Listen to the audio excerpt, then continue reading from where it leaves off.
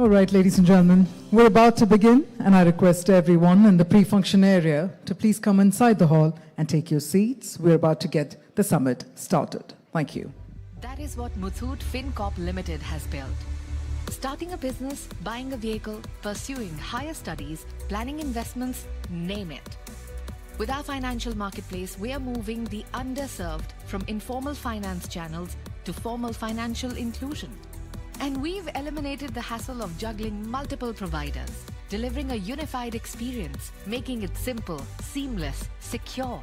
Muthoot FinCorp One brings loans, savings, insurance, payments, forex and transfers all into one marketplace, in one secure and trusted app. Take a look. Fixed deposits? Done. Personal loan? Seamless. A credit card that suits your spending pattern? Easy. A hassle-free gold loan? No problem. Housing loan, loan against property, used car loan. All here, partnered with India's biggest names in BFSI, and with more in the pipeline.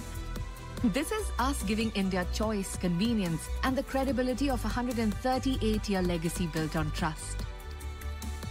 Our financial marketplace can be accessed through the app or at any of our 4,000 plus branches across India, or digitally with a hybrid approach. We are Muthoot FinCorp Limited, India's very own financial marketplace.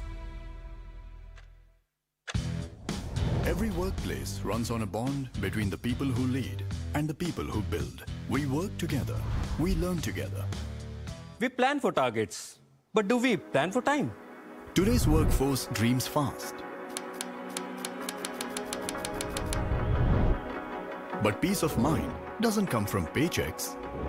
It comes from a plan to invest in your retirement. The National Pension System, a trusted, flexible and fully digital retirement solution for companies in the private sector. Built on strong pillars of regulation, flexibility, tax benefits and easy digital access. It's simple to adopt and delivers high returns, helping employees grow their retirement corpus steadily. For employers, zero compliance cost, simple management. For employees, visible progress, invisible worry.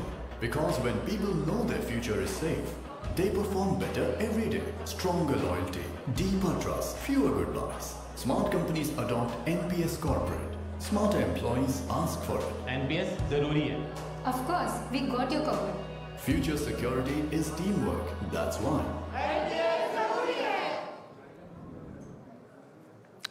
Hearty good afternoon, ladies and gentlemen and everyone, and a warm welcome to all of you to Mint India Investment Summit and Awards 2026. Well, my name is Kavya R. Chavli, and I wholeheartedly welcome each and every one of you to a day wherein we're not just talking about investments, but we are reimagining them. Now, we all believe that we are no longer in a world that's purely driven by efficiency. In fact, we are in a world driven by resilience, realignment, and strategic control. Tariffs are no longer just economic tools. They, in fact, are geopolitical signals. Supply chains are no longer operational decisions. They are national priorities. And that's why in this new reality, the question no longer is that where the returns are highest, but more importantly, where the returns are safest, smartest, and future-proof. Which is why, as I had mentioned right at the start, we're not just talking about investments, we're reimagining them. Reimagining capital in a world of shifting alliances, reimagining risk in an era of economic nationalism, and reimagining opportunity in disruption itself. So let's get to explore all that and more as we have our industry leaders joining us in the form of panel discussions as well as fireside chats and a lot of conversations coming in from this side of the hall. Now, before we move forward, I'd also like to take the opportunity to thank our incredible partners, our presenting partner, GSA Advocate and Solicitors. The event is also powered by SAIL.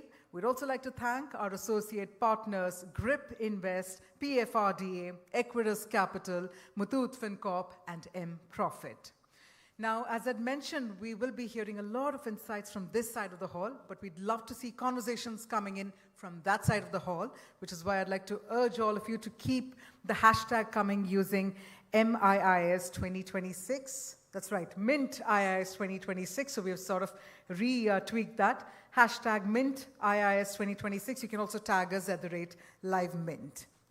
Now, before we do that, before we move ahead, quick question. How many of you are hungry?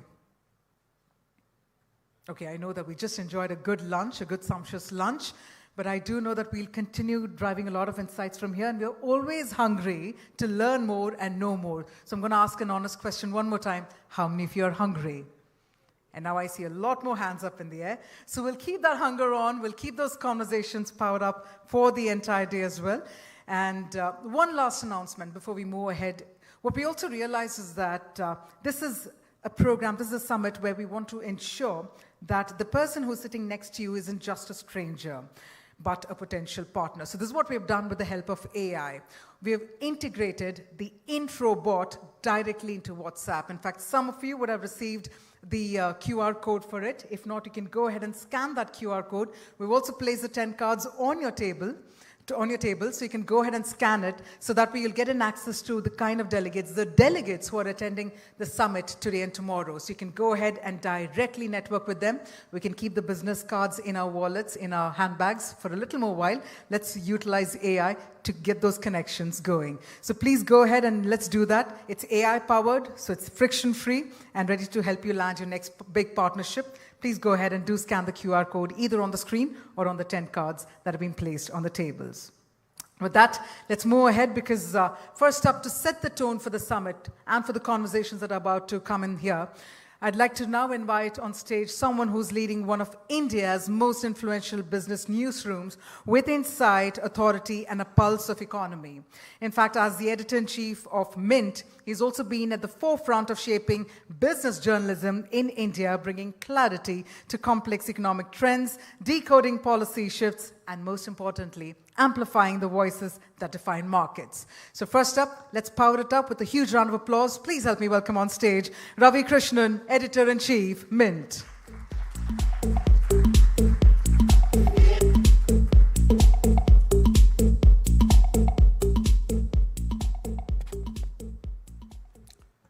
Good afternoon. They say a week is a long time in politics. In business and finance, a month can feel like a century. It is the 26th day since the war started in West Asia, and the world that we thought we would reimagine at this summit has just been upended. Poof. Stability has vanished, free trade has become memory, and no one knows about peaceful conflict resolution anymore.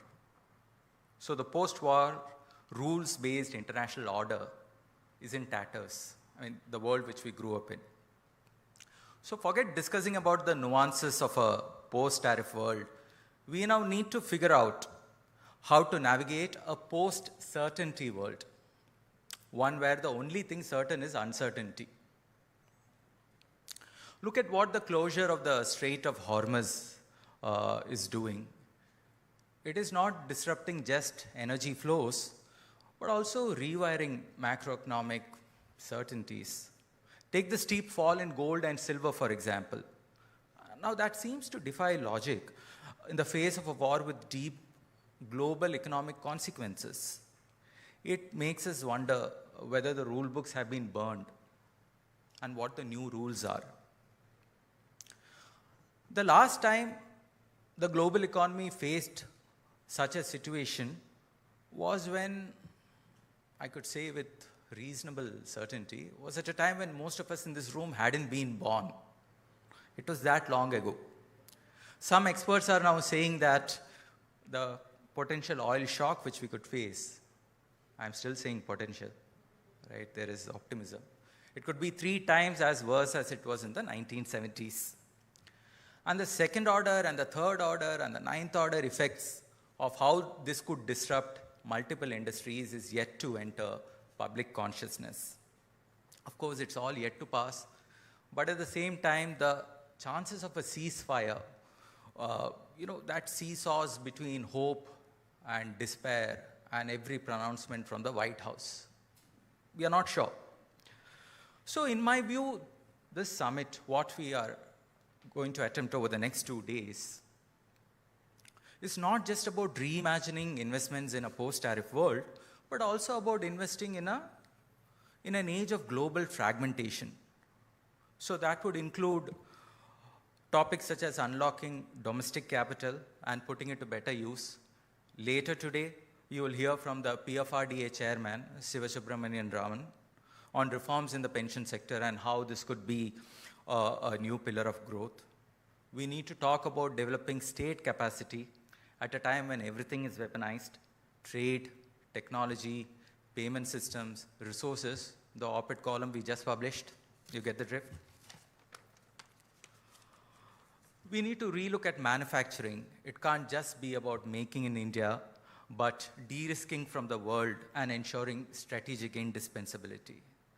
For a country that imports about 90% of its crude oil requirements and half the gas it needs, that's easier said than done. But making choices starts from conversations and deliberations. So then let's get down to the discussion. We can't wait for the volatility to get over. As one writer pithily put it, you don't wait for the storm to pass, you learn to dance in the rain. Distinguished guests, ladies and gentlemen, welcome to the Mint India Investment Summit. Thank you.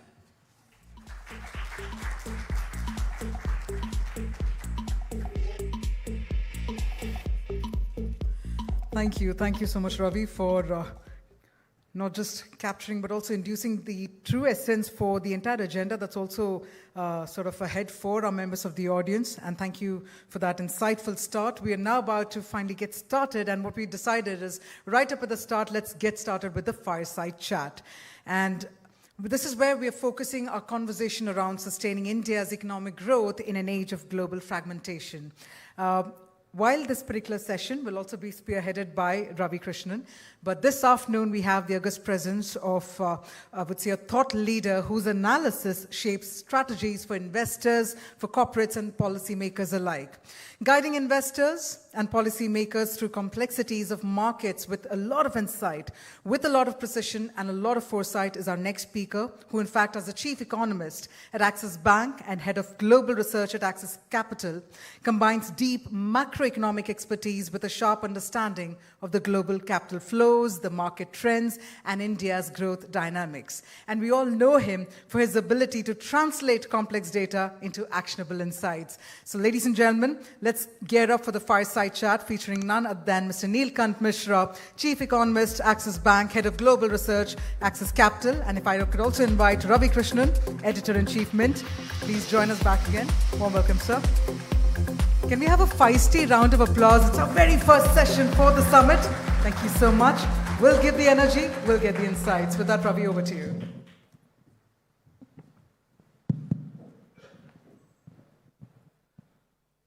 Welcome to the Mint India Investment Summit. Thanks, Ravi. Yeah. So, I mean, to put it simply, has the West Asian war laid bare India's macroeconomic vulnerabilities? Yes.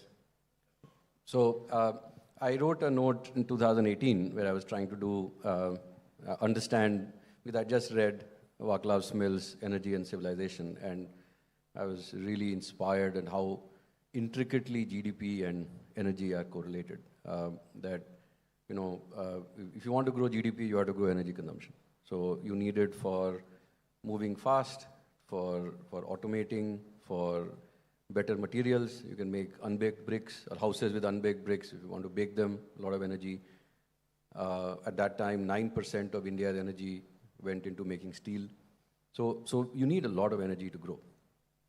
And since then, whenever I was presenting to global investors, or even within India, I mean, the Honorable Prime Minister as well, as to what are our vulnerabilities. We net import 50% of our dense energy. So it's not just 90% of oil or 50% of gas. We import uranium, we import fertilizer, we import edible oil. All of these are dense forms of energy. And so far it was theoretical. It was a vulnerability. It is now a constraint. It's now a constraint to growth. I must say, and I'm sure we'll get to that question later, I'm still not overly worried that this jeopardizes our growth over the medium term. I think it is definitely a significant headwind in the near term, but I think it will fade. What gives you that confidence that we will overcome it in the medium term?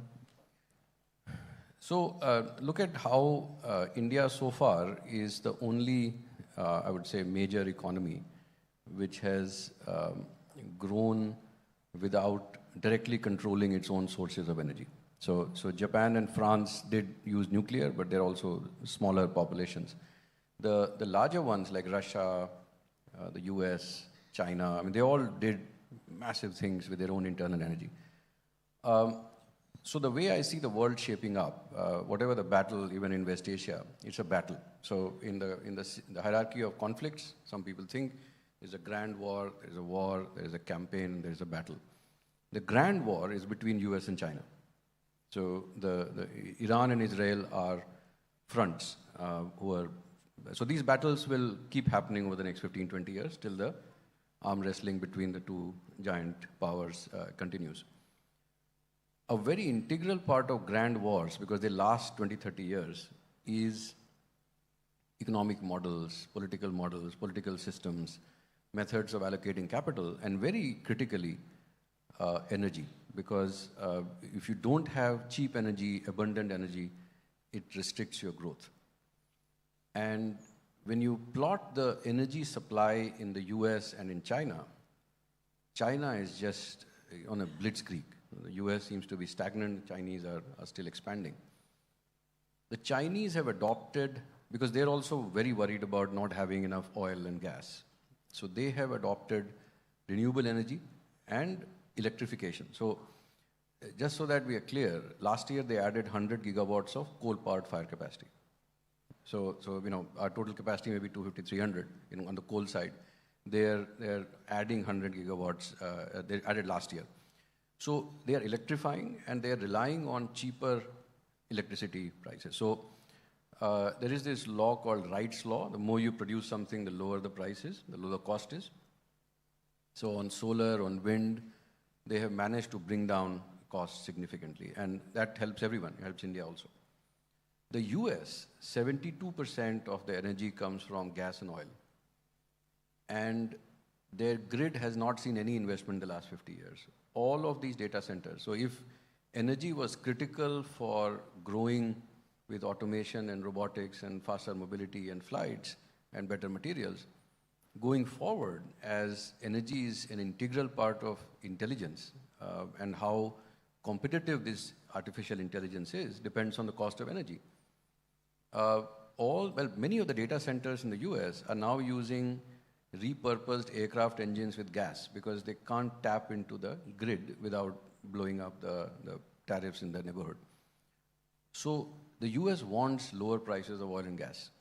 It is a strategic necessity. So it is not something that, oh, you know what, some oil barons had funded Trump's campaign. That may be true, but the reality is that he wants to end the Russia-Ukraine war because he wants to restart Nord Stream 2.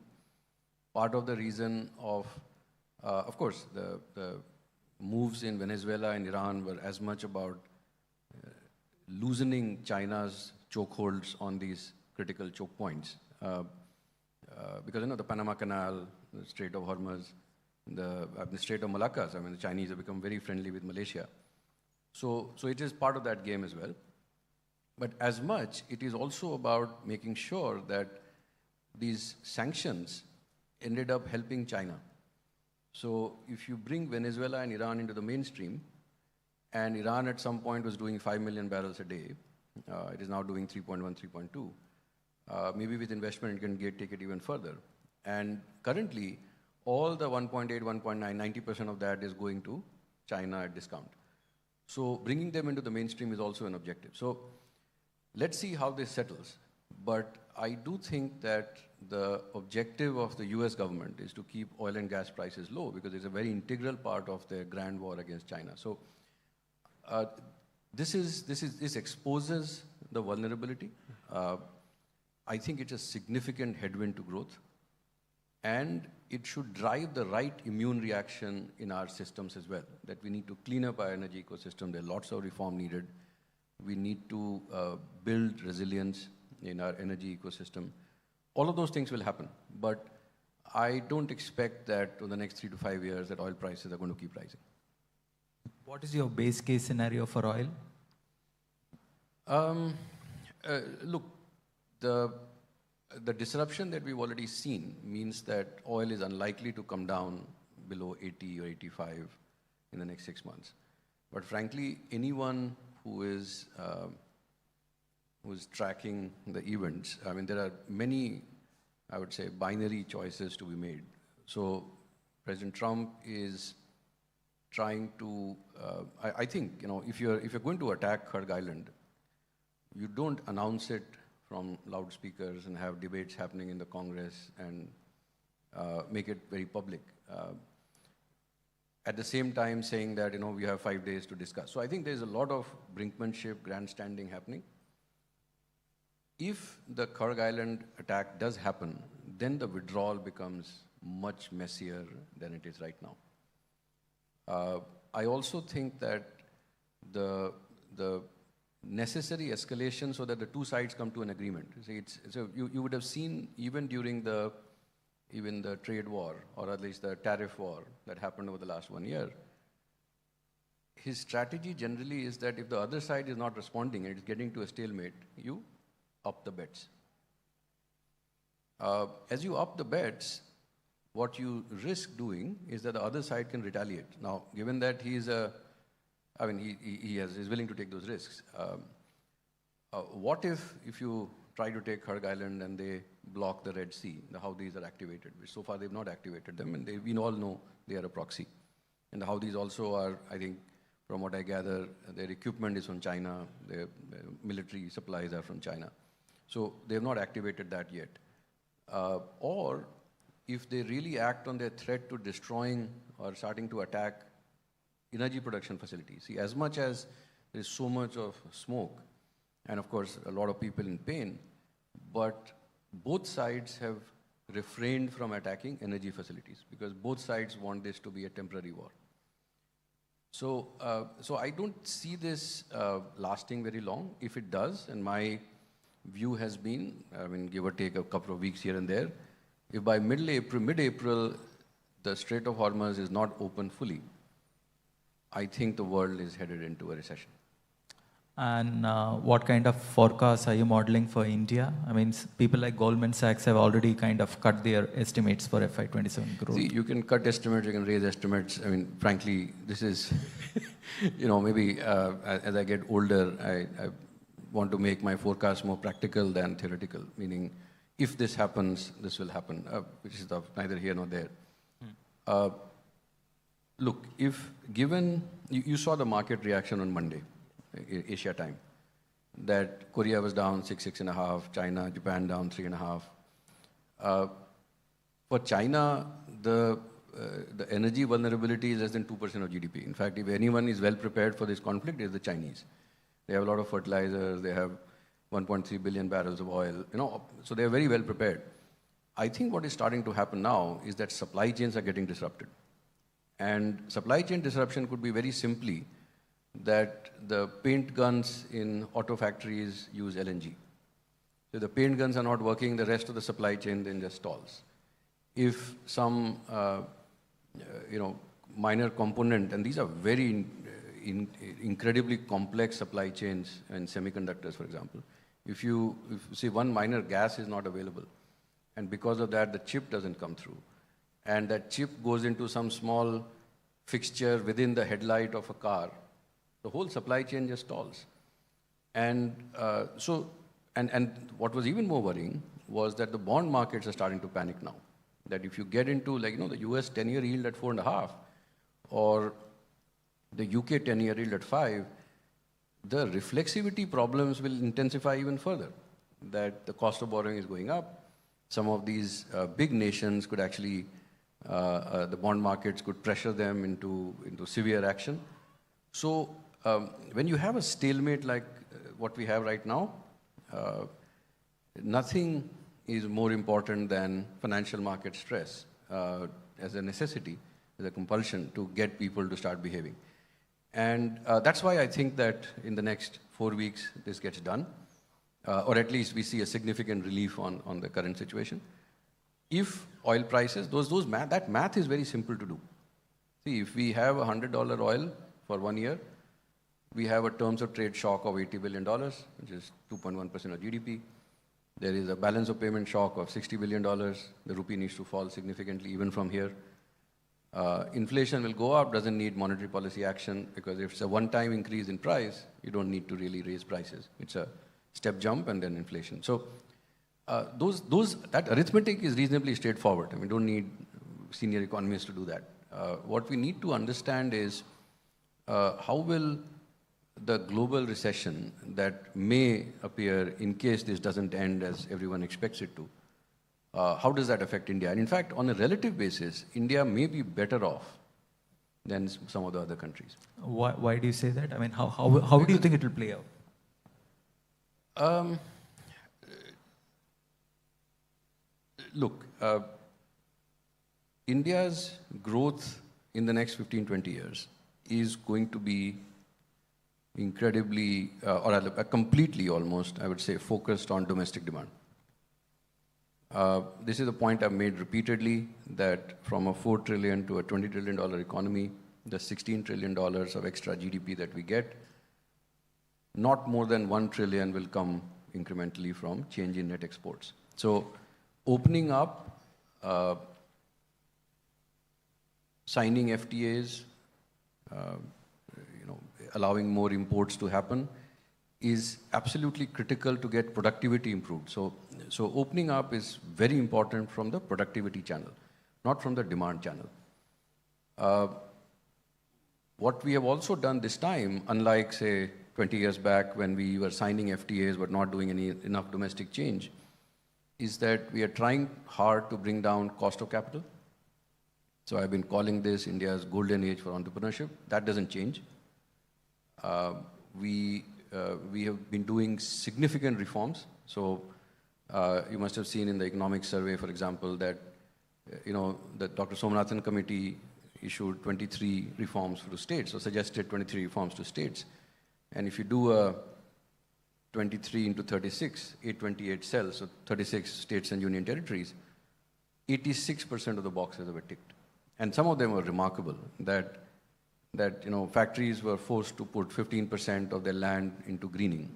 And the government very rightly realized that less than 1% of our land mass is under factories. Is that the only place where you can do greening? So they've removed that. So suddenly, factories have 20% more land mass. Women are being allowed to work night shifts. Land use conversion is becoming free. So entrepreneurs are being backed with significant reforms as well. So some of these free trade, so as we become more productive, as our cost of capital comes down, and there is so much of real estate and commercial real estate and infrastructure to be built, we have a significant internal demand that can support us. So we are not as dependent as a Taiwan or a Korea or even a China on external demand. And therefore, so if there is there's an energy oil price shock, these are all things which are quantifiable. So as much as we should worry about it, there is a threshold. So 70 going to 100 means there's a 2% of GDP, but it's a one-time shock. Next year, the economy has settled at $100. Unless 100 goes to 150 or 140, we don't have a problem. Similarly, the rupee, there's a terms of trade shock, balance of payment adjustment needs to be made, rupee falls, things stabilize. So if you're thinking 5, 7, 10 years, all the reforms, all the attempts to bring cost of capital down, financial market capital in, all of those things are still active in favor of India. So there is an adjustment, but then we start moving forward again. So domestic demand is one thing. The other thing which India has been trying to do is to integrate more closely with global value chains. Right now, in this current circumstances, things are different now from, say, when China and the East Asian economies grew. The world economy was more open now. Now everything is kind of closing and there is more protectionism now. So how do you view it? What is the framework by which you are analyzing this?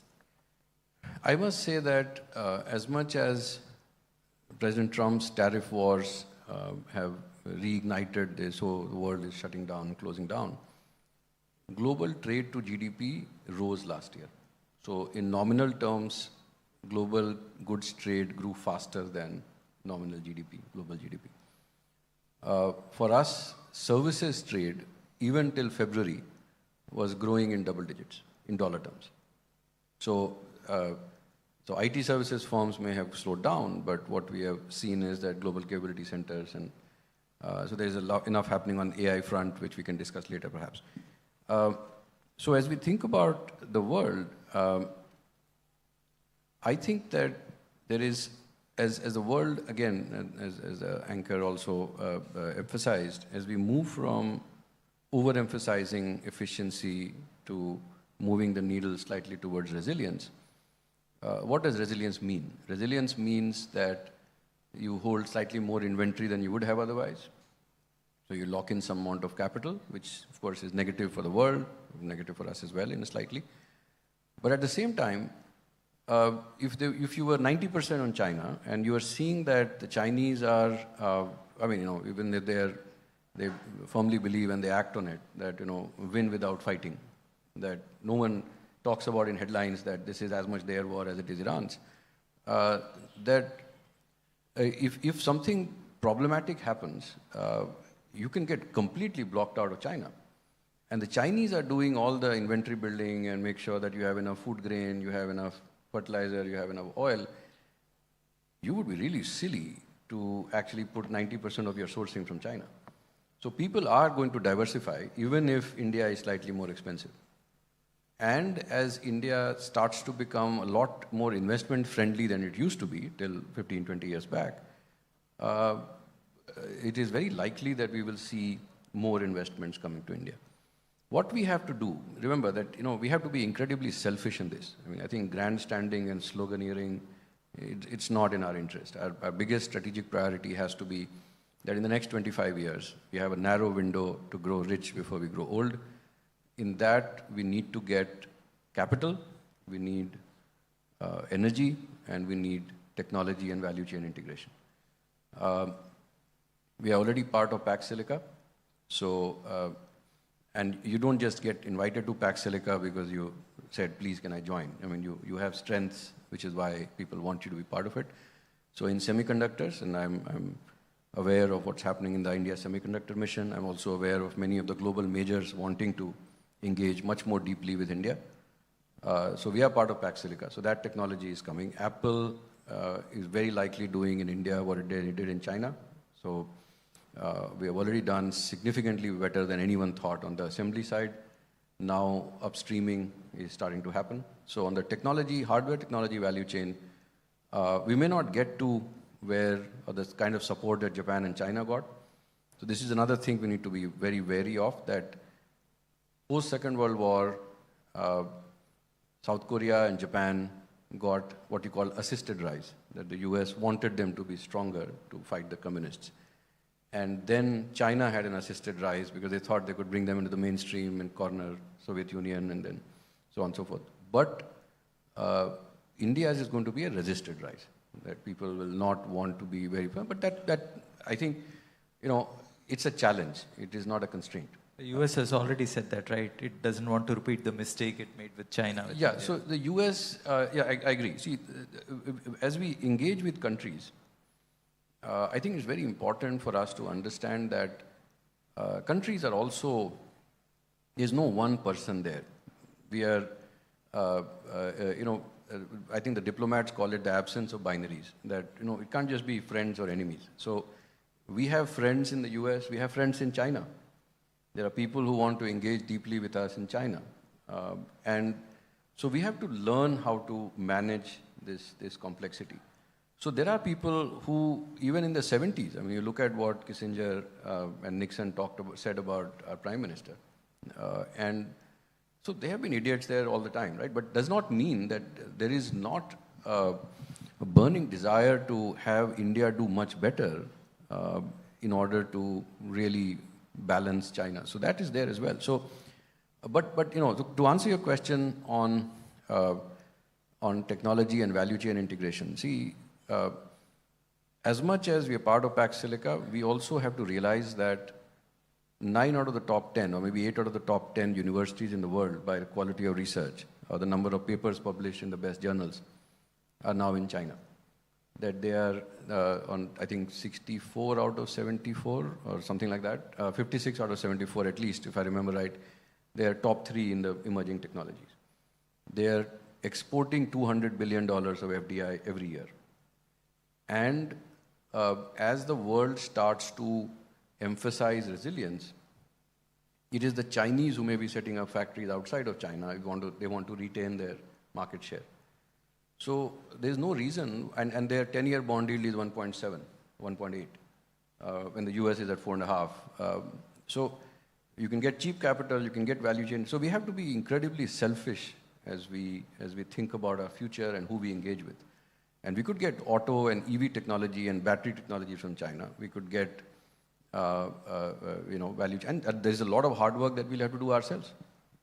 It's interesting what you're saying about technology, because at least in the equity markets and the FPI sell-off, the common narrative is that India is not receiving money because we are not doing anything in cutting-edge technology at all. AI, semiconductors, rare earths. So, look, I think this emphasis on foreign portfolio investors and what they think is still is like, we are colonial recipients of capital. I mean, I just rises me up as if some 30-year-old fund manager knows more about India's future than anyone, all the people who are sitting here. I think, and so, if you think about AI, and that maybe in the limited time we have, maybe we should get this out of the way. So the impact of AI, and so if it is said that, oh, India doesn't have an AI play, okay? See, I have been servicing investor clients for 25 years. I think their biggest problem is our high price to earnings multiple, if you ask me honestly. And it is because we have this flood of domestic money getting into the market, so India is a very expensive market.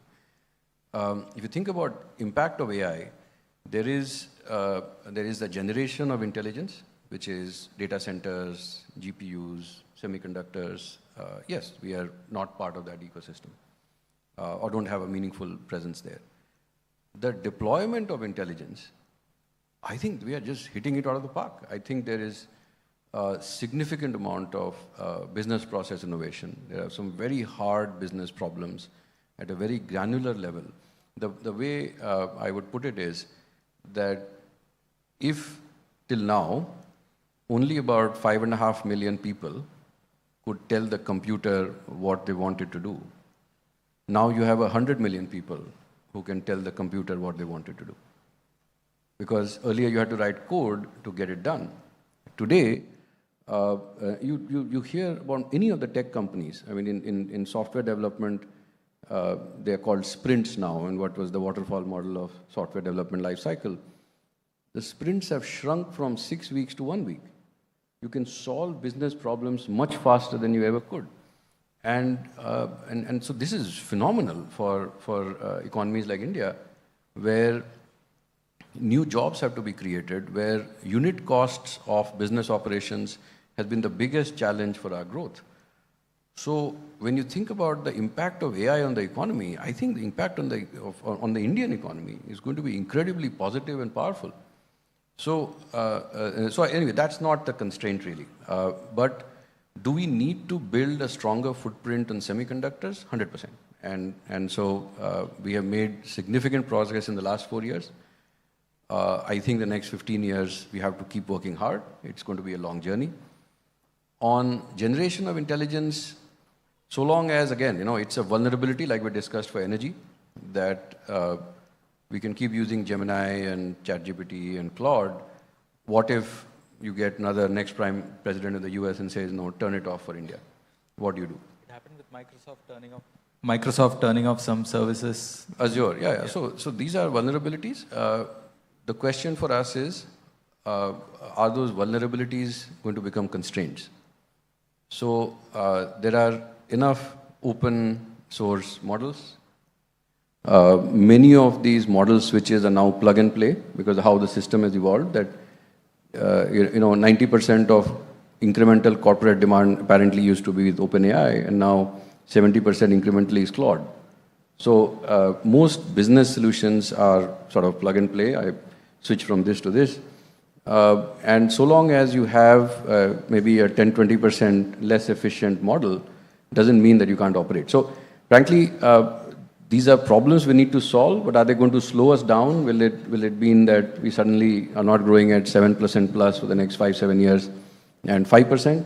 I don't think so. Right. The other thing with AI is, of course, about how it'll upend jobs growth. When we are talking about whether India can escape the middle income trap, since liberalization, the IT sector was a great social mobilizer, lifting millions into the middle class status. Now with AI being what it is, how do you view it? Is there some other industry which you think is going to perform that role over the next, say, couple of decades or so?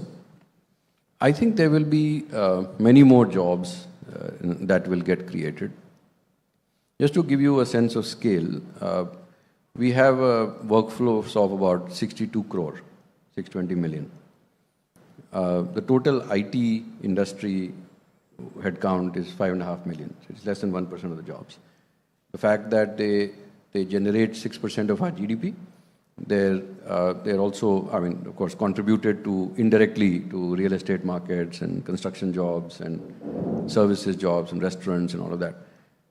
But at the same time, if you really dig deeper into IT itself, and I'll come to the non-IT part, see, you have software requirements, architecture design, coding, testing, so basically you split it into modules, integration, testing, and deployment. That's the broad workflow.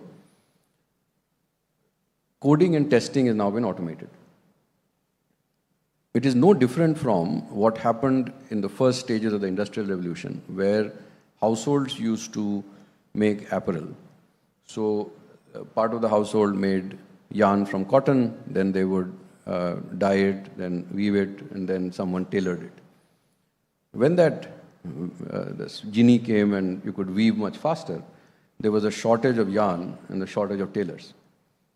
Very similar, that as coding and testing becomes almost at a click of a button, the demand for architects, designers, business solution providers, and deployment, which becomes much more complicated, will actually grow very fast. Because if you're able to solve problems in 1 week, which earlier takes 6 weeks or 7 weeks, or at least 70-80% improvement in the time lag, you'll be able to solve problems much faster. So you will need different types of people, which is why even till February, I must re-emphasize that our business services exports were growing in double digits in dollar terms. Now, on the non-AI side, the opportunity side is massive. If you remember those World Cup ads on AI, that the cricket coach in Jharkhand talking about how do I start a coaching center, or some UP-based wall manufacturer, how do I sell to Europe, where do I sell in Europe? All of that information was not available to people. Now it is accessible to everyone. So I think that these are significant opportunities, and therefore jobs will be created in many, many new types of areas. For the IT firms, it is a reason to reskill. I remember when I joined Infosys in 2000, there was this mammoth effort to reskill everyone who was a mainframe expert into a .com technology, and there were hundreds of courses being run. They've done it in the past. There's no reason why they can't do it, but they have to do it, right? So there'll be a lot of reskilling. But for the economy as a whole, it is much, much less of a risk for us than, say, in the US, where some of the best computer science colleges are seeing multiple batches without a job.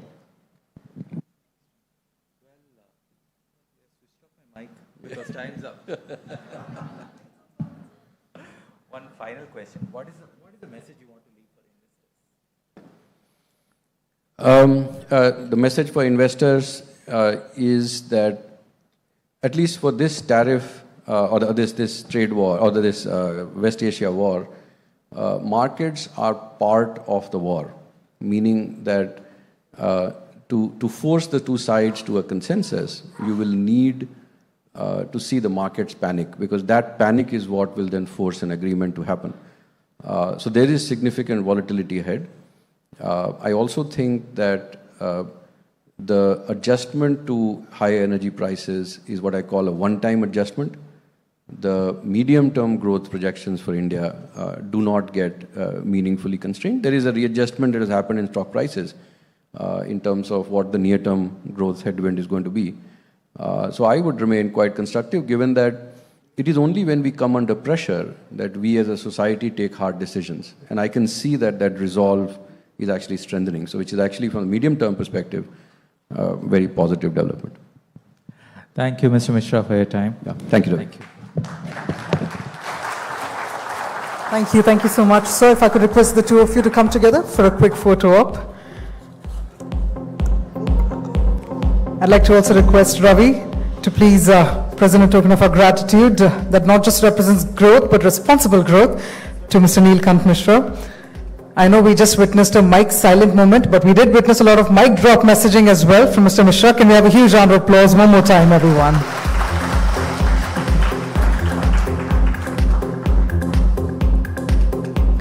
Thank you once again. All right.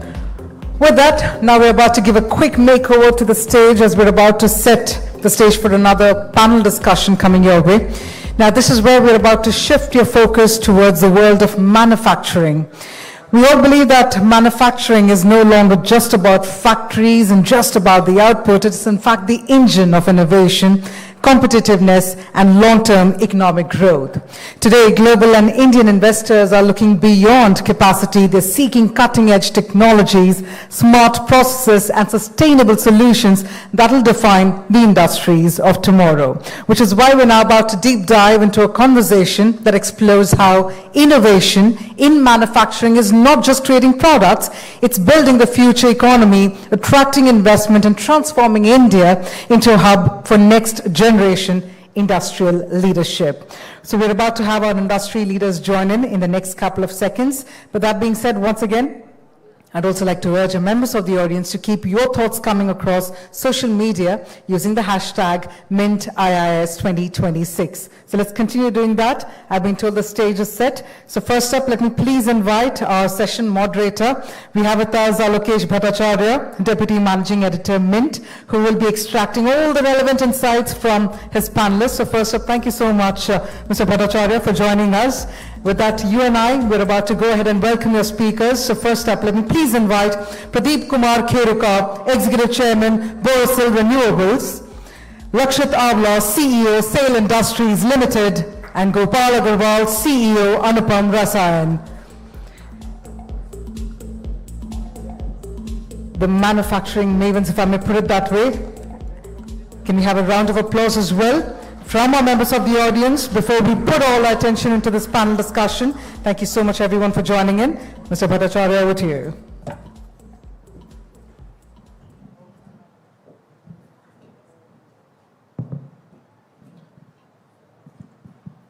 Hello. Thank you very much. We talk a lot about innovation and how India is not doing enough in innovation. Today I got a lesson in how we are doing a lot in innovation. It's not just nobody is willing to buy it, right? Because it comes at a cost. And when you're looking at L1, we'll hear more of that from Mr. Kheruka.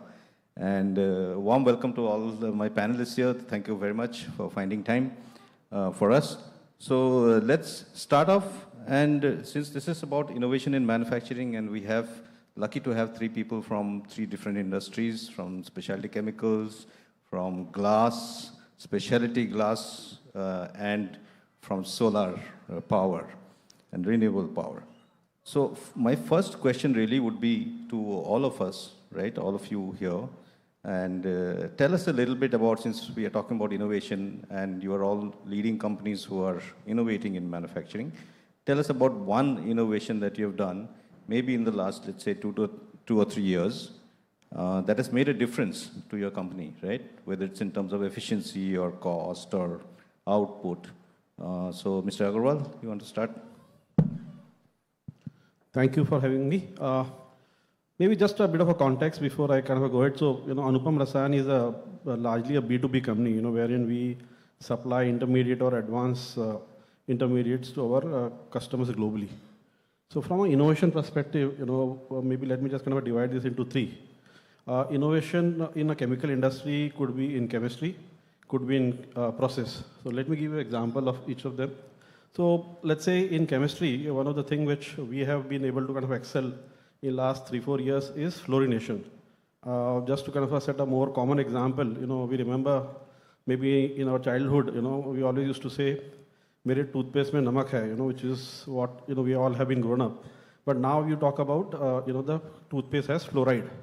So fluorination as a chemistry is something which has become, I would say, very, very kind of a popular.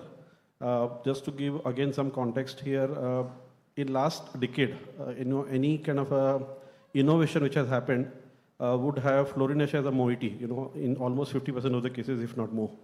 So that, development has really helped us I would say, grow as a company and, probably grow us as an industry. When I talk about the process, again, a similar example there. In chemicals, all of us have known, typically the way the chemical manufacturing used to be done was in batch, where you would have a container, where you would probably put, let's say, a 10-ton material where it will get into some kind of a reaction. You do the reaction, probably empty the tank, and then again fill it again. And from batch processing, we move to what we call as the continuous manufacturing, wherein rather than, every time emptying the tank, you started setting up processes where you are doing it more continuously.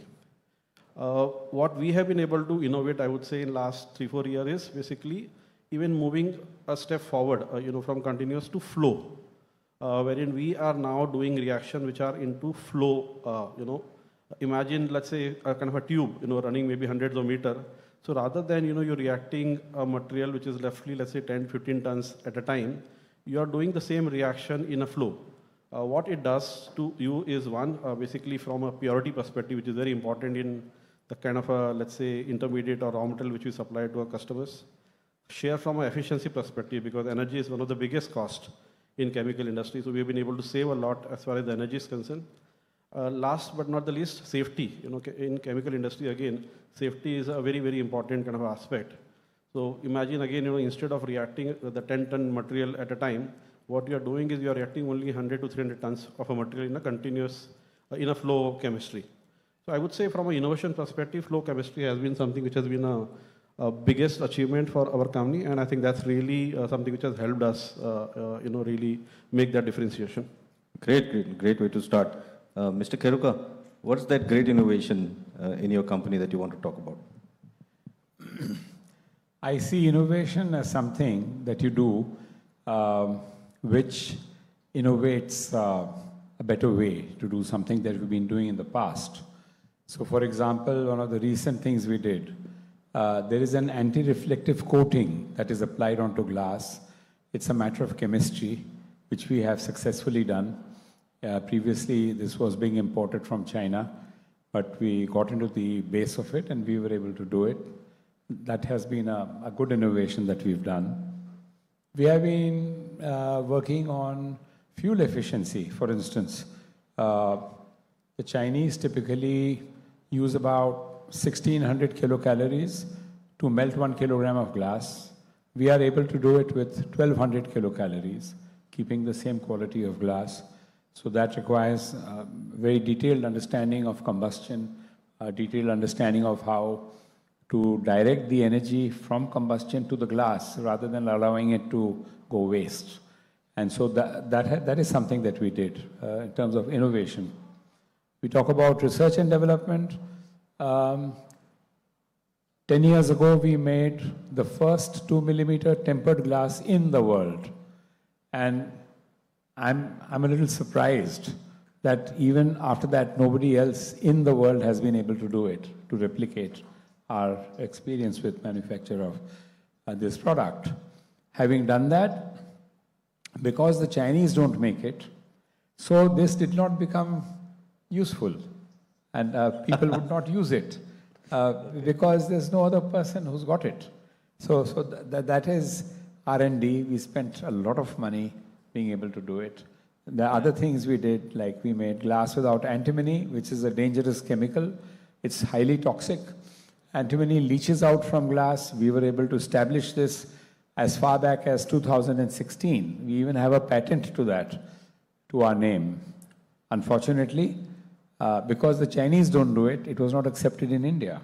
And while we were speaking and our government didn't hear us, The government of China heard us, interestingly. And they went ahead with the research on how to remove antimony from solar glass. And they did it. And with effect from the 1st of April next month, the use of antimony in solar glass is going to be banned in China. Our application made 11 years ago is still waiting for government to look at and to take a decision. So there is no reference point for us that unless somebody else has done it, why should we do it? And then there's not enough belief in our own innovators. It is tragic. It is tragic that in our mindset, if an Indian company, Indian person has done something which is so demonstrably clear, the fact that antimony is toxic is a matter of science, it's a matter of record. The World Health Organization permits 5 parts per billion of antimony in water, and they permit 10 parts of arsenic in water. So it's half of arsenic that antimony is provided. We've proved that antimony is leaching out from glass. It should be banned. And yet, the question is, how come nobody else has done it? So, I mean, if it's funny if it were not tragic, right? And we still allow, just for context, the glass that Borosil Renewables makes is for renewable plants, right? It's for solar power and all, not the glass that you drink water from, or the glass that is used to make the lunch boxes that all of us use. We also make. You do, yes. We make drinking glasses. We make about 24,000 products from glass. Yeah. It's quite amazing. I remember in my college days, we used to use those pipettes and all from Borosil. It was quite we still do that. Extraordinary. Lakshit, coming to you. What's the, you're in solar power, so lots of innovation happening there. Tell us something about what your company has done. I think let me give you a context of what we do. SAIL is one of the few vertically integrated players with IPP capacities in plain vanilla solar, FDRE and solar with BESS. Along with that, we also have our foot in the ground in manufacturing, which is module and solar cell manufacturing, which is coming up. Now, interestingly, the innovation here is more in the waste to energy space, where we are the largest in the country with about 165 megawatt. And a lot of people don't talk much about this technology as such. So what we essentially do is we produce electricity from the paddy straw, which is burnt in northern India in parts of Punjab, Haryana and UP. And hence the entire pollution problems comes in. So we burn that in a controlled environment and we produce power and supply it to the local grid. Here we've partnered with a Danish company, and we spend 3 times the amount spent in a normal Indian boiler to not let farmers burn these in the open fields and hence reduce pollution. So it is not only adding just to our balance sheet, it is also, through this innovation, through our experience in this field, we are also adding a lot to the economy, be it on the pollution side or on creating jobs, creating employment opportunities. It's also a public service, getting that pollution down. It's some really good innovations we just heard from our 3 panelists. But we always talk about how India is very low in terms of R&D spend, right? And we did 5 roundtables as part of our, this overall initiative. And one big thing that came out of there is that India spends very, very little on R&D, very, very little. So maybe you can tell us a little bit about how much do you spend on R&D? How much does your company spend on R&D annually? Mr. Geruka? We spend about 3% of EBITDA on R&D, which is not so small. 3% is a lot it's compared a lot, to India's we number. have a full-fledged R&D department.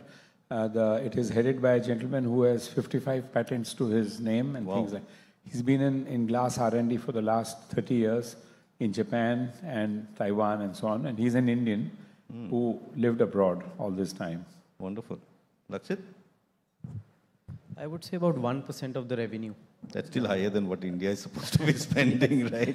Yes. But you need to probably ramp that up a bit. Yes, I think as and when the industry, especially on the solar side, it actually grows because we are still in that zone where we are getting that technology and know-how from China.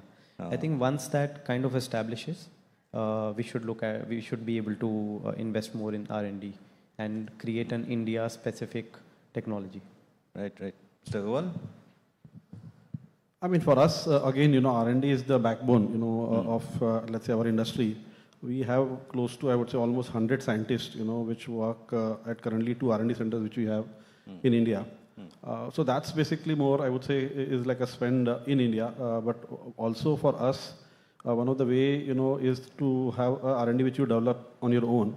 What we also did recently is that we acquired a company in USA called Jayhawk. And, the whole idea of acquiring that entity was more from an innovation perspective, because that company basically is someone which excel into technology or innovation which basically have end application in industries like semicon, aviation, defense, and electricals.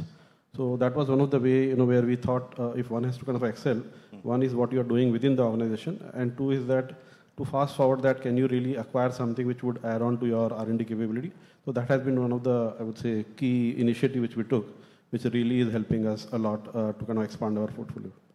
That's wonderful to know, and I hope companies sitting in this room will also take note of the kind of R&D that's going behind these manufacturers and try and ramp that up, because it also contributes to economic growth of our country. Ultimately, the world belongs to the innovators, right? Whatever new things you bring in greater efficiencies and cost and in products. But the Indian government has also been doing certain steps, like there are the PLI schemes and there are the localization efforts where you try and make more stuff within India. Are these contributing, the policy frameworks that we have, just moving away from your own companies to a slightly broader thing? Are they driving real innovation? Are they helping us scale up innovation? Lakshit, you want to start this? So I think PLI schemes have done one thing, that Indian companies are now able to take on China and Chinese companies and Chinese cost of efficiency in a much faster manner. Because without PLI scheme, I think it's quite difficult to compete at such lower costs. I would say there is definitely a positive impact of these PLI schemes, and the IRRs become much more positive. There is a lot more capital that is available, and after all, it's infra business, so capital is definitely required in all kinds of businesses in the manufacturing space. So overall, I believe the first part we kind of got through really well. Second part would be more focus of PLI schemes on companies that do R&D along with just along with just manufacturing plants. So there has to be different parameters on which government should I would say measure companies. For example, maybe a R&D to sales ratio or R&D to to a EBITDA ratio. That would really help. That will help companies and drive companies to faster their innovations. Yeah, Mr. Agarwal, what do you think of government support and push and policies? So I would say definitely, I think the overall initiative of the government through PLI has helped industry at large. I'm not saying it is across all the industries, but yeah, let's look at it this way, that there is a X amount of capital which is available to entrepreneurs like us, and if there is some kind of a subsidy or incentive which is coming through the government, it does allow us to allocate probably some portion of that capital which we have saved into innovation or into R&D. So I would say definitely some of this PLI scheme, one have basically scaled, in terms of one's ability to probably put scaled capacity. Two is obviously living enough and more capital, to get into probably innovative product, spend maybe a little more on R&D side of it. And last but not the least, even from a government perspective, they have been looking at some of the segment where the need, of the innovation is highest, and some of those schemes are, I would say, definitely directly or indirectly supporting the cause. Right. In fact, helping scale up is one thing, but helping in innovation is another thing. Is it helping in both? It is definitely helping in scaling up, right? All these schemes. So, Mr. Keruka, what do you think about that? I'd like to say that besides PLI, policy itself is a great stimulus for growth.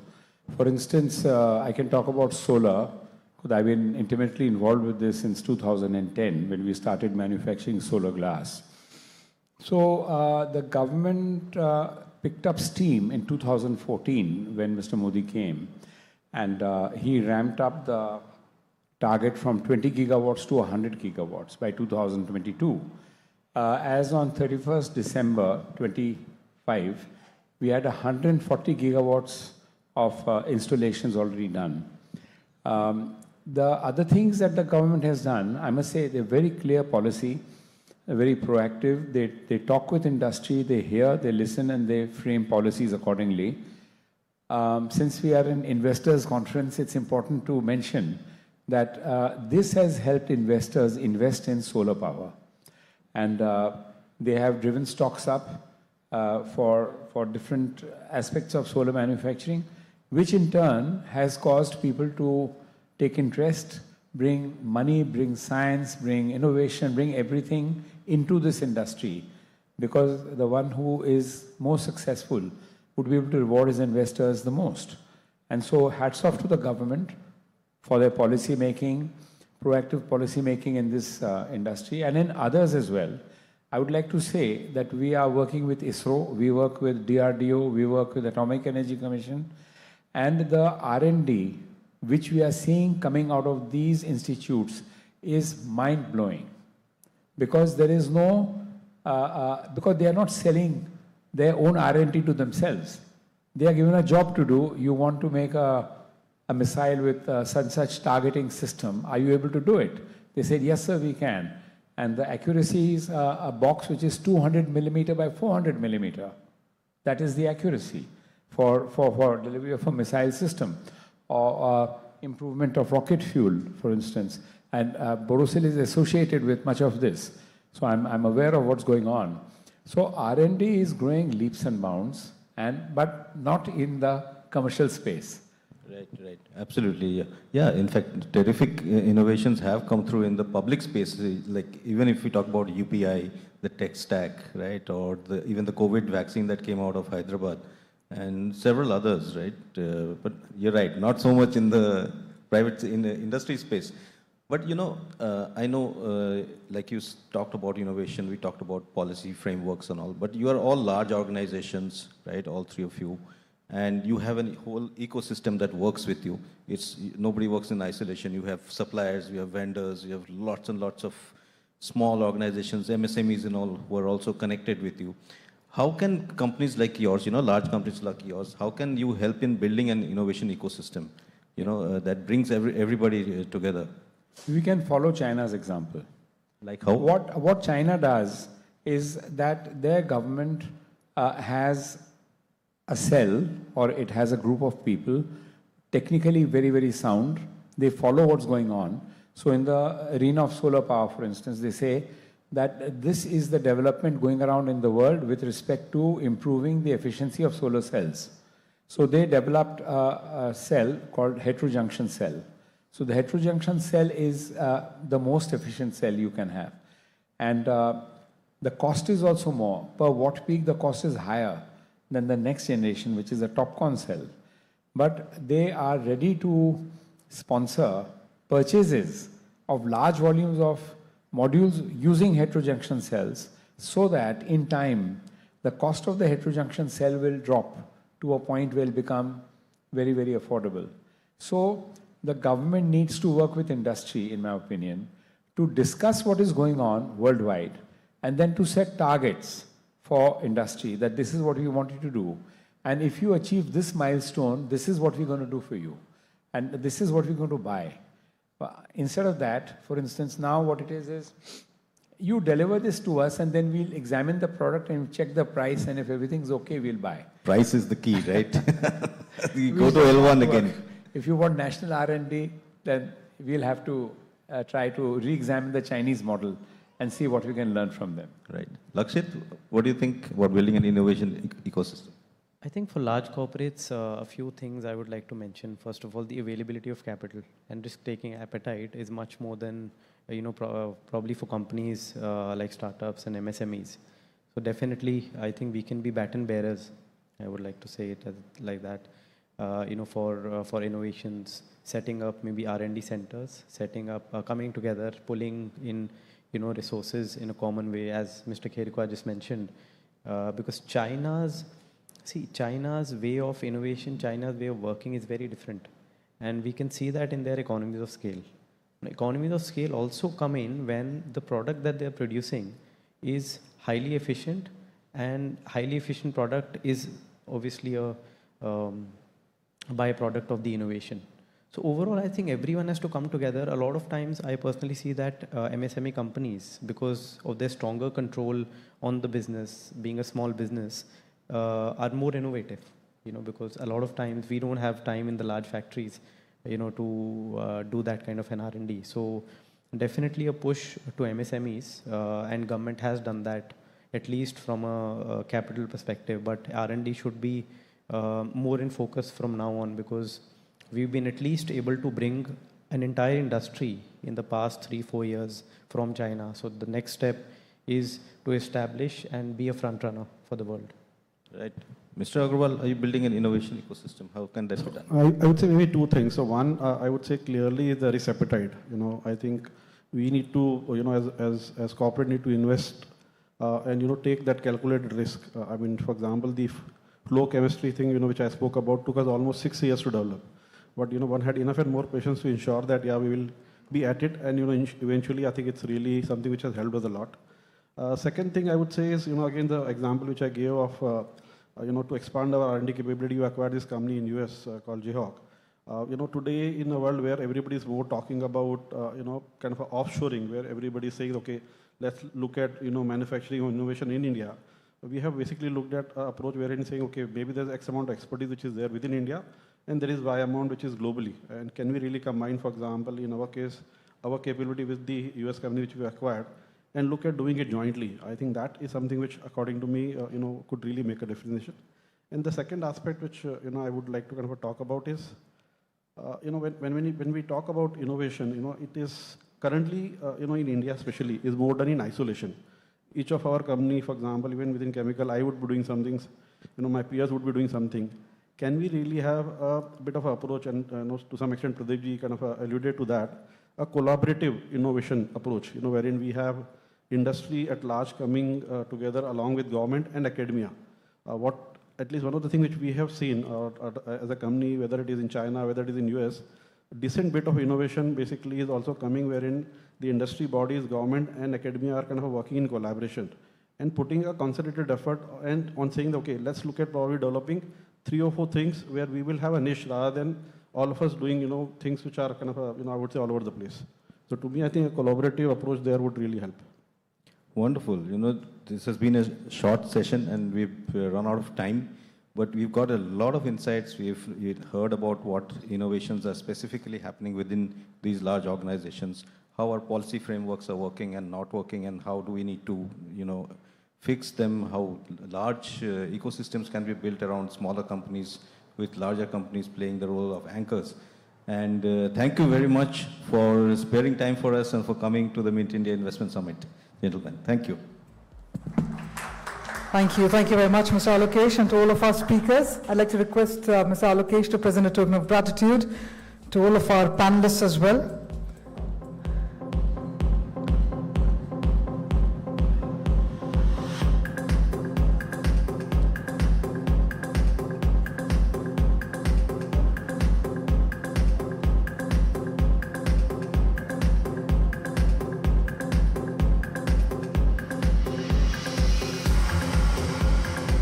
If I could request all of you to come together for a quick group photograph as well. Let's have you all come together as well. And after this, we will also be setting the stage for another fireside chat, which is all about the India opportunity. So let's hold on to all that and more. I'm going to request all of you to continue being seated. We have another esteemed leader joining us, and we're about to gear up for a fireside chat right here, right now. Thank you once again. Our next fireside chat is again on a very pertinent theme. As I'd mentioned earlier, it's about the India opportunity. And this afternoon, we in fact have one of the most defining forces behind India's modern startup ecosystem, a visionary investor who has quietly shaped the journey of some of the country's most influential companies. In fact, as the managing director at Peak 15 Partners, formerly Sequoia Capital India and Southeast Asia. He stands at the intersection of capital, conviction, and long-term thinking.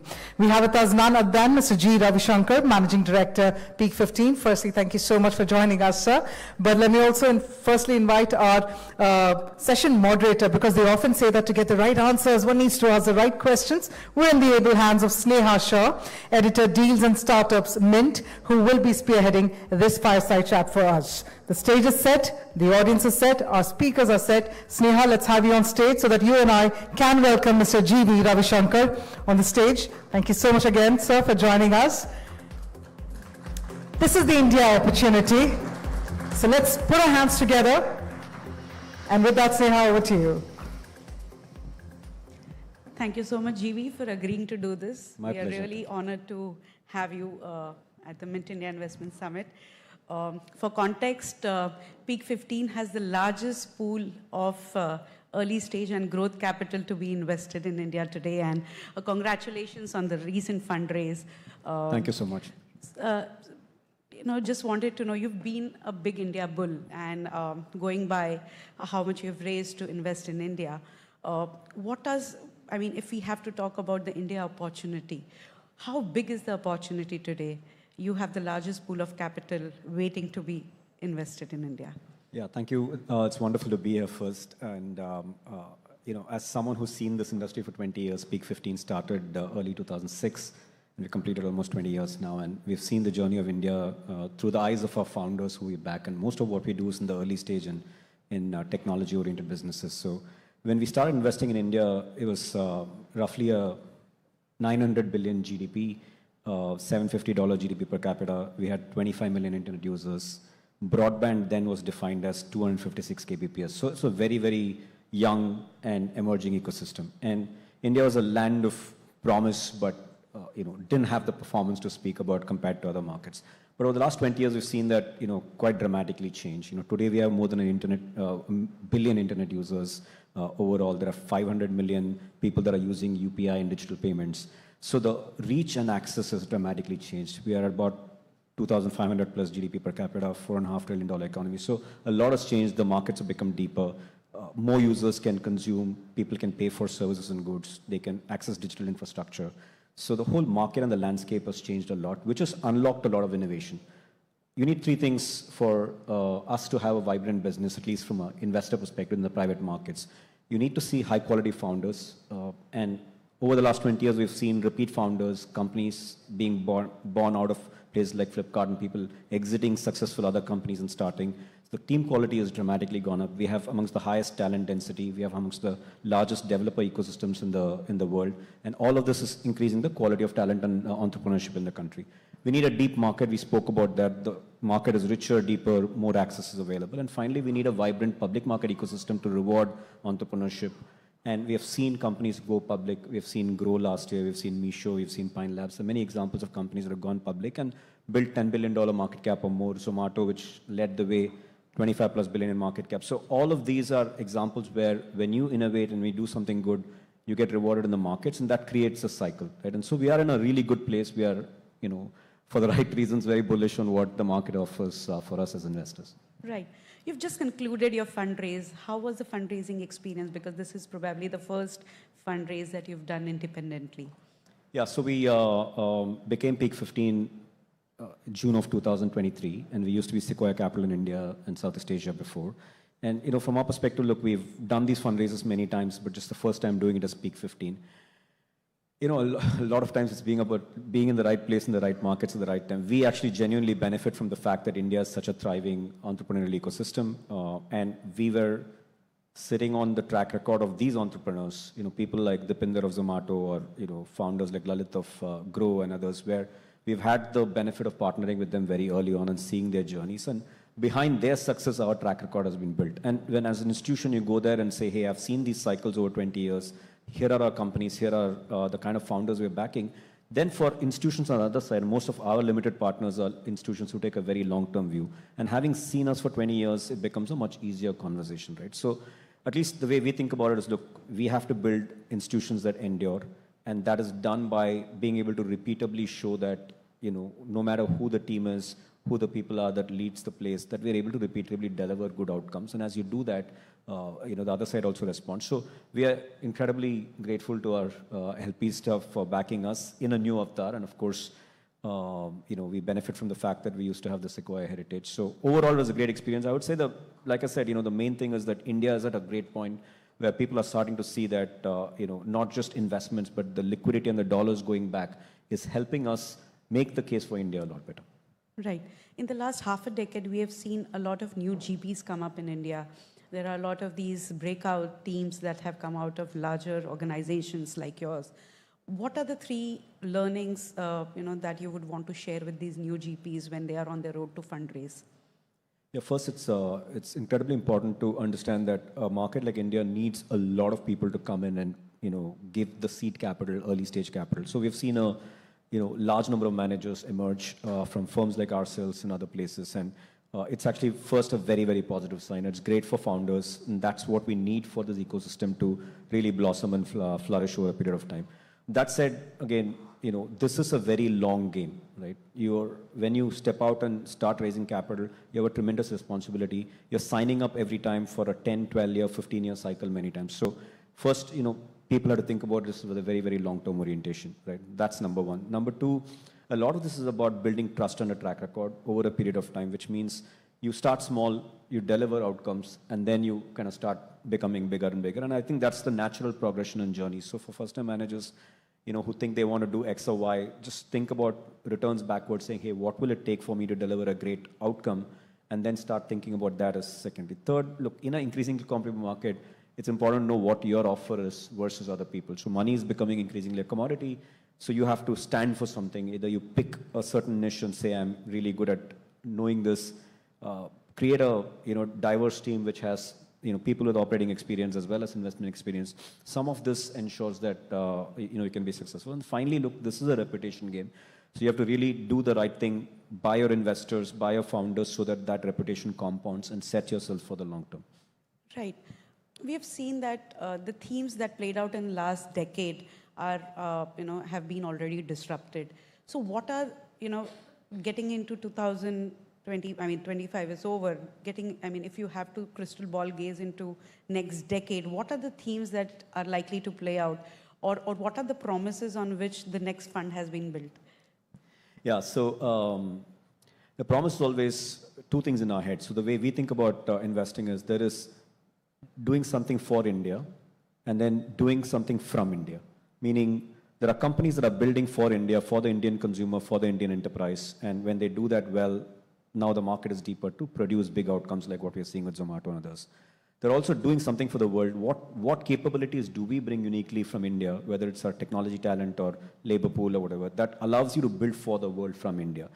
And that is a tremendous opportunity as well. And both of these are getting accelerated with what we are hearing about AI and what we're seeing about AI. And it's still early days, but we think there's a lot of promise. A lot of what we are looking at and doing are all enabled by AI in some form or shape. And today we have more than 80 investments in AI already, and it's a theme that we are doubling down on, not just in India, but potentially Indian teams that are moving to the US to attack a global opportunity and so on. So that's one very large part of what we do. We continue to be very kind of focused on fintech and financial services, which is a large part of our economy and kind of, again, it's almost like infrastructure for development of the economy and so on. So continue to see good opportunities there. We are doubling down on those. Grow is an example of a company that went public, Pine Labs and Payments.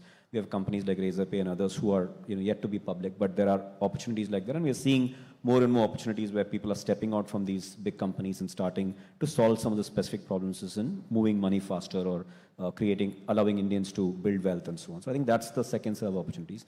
And third is for us, Indian consumption theme, which used to be traditionally brands and distribution, offline, etc., has all moved to direct to consumer and newer forms of innovation that's happening online or through quick commerce. Some of those and the platforms that enable that are also interesting opportunities for us. So we continue to double down behind those themes. So there's an India consumer theme, India financial services theme, and then an AI opportunity, which is both domestic and global. Those are the things that we are focused on. And then the next generation of opportunities we're starting to see are modern manufacturing, things like defense, space, and other areas where people are now stepping out and saying, look, we can do these things. And the government is encouraging more indigenous, more companies to come up and innovate and making it easier for them. And those are all tremendous opportunities. Those are early, but we are seeing now hundreds of companies come out of these things as well. Picking on what you said about India, there is this critic that we often invite that, India is far behind US and China when it comes to AI or any sort of innovation close to AI.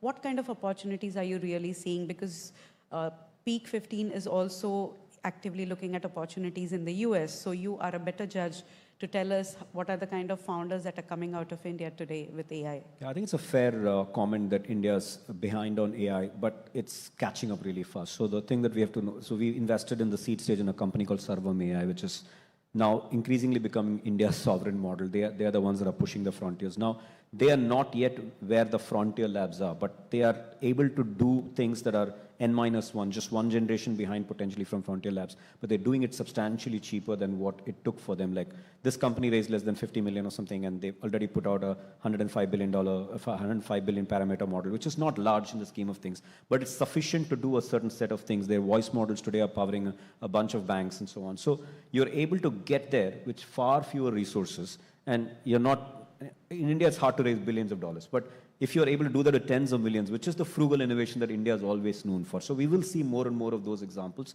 where frugal innovation is powering our enterprise and so on. That's number one. Number two, India will be a fast follower and a quick consumer of AI. And I think there's lots of today, a lot of companies are going behind consumer support as an opportunity where we are starting to see voice AI make an impact. The quality of these models, the quality of these conversations is just so good that it'll be very hard for us to, even today, when somebody makes a call and talks to you, it would be very hard to know whether you're talking to an AI or a real human person. And this is only going to get more complicated in the future. But it has some interesting applications. Like government, for example, is starting to think about how they can do grievance redressal or consumer services, citizen services at scale using AI and so on. So I think there's lots of consumption or consumer-related opportunities of AI adoption, which we are seeing. We have seen things like travel and jobs and other things in the generation 1.0 of internet and so on, and Web 2.0, but now there'll be a new generation of companies that will go behind each of these markets, but AI first, right? And so everything is getting reimagined with AI. I think those are the opportunities for us, and there's another set of opportunities as AI grows. There's the infrastructure required, there is a tooling required, there's software required, and a lot of Indian companies are starting to attack that opportunity because we have the second largest, if not the largest, developer ecosystem. So they know what it takes to enable other developers. So a lot of innovation is happening in those domains, which we are seeing. Much of it is cross-border. We see teams that are India back-end, US front-end, and so on, which we are participating in. Right. Early stage activity has been pretty resilient, but we are seeing some bit of vacuum when it comes to growth stage investing. Either companies are not raising money or they are moving to public markets sooner than expected. So how are you seeing this entire growth investing pocket?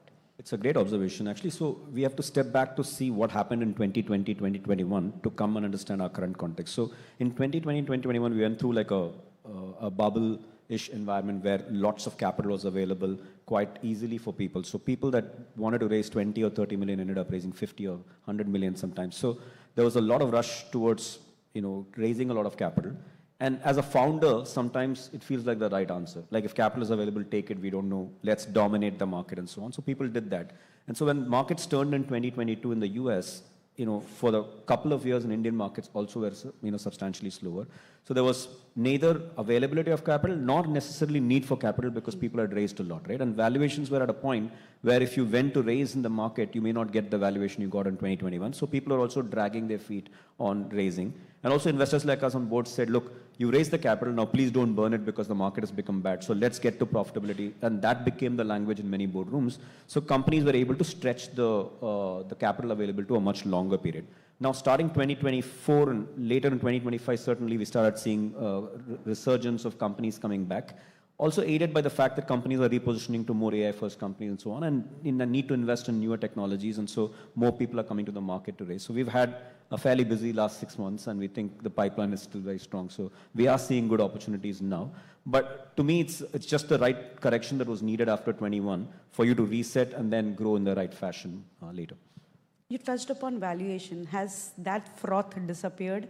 It's moved from where it was to AI, potentially. Because Indian market has always invited, this critique that valuations have been, I mean, whether it is early stage growth, even late stage, the buyout funds often complain about that. So, I mean, are valuations reasonable? I'm asking this also because there is a lot of dry powder waiting to be invested, and that is also possible reason to drive up valuations. So I think valuations in India have never been cheap. We've seen that it's for the same company in Indian public markets, sometimes or many times, an MNC which is listed in the US, their own subsidiary listed in India has substantially higher multiples. There was a time when Domino's India was worth more than Domino's globally and so on. So this is not new to us. Now, we should ask the question saying, is there a good reason for why valuation should be high? Now, the thing with India is, look, in general, India is more capital efficient. So what happens is the return on capital employed in these businesses or return on equity on these businesses many times is better than their global peer set, and that reflects in valuation. Second thing is growth. India is a market fundamentally people are buying into because of the growth that is there in India. And it's also perceived that we'll have many, many years of compounded growth. So in which case, people are kind of discounting that and saying, look, I can pay higher today because I'm guaranteed of 10, 15, 20% growth for many, many years, right? And so I think some of that is probably true, but a rising tide lifts many boats. So not everybody who has high valuation is worth it. So that's where, investors need to be nuanced about how they pick. In our case, mostly when we do early stage investing, valuation is not the reason we would not, end up doing well. It's usually, for us, it works by power law, which is a few companies will matter, and being in the most important companies matters for those funds, right? And as long as you can be in the most important companies, we know that we will still be okay, even if we, in the beginning, paid a higher absolute price in that sense. Right. A lot of VC as well as PE funds who've been around, or the teams who've been around for more than decade and a half, are now seriously thinking about succession or should be thinking about. So at peak 15, we have seen a lot of transition that has already happened. What are your thoughts about generally the succession planning that funds and GPs need to do? Yeah, so I started by saying, our business is playing the long game, right? And when you want to play the long game, you have to make sure that you have continuity and you have the right succession on board. So our job as leaders in the institutions that we work for is to make sure that when we take capital from other institutions and we're promising them over the next 10 years, we'll invest that capital and grow that capital for them, then it's our job to make sure there is enough talent depth that can continue to come and scale up and deliver on the promises that we're making. So we take that seriously, and we are very proud to say, what you call transitions, we think is natural order of things. When you have a leading institution, people are doing really well. We have a lot of ambitious people, high agency people that actually want to go and create their own, and we encourage that. So we've had many people start companies that have left Peak 15. There are many people that have left and started funds, public markets, private markets, and otherwise. And we think of this like PayPal mafia, people celebrate, right? I think we should celebrate as an industry that more and more people are seeing the India opportunity and stepping out to start. So we actually encourage that. We are very good with it. So now what it means is, as we will get these ambitious people, and time to time these ambitious people will want to go and do their own thing, we have to have enough young people who are able to step up and play that role. So for us, succession is part of this process. Always have very high quality, deep bench strength that is able to step up and deliver for our investors for the promises we make about the funds. And we continuously do this, right? We start with an analyst program where we have a lot of very smart people, consultants typically, who come in, learn the ropes, and then from there on, they kind of make investments slowly and then create a track record and grow and become leaders. And we've had that many, many times over. So we think it's a process. And to your point, I think many firms are coming up on 10, 15 years where their senior leaders may want to step back and have a new set of leaders. And the world is changing very rapidly. The only thing in our industry is we are backing change. So we want people who are living that lives, right? More tech native, more AI native people that understand their consumer peer groups better and so on. So we constantly are refreshing our talent for those reasons. Right. 2025 was a stellar year for Peak 15 when it came to exits. You took a lot of money home through the phenomenal IPOs that you saw. Does the West Asia crisis bear upon the pipeline of exits that you had built up for 2026? Yeah, just as context, look, the one thing we've probably done really well over the last several years is just IPOs and taking our companies. Now, you obviously need a pipeline of companies to go public. In the last 5 or 6 years, and every year, Peak 15 companies are more than 50% of the venture-backed market when it comes to IPOs. So we have had a fairly unfair share of these companies coming out. But we also know it's a cyclical thing, right? Which like markets are very exuberant at some point in time, and markets are completely shut at some point in time. So last year was a good market pretty much all through the year, almost up until November, December, and after that things have slowed down a bit. And it's just the natural cycle. So what we tell our companies is, look, my IPO is a milestone. It's not an event where you get done. Like that's starting a new life as a public company, right? And so there will be windows when the market is more accepting of your offer, there'll be windows where they'll be shut. And maybe we are in a window where people are not able to derive the right value from the market. And so they just have to be patient because nothing changes. You just continue to keep performing. And 6 months later, 12 months later, the market opens again and you have the opportunity to do again. So yes, in the near term, we do expect the markets to be less interested in new offers as people have this uncertainty hanging around them as to what happens in the world and what happens with oil prices where they are and what happens to inflation and so on. There are concerns. But I think hopefully this is short-lived and then the market comes back again. We have seen these journeys through COVID. We have seen through demon. There's always some uncertainty. For the short term, the markets are worried. But in the long term, you know that if you put your money and sleep, compounds at 10-12% for many years. Not many markets give you that opportunity. Right. On that note, we'll open up for questions from the audiences. If anyone wants to ask any question, please raise your hand, identify yourself, and we'll get you the mic. Anyone?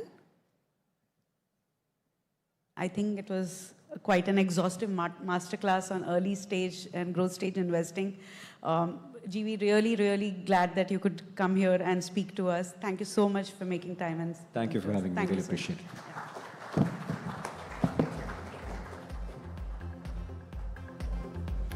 Thank you, Sneha, and thank you very much indeed. If I could request you to please present a token of gratitude as well for that much needed, insightful session that we were all eagerly looking forward to. And we're about to set the tone for our next session as well, so I'm going to urge all of you to continue being seated.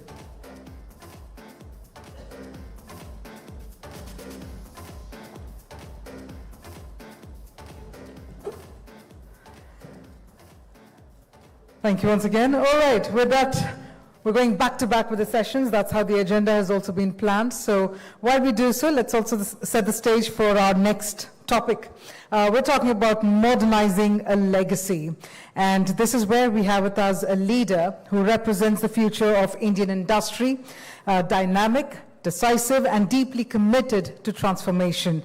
In fact, our next speaker is also the driving force behind the JSW Group and has also been instrumental in expanding and modernizing one of India's most respected conglomerates. But as we all know, that his impact is something that goes far beyond businesses, because through JSW Sports, he's also championed India's Olympic ambitions and nurtured world-class athletes. That being said, our next speaker joining us is none other than Parth Jindal, Managing Director, JSW Cement and JSW Paints. And we're about to have Mr. T. Surender, Consulting Editor, Mint, who will be spearheading this discussion for us. So on that note, we'll just hold on to it for another couple of seconds before we get the session started.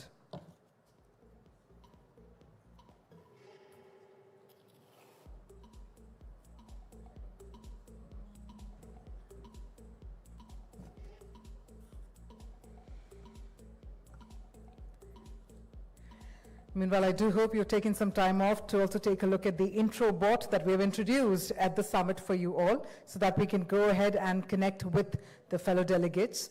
So you can do so. The scanner has been, the QR code has been shared with you on your WhatsApp. If not, you can go ahead and scan the code. That's right up on the screen, also on the 10 cards.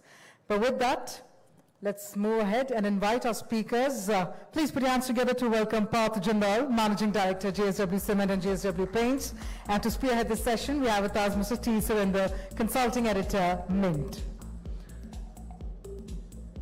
A very aptly titled fireside chat, which is all about modernizing a legacy, and let the chat begin. So with that, Mr. T. Surender, over to you.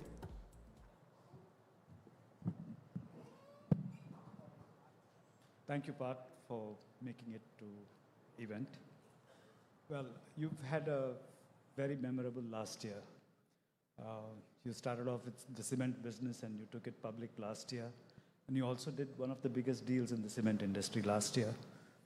But this year seems very exciting. You've had a very big investment which is going to come to market with its product, the electric vehicle. So Naturally, we're going to talk about that because it's modernizing the legacy. But before that, I can't just avoid asking you this question. How did you wake up this morning? Did United Spirits deal leave you with a heady feeling?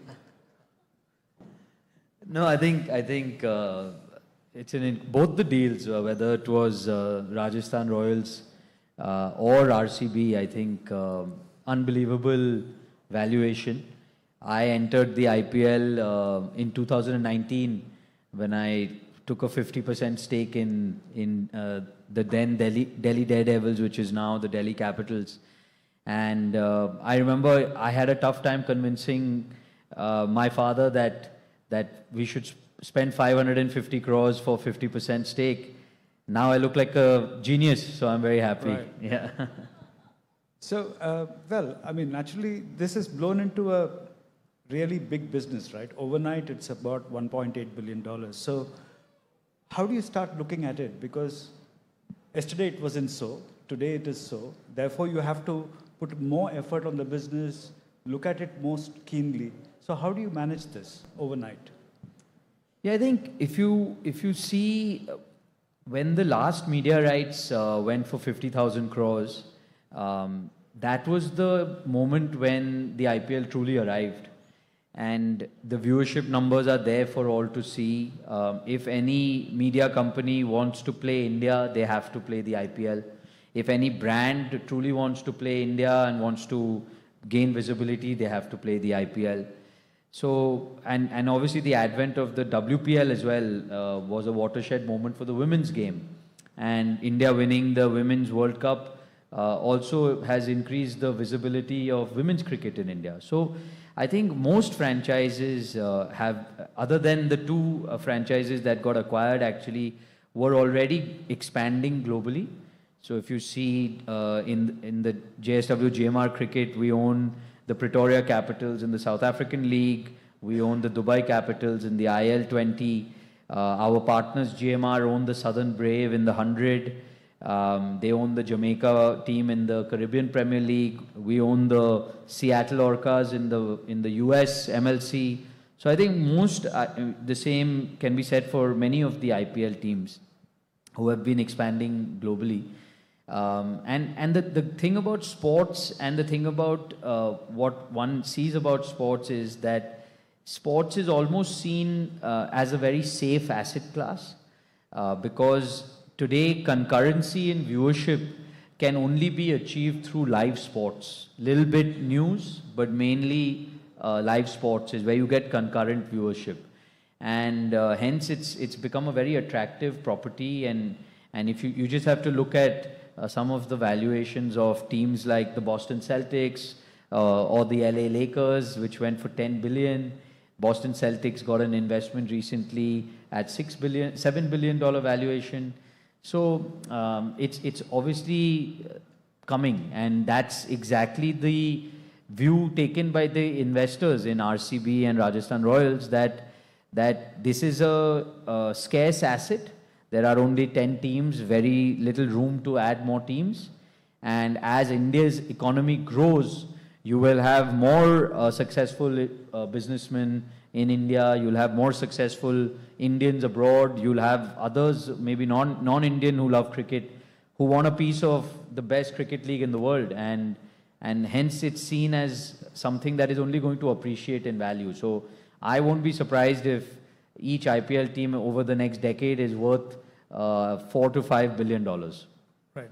I saw a 2008 interview of yours. You said, when you said that by 2025, you would list your sports business, right? So are we very close to that now, or is it too far away? No, I think first of all, I don't think the BCCI has allowed any of the teams to go public. It's still not something that, I'm sure now with these valuations, they will look at it again.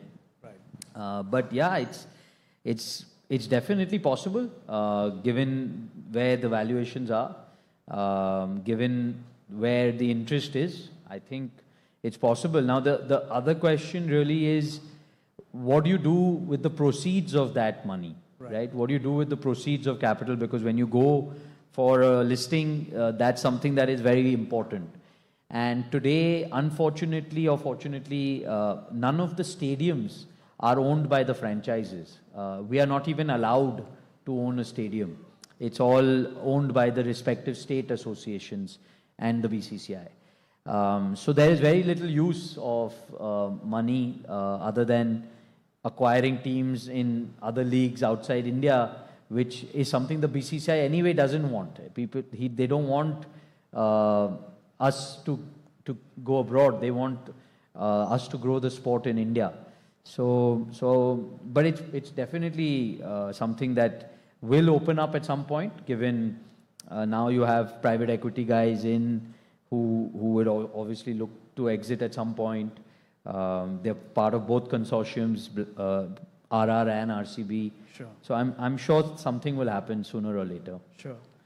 So we had an earlier session this evening when there was a gloom painted that if by April 15th things don't sort out in the war, there may be a global recession, right? But if you look at the last 10 years, you have seen several such issues that have happened in the market. Demonetization, then GST came and sort of slowed down the market. Then you had the pandemic, and now you have the war. So since you came into your business, how has that shaped the way you look at business, and how do you sort of respond to these kind of issues? Yeah, I think the issues that you just highlighted, several of them were domestic issues. This is the first truly global issue that India is facing, and India is exposed to oil and gas in a very serious way. We do depend on imports a lot, and a bulk of our gas, at least, comes through the Strait of Hormuz, which is now a very, very difficult thing to understand how many vessels will be allowed. Even though we are one of the 5 friendly nations, what's going to happen is anyone's guess. And hence, there is a shortage of a lot of materials. We are already seeing a shortage of gas. We're seeing a shortage of polypropylene, which is used to make simple things like cement bags and paint cans and other things. So there is a shortage of these materials, and fuel prices have skyrocketed. Shipping freights have gone up because everyone has to now come via the Cape of Good Hope, or from the east, or from Australia, all of which has become a lot more expensive. So I think it's just right now it's just about keeping your head down, going week by week, month by month, understanding which raw materials are in short supply, trying to figure out how much you can switch to domestic. Like, for example, all our cement kilns, which were running on imported fuel, which is of a higher quality, we have now shifted to domestic. Even though the value in use is not supportive, but it is still something, at least you have certainty that the kiln will be on and there will be no problem. And I think across the country, I think this is also in a way an opportunity for India to become self-reliant in many ways and to convert more of our use and shift it away from gas to electricity. So, I was seeing that induction plates are now not available because everyone wants induction plates, but they're not available. But in general, this is an opportunity. I hope that this also spurs electric vehicle penetration in our country, because as oil and gas prices go up, I'm sure that the pump prices will reflect as soon as the elections are over. I expect diesel prices to go up and become much more expensive. Industrial fuel is already up 22 rupees a litre, and I expect a similar increase to come in that. But this could be a massive opportunity for us to electrify our fleets, electrify our passenger vehicles, electrify our buses, electrify our trucks, and do exactly what China has done. Today, 60% of all vehicles in China, passenger vehicles in China, are either electric or plug-in hybrids, whereas that number in India is only about 4%. Right. So it could be a big opportunity to shift that curve, and that's what at least we are seeing as the silver lining from this. Right. So this whole, in the manufacturing play that is in the JSW group, it's always been commodity or commodity-like manufacturing so far. you're moving away to a product kind of manufacturing, and it sort of widens the manufacturing in a very, very big way. And there are very few groups in India which have put so much effort into manufacturing, especially, I would believe only the Tatas have that breadth, right? So do you think that this is going to fundamentally change the way you look at manufacturing in your entire group? Because it requires a different set of people, right? For product, technology, software. Yeah, R&D also. Right. I think. See, the group has obviously grown over time, and the steel business, which is our mother business, was a very small business in 2000, and by 2017 we became India's largest steel producers. And the group has diversified into several businesses, from energy to cement to paint to infrastructure, and now is moved into automobiles. Now, the common thread for us here is manufacturing. I think that's something that we truly believe that we understand how to manufacture in India better than anyone else. That's our core belief. Right. And the second is the opportunity. We believe that electric vehicles is the future, and we saw a big opportunity there. And that's how we took that plunge and entered into that.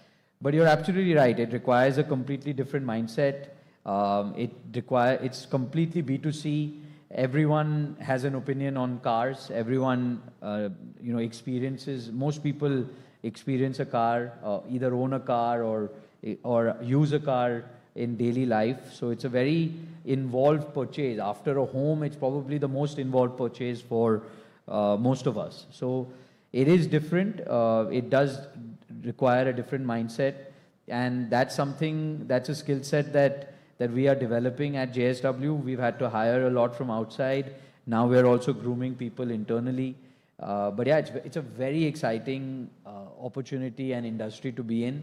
And we can't wait. We already have obviously JSW MG, which we acquired last year, which has done very well in a short period of time. And now we'll have JSW cars, roaming around the streets come October.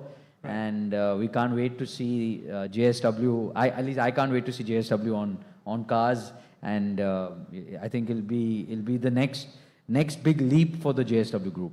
So these cars will be batched JSW? Yes. So naturally, you have to also develop different kinds of muscles for this business, right? So you said that people is one of those things, right? But you're directly going to be compared with companies like BYD or Xiaomi. Nobody compared you with, say, Nippon Steel at that point of time, not the layperson, right? So how do you manage these expectations? And naturally, if something goes wrong, the pressure to lose is very, very high here. So how do you sort of take care of all of that? Yeah, I think today, again, at the group, earlier we used to only look at Indian benchmarks across any of our businesses. When we were building steel, it was always Tata Steel. That was always the internal benchmark. Paint, always Asian Paints. Cement, always Ultratech, right? But now at the group, the benchmarks have become global. Today, JSW Steel compares itself to POSCO, compares itself to Nippon. I would say it's better than both those companies in many respects. If you look at quality, if you look at cost, if you look at any parameter. So we as Indians now benchmark to global peers. If you look at many sectors, across sectors, you'll have now the national champion of India is also the international champion. So you can look at airlines, you can look at ports, you can look at steel, you can look at aluminium. Many of the businesses that are there in India. So I think the benchmark is shifted. The second is, yes, on quality, we must be compared to BYD, or we should be compared to even Tesla. There's absolutely no problem. What is our value addition or differentiation from these global companies is our ability to localize manufacturing in India. So, for example, when we started selling the Windsor in October of 24, the Windsor was only 15% local, and 85% of the components were coming in from China. Today, the Windsor is 70% local, right? So the speed at which we have been able to localize these products, these cars, localize the technology also. Sure, we get support from the home rooms, but our ability to understand and localize India, in India is something that will differentiate us from anybody else. And that will allow us to give the Indian consumer the product at the right price. Today, why are EVs only 4%? Because most of the EVs are expensive. They're all 20 lakh plus, most of them. There are a handful of EVs that are, in the 10 lakh bracket, which is where maximum number of cars get sold in India. But when we launch the JSW car, when we launch the new models of MG, they're all going to be localized to the greatest extent possible, which will allow us to have an entry point of less than 10 lakh rupees. And sure, we will go up to 40 lakhs, but we will be able to give the Indian consumer choice across 3 drivetrains: pure electric vehicles, plug-in hybrid vehicles, and range extended electric vehicles, which all 3 we believe is in the interest of India. Why should India import oil? Why should India import gas? Why should any of us use that imported stuff? Let's use our own power. We have enough power. We have enough coal in our country. We have enough solar. We have enough wind. We have enough water. Right. Let's use up our own power. Why do we need to use oil and gas? So, in most of the businesses that, of course, this has been said before, that you were the underdog trying to take on the big name, right? Whether it was in paints or was it in cement. Now, in the electric vehicle too, you're going to be doing the same thing with Tata Motors and Mahindra. So have you borrowed this DNA from your dad? Because he also did the same thing with the steel business. So does it intrinsically come to you, or is that the way you look at business? To sort of tap into opportunities that have already been created? I think the opportunity in India is extremely large, and it's not a winner-take-all market. I think there's enough of an opportunity for multiple players. But yeah, competition helps. Competition spurs you on. Competition makes you better, makes you more efficient, makes you leaner, makes you ready to take on the world. And I think it's fantastic that we have such fiercely competitive industries across all sectors in India. And that's why we see, these national champions getting developed who are international champions, because we have such a robust system in our country. So there's a lot to learn from competition. There's a lot to collaborate on with competition. Like, for example, in EVs, the entire industry has come together for the charging infra, to develop the charging infra, because, again, it's something that we all need to do. It's something that our customers all need to be okay, that they should not have any range anxiety. They should be able to find a charger wherever they go. So it's a great environment, and we learn from competition. We collaborate with competition where required, and we are all working together to make India better. And that's at the end of the day, that's the opportunity. And I'll just give one example of steel, right? It took 90 years for Tata Steel to put 2 million tons. Right. And now they've put another 20 million tons in India in the last 25 years. Would they have done that if JSW Steel wasn't spurring them on? And would JSW Steel have added so much capacity if they were not spurring us on? I don't think so. But that's exactly what we need. We need competition to spur each other and just grow. And it's a great thing that I think I love competition. That's why I love sports. So yeah, like now, for example, Neeraj Chopra is hell-bent that he wants to get the gold medal in the Asian Games and beat the Pakistani who beat him in the Olympics. Right. So it's spurring him on. That's exactly the same thing that happens in business. Right. So one of the other things also you have always wanted to do is that get a premium for pricing for your products, right? Or rather, be equally priced or be better priced. Does the EV business allow you that opportunity, especially because you can sort of have a technology twist here that others can't have? So you have a playing field where you can actually show that you can do something different. So does it ever sort of occur to you that you can do that, and are you aiming to do that? I think in the EV business, the first and the most important thing is to get the car at the right price when it is compared to an ICE vehicle. So while we do believe that our EVs will be superior technology to the other EVs available in India, but the fight is not with other EVs. The fight is with ICE. The fight is converting the ICE user to the EV. And hence, whether it is total cost of ownership, educating the consumer about that, providing the adequate charging infra, providing enough space in the vehicle, and providing the car at the right price, that is really the battle. So right now, for example, our whole strategy on plug-in hybrid is we need to attack the diesel segment. Plug-in hybrids should attack diesel. EVs should become the car for, especially in metros. If there's a 2-car household in India, the second car should definitely be an EV. But India is a 1-car household country. Only 8% of Indian households own a 4-wheeler. So that 8% is buying 1 car mostly. Right. Very few people have 2 and 3 cars.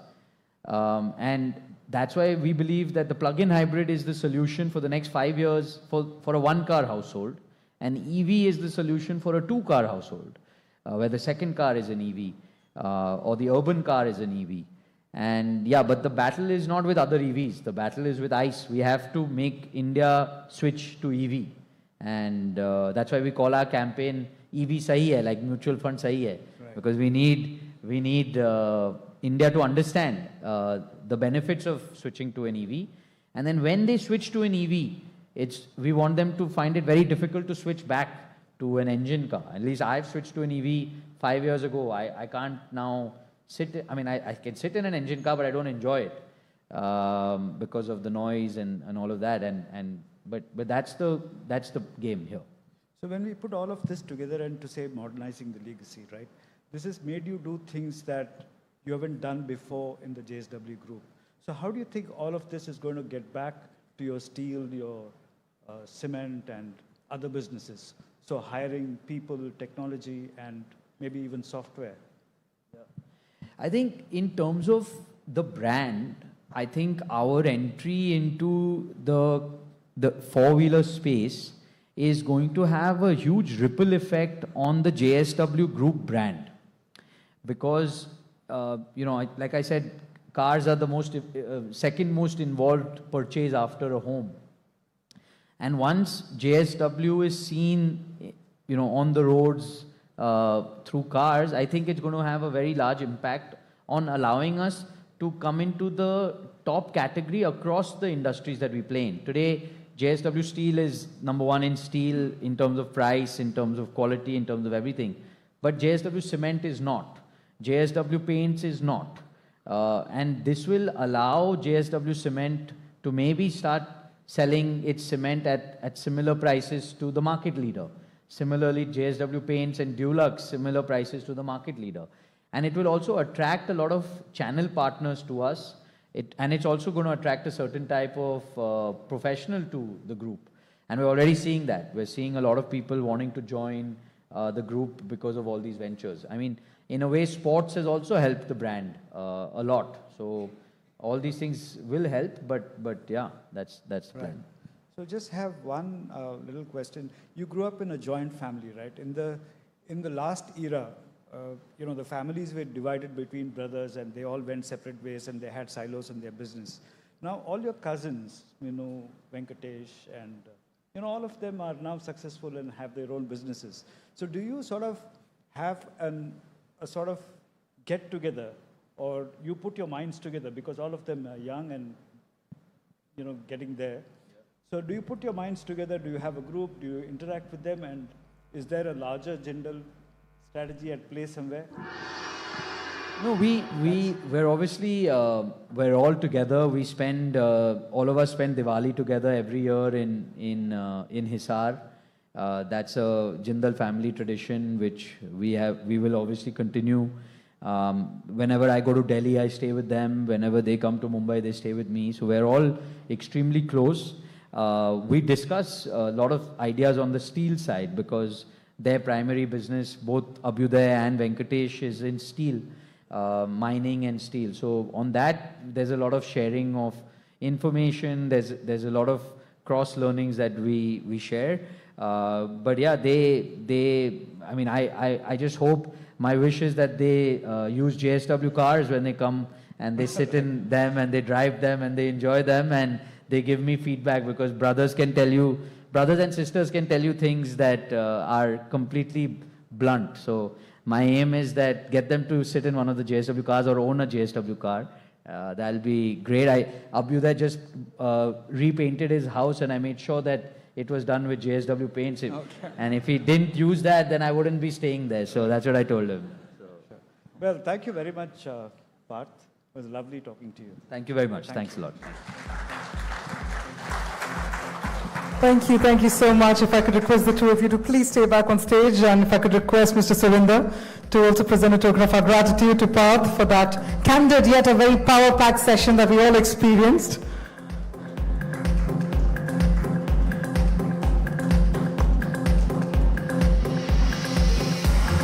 Thank you so much again. Thank you. All right. Well, after those interesting nuggets of thoughts coming in from the side of the hall, we're now setting the stage.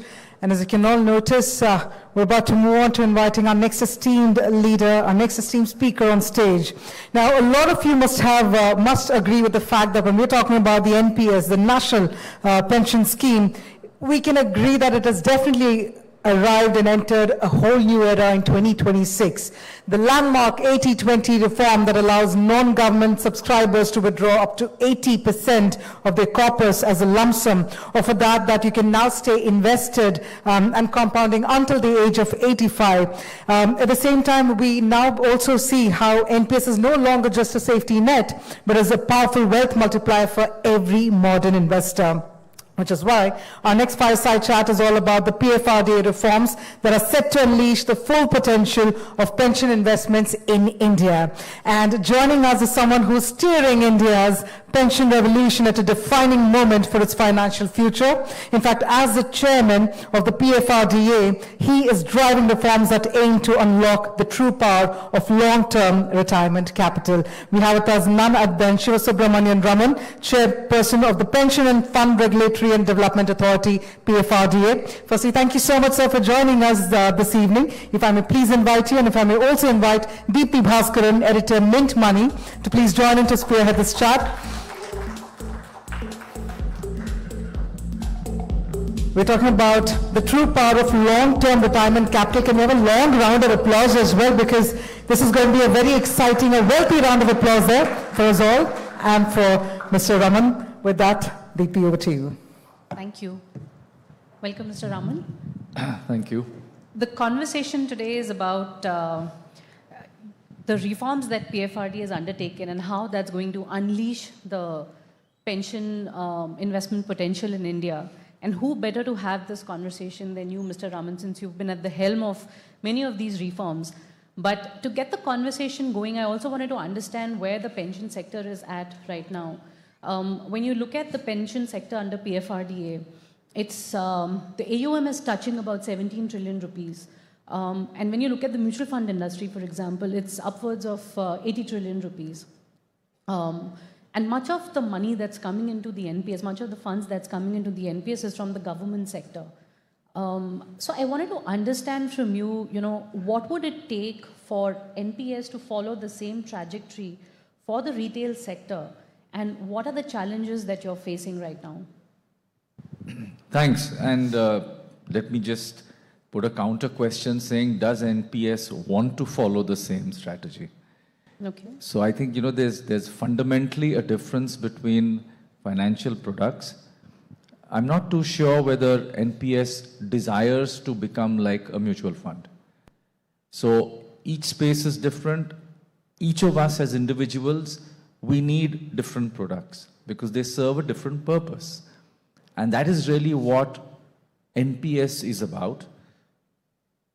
The first part of what you asked, I completely agree with. NPS caused defined benefit to move to defined contribution for the government as a whole. And I think that was an absolute must. It was great that we did it as early as 2004, because if government had not done it, the fisc would look very different today. But having said that, when the decision was taken to shift NPS into the non-government sector, I don't think we took suitable care to bring out what was needed by the non-government sector people. We're not talking only employees, because NPS was never designed to be an employer-employee contract alone. NPS is meant for each one of you. I don't know. It'll be great if a show of hands we could see how many of you have actually got NPS. I mean, so you would say that's 10, 15%, 20%? I did see a lot of hands, didn't I? Okay. But you know, I'm just saying that why is it that we have, as PFRDA, not been able to deliver the product to each one of you? And that is the point. I mean, I suspect we have, you know, self-employed, we have people in the organized working sector here. So it is many, many things. It is about a product that meets a persona. A persona is defined by several characteristics: income, occupation, maybe even geography. So India is a very diverse country with a range of different micro segments.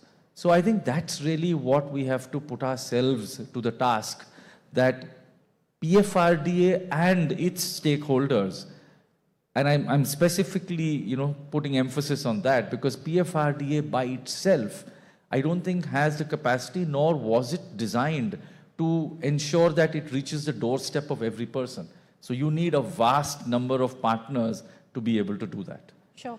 But so what also is the roadblock? Is it also about storytelling? Because, you know, the perception has not caught on.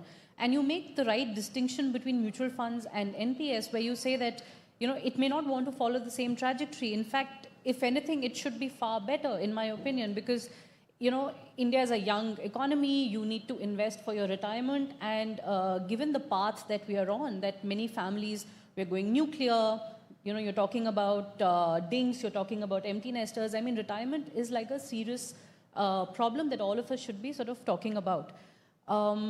And when you look at NPS, when you look at the product, the way it's designed, it's basically designed for patient investing. It's designed for, you know, patient capital to come in. Unlike, you know, other products where the churn rate is very high. And you know that if you've invested consistently, that's where the returns show. And I have my own portfolio to vouch for. But somewhere, you know, when you talk about this, I feel the perception has not caught on. And why do you think that is? Is it the storytelling? Is it distribution? Is it product design? What is the... I would say it's a bit of all three. I'm not claiming sitting here that we've got the product design right, but I think we have heard the consumer. So we actually went into the market, created a lot of focus groups, gotten the feedback from people. We had a consultation paper out for, I think, nearly 60 days. We got a lot of different people speaking in, saying that this is what they find should be done with the NPS product. And I think the slew of reforms that you talked about really try and capture the feedback that we received. One great lesson I learned, in fact, it goes back to the Insolvency Act and what we did in the insolvency space when I ran the information utility, was that if you make exit difficult, entry will become difficult too. And that's a, you know, sort of maxim which I am trying to sort of bring into the NPS space, saying that our aim is not to trap you and make you a prisoner. The aim is to teach you that be patient, keep your money for a long time.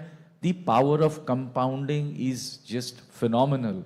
So I would request all of you to go on to various calculators that are available and just test it for yourself, that if you put in 10,000 rupees per month, which many of you could afford, put a step-up rate of, say, 5% increase every year and keep it untouched for 15 years, you'll see the wealth that you get.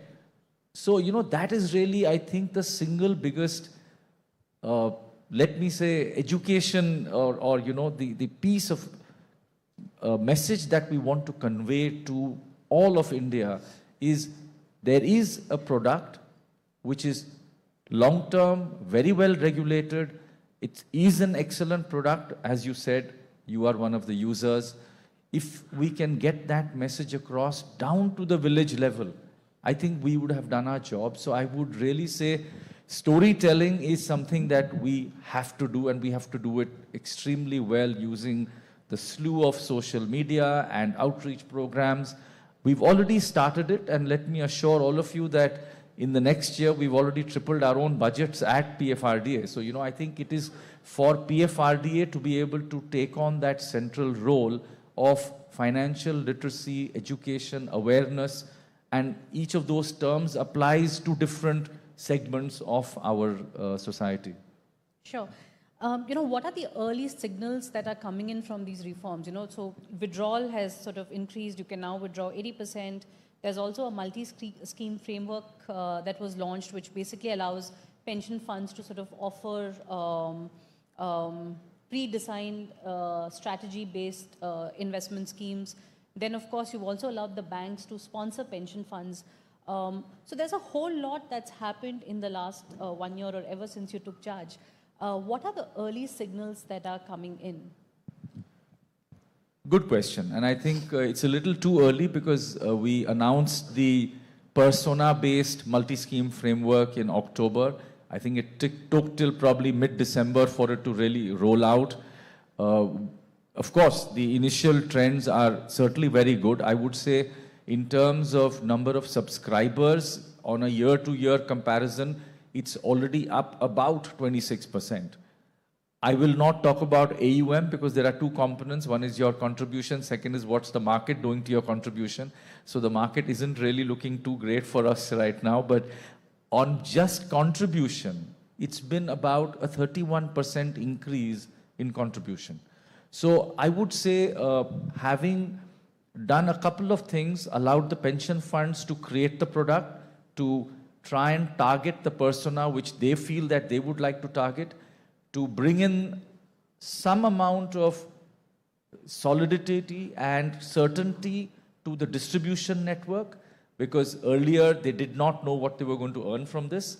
We've now brought in clarity where you have a trail commission, much like the mutual funds, because any financial product, be it pension or be it insurance, it has to be taken to the doorstep. It has to be, sufficiently, explained to the person who is then going to commit himself.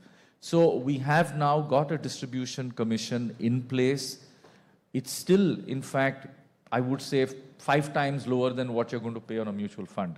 And I think that's really where we do still, wear that badge of honor that we are creating a financial product, which is actually the cheapest in terms of cost to the customer, but is equally giving you returns which are comparable with the mutual fund. So all of you can pick it up. I mean, I'm not giving you a biased view, but the numbers are there to see in the NPS Trust website where we display all these numbers. And you could see that, over periods of 5 to 7 years, some of the best pension funds have done as well as mutual funds, if not better, on just the equity component.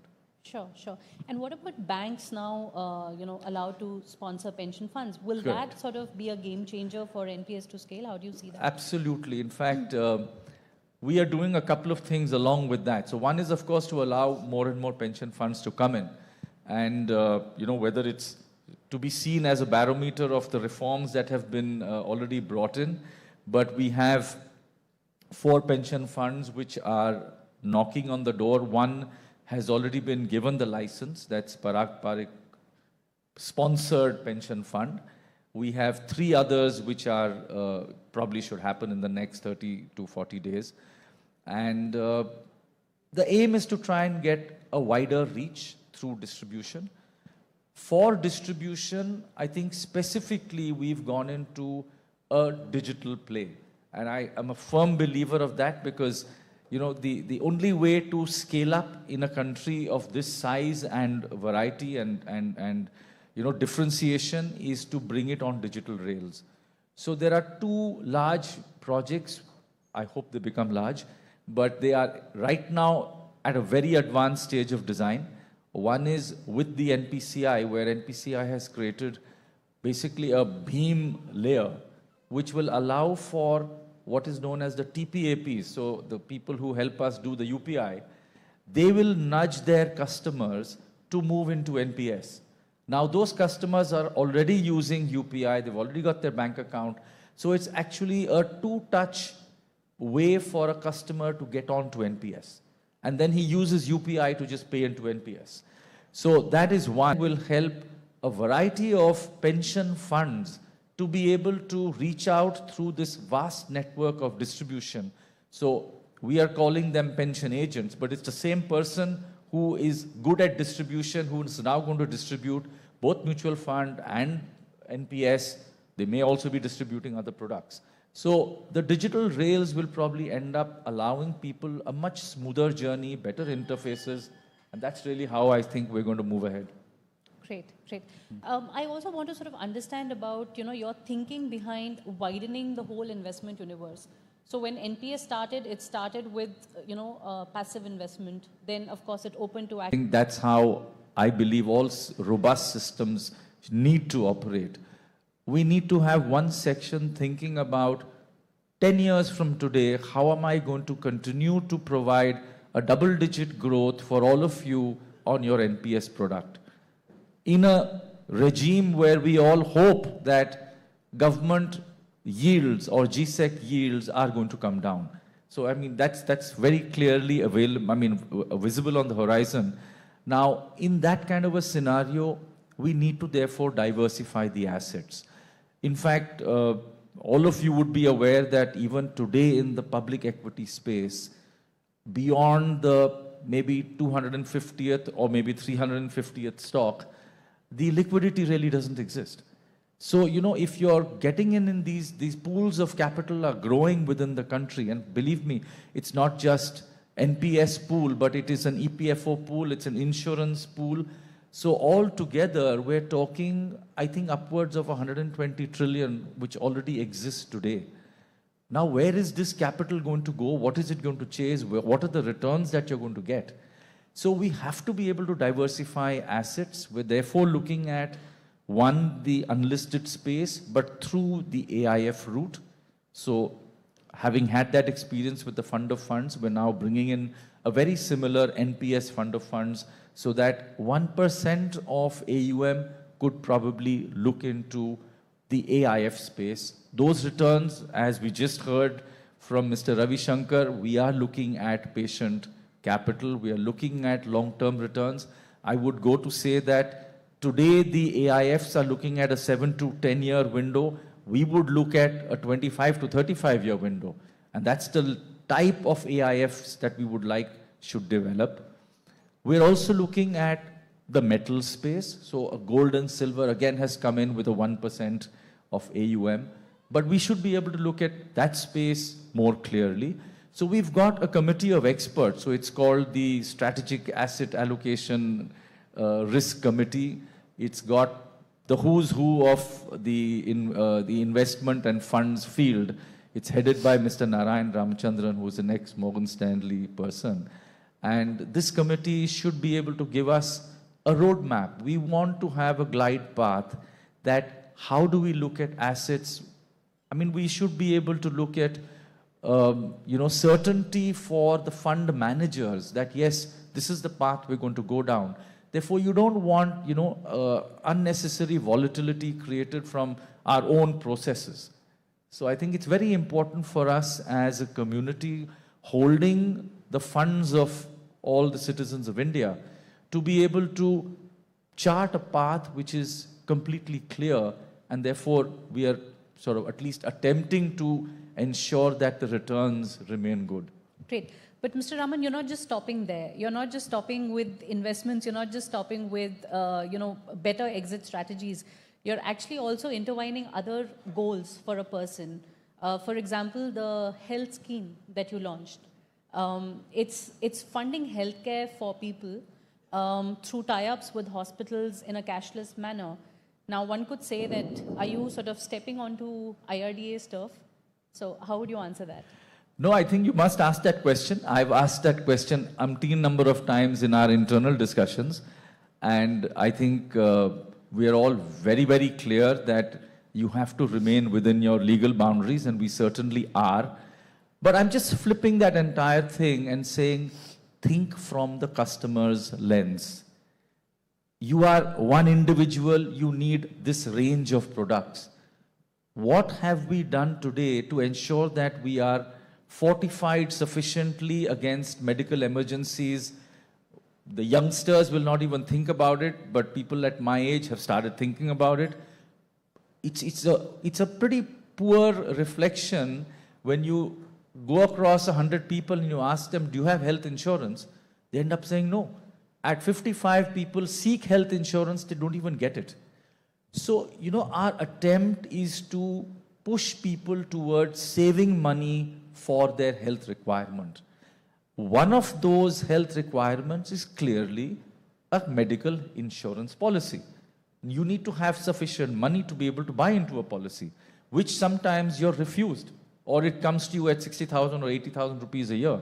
So one of the interesting things that came about, and it came from the industry, is that let's create this NPS Swasthya scheme, and it's a POC at the moment, but the whole aim is that we get the power of aggregation, we allow for the pension fund manager to handle the Swasthya scheme from your, let us say, 50,000 rupees which you've put in there.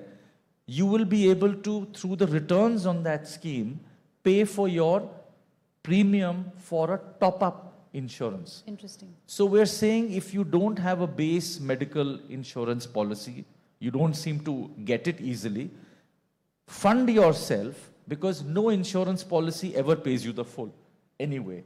So you have to have your own little kitty, call it a medical emergency fund, but it is really about you putting your copay or your deductible, and on top of that, the top-up insurance will kick in. So the day when you have to sort of enter hospital for some intervention, it's probably going to cost you anywhere between 3 to 10 lakhs. These are the catastrophic events that we would like people to be able to survive through without selling their house. And, so we're not talking about truly a privileged, entitled set of people that are there in this room. We're talking about the common man. And if the common man can be somehow encouraged to save 50,000 or 1 lakh, which is his deductible, on top of which he gets a top up for, say, 5 lakh or 10 lakhs, that's going to make an enormous difference in their life. And that is really what we're saying, that through this concept of NPS, we are going to get you better rates. So there's a 30% reduction in the rates of premium, which will come to this group of people for a top-up. Great. Well, that's very interesting. We just have 3 minutes left, and since I have the PFRDA chairman with me, I'm going to open this to a question round. We'll probably have time to take maybe one question from the audience. Somebody raised a hand there. Yeah. Can I ask? We just have time for one question. Please go ahead. Yeah.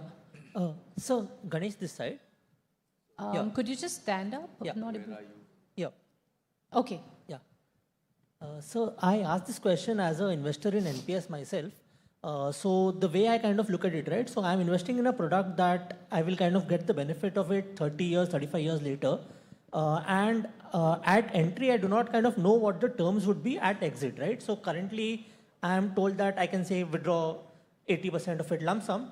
But by the time I kind of retire, those terms might change, right? And I think that is one uncertainty that's in the mind of a lot of investors kind of getting into the product. So in terms of kind of giving this kind of visibility to the investors, would the association be kind of open to having the terms kind of fixed at entry, so that whatever kind of terms are at entry, if they are kind of similar or better at exit, that's fine. But I should not be in a situation that over the next 30 years, the terms kind of deteriorate and I'm kind of worse off at retirement. We got the question. No, it's a great question. Let me expand the scope of that by saying your benefits can only improve. And that is the heart of public policy. So, there is no way. So what happened even when we moved, as was announced, we moved from 60-40. So 60-40 is a ratio that is for the mandated people in NPS, which is the entire government sector. You have the non-mandatory sector, which is the non-government sector, because it's a voluntary scheme. Now, for that voluntary scheme, we have said the minimum annuity is 20%. You're still entitled to take an annuity for 100%. And this is what I am putting down really in front of all of you as giving choice to the customer. It is only about choice to the customer as to how he wishes to accumulate his wealth and how he wishes to draw down that accumulated wealth at a stage of time when he chooses to do so. So the only restriction we've brought in here is 15 years of vesting in your accumulation phase. We are bringing out a set of products for which consultation paper is already out. We're saying we have to provide you better ways of bringing down your accumulated amount in a manner that you like. The simplest ways are systematic withdrawals. We're now bringing in sophistication within that systematic withdrawal plans as a unit redemption and other such features. So that's going to be coming out soon. And we're also saying that take your annuity at some stage. The statistics show that if you buy an annuity at 60 years for the next, say, 30 years that you might live, it's going to be extremely poor. But if you were to buy an annuity at 75 or 80, the rates become very different. So we are not saying annuities are poor products. Annuities are constructed by clever people like all of you sitting here. There are certain capital reserves that you have to cater to. So an annuity needs to be under competition. We must have other forms of payouts. The UPS gave us a brilliant understanding of how payouts could go through. And that was for the government sector. The question I'm asking all my folks is, why are we not creating a UPS-style pension for the private sector people? And that's really the challenge that we have taken upon ourselves, that we need to use the best of minds to financially model better products so that we can provide a range of products. And therefore, to really clearly answer your question, you will never lose out from your contract of today. It can only get better. And that's what I really hope it will happen. Okay, great. I think that's all we have time for. Thank you so much. And you could continue the conversation outside. Thank you. Thank you. Thank you. Thank you. Thank you very much, Mr. Raman, and thank you very much, Deepthi. If I could request you to also present a token of gratitude to Mr. Shiva Subramanian Raman. We also spoke about the pension and the pension swasthya scheme, so it was a wealthy and a healthy session as well for us all.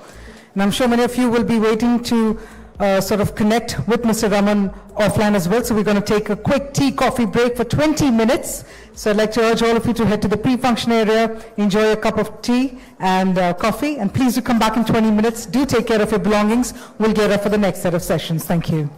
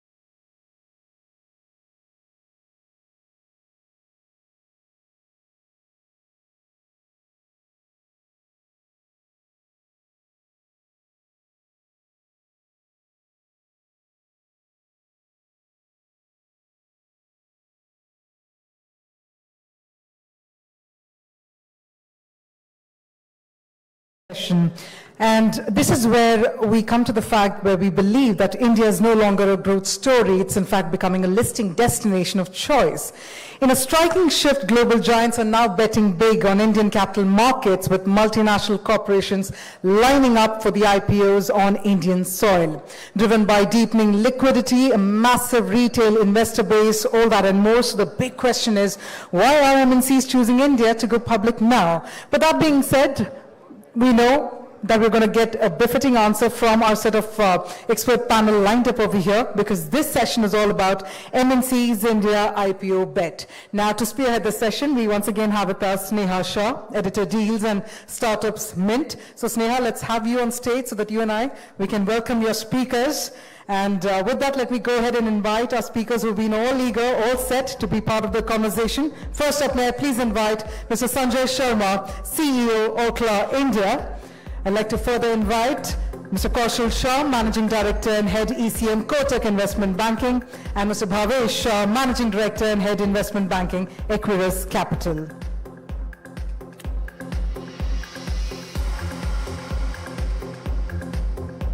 Another befitting session that awaits us on the other side of the break. And looks like we're all charged up, all set. So with that, Sneha, over to you. Thank you. Thank you. Thank you so much.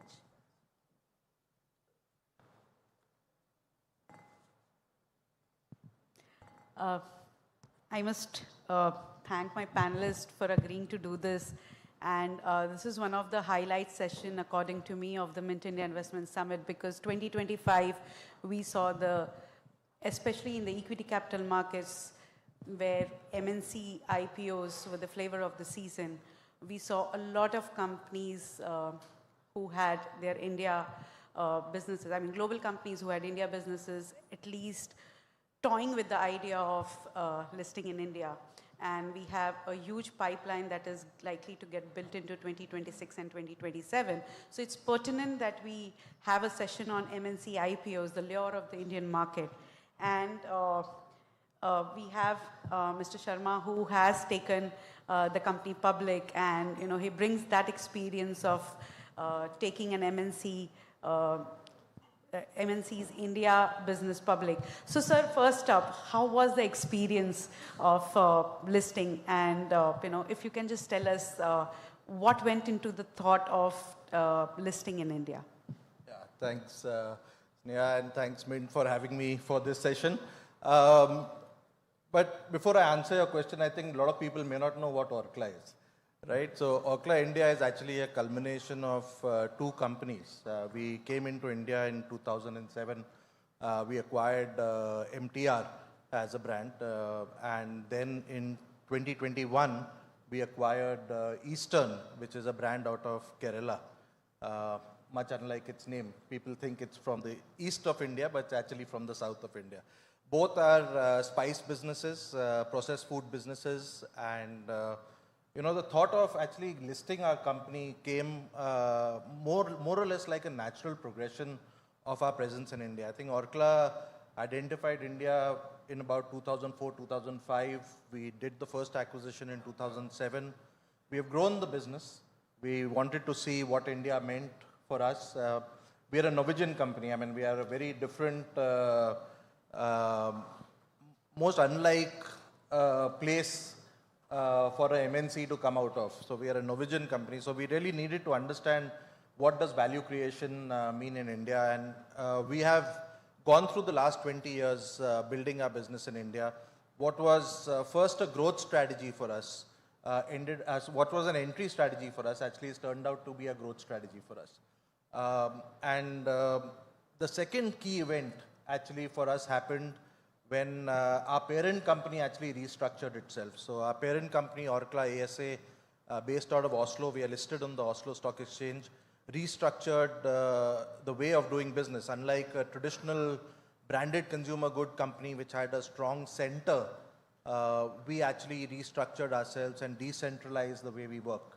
So our entire business model is based on building local businesses and investing behind local businesses. Therefore, when you think about why did we invest behind MTR and Eastern, these are local businesses and we wanted to grow this.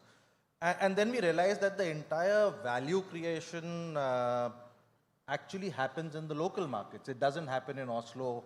So we said that, and that's the natural progression that happened. We came into India, we built a business, we are local businesses, and I think the next obvious step for us was to deepen our commitment into India by listing the company. And what it does for us is, A, it gives us, we share the growth story with the Indian market. 2, we get a value for the business. 3, we get greater flexibility in terms of the way we want to build and grow our company, so it accelerates value creation for us and gives us opportunities to accelerate value creation for us.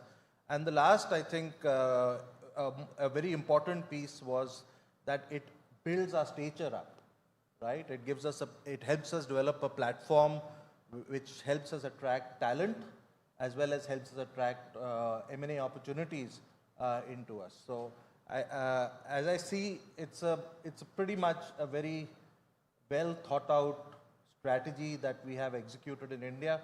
It's not something that we suddenly got up one day and did. It was very well discussed in the boardrooms at Oslo and executed out of India. And I think we are at a position where we have done over the last 20 years a great job at value creation for our stakeholders and shareholders. And I think the idea is to now continue to do that in the future. Right.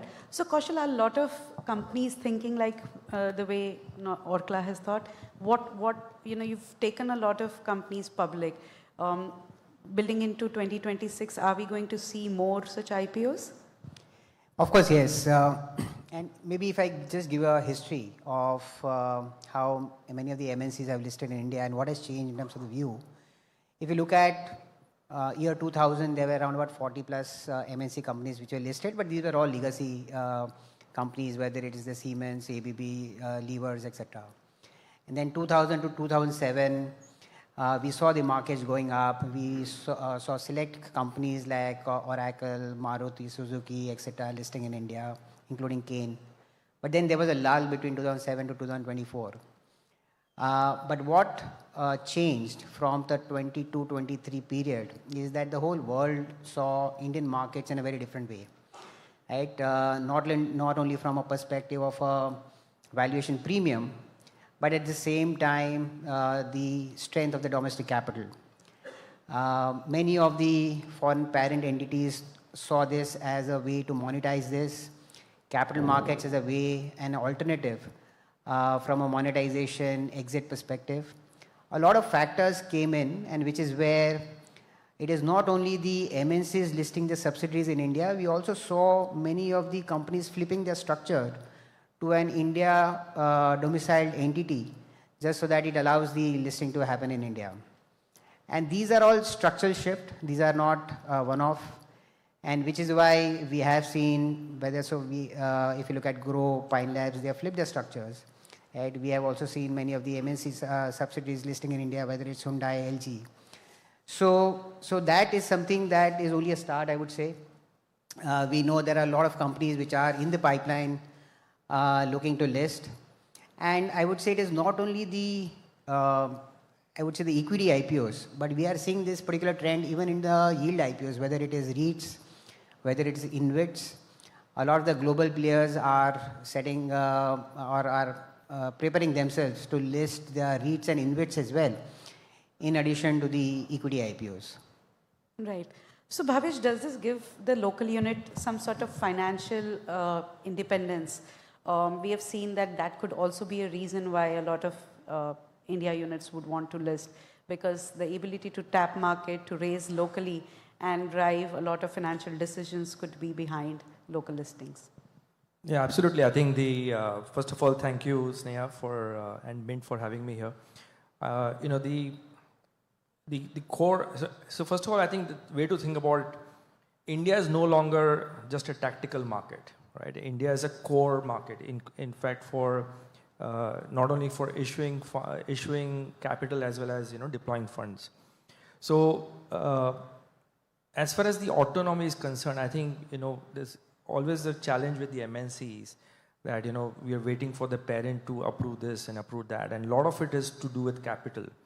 And once that kind of unlocks and it kind of comes into if you're raising capital from the domestic market, the ability to raise money not only in the IPO, but also going forward, which is by way of a QIP. You can use the stock for currency for acquisitions going forward. You can issue ESOPs to the employees, which can in fact attract talent. So I think the core remains as the strategy overall still belongs to the company, which is a parent. But as far as the financial, it opens up a new pool of capital as far as MNCs are concerned. And frankly, the biggest pool of capital now is the domestic pool of capital. If you were to really look at the market cap in India now, in the last 15 years, it has gone up from 70 lakh crores to 400,000 crores, 400 lakh crores last year. And if you were to look at the FII pool, which is the ownership, it was around 17% in 2010. It is now around again back to 17%. It went up to about 22% in 2017, and it's now back to again 17%. But if you look at the domestic pool of capital, it has gone up from a mere 10% to 23%. So what are we talking about? We're talking about a rising market cap, which has gone up from 70 to 400, but the domestic pool of capital has gone up from 10% to 23%. So it's almost like a 13x jump in the absolute amount.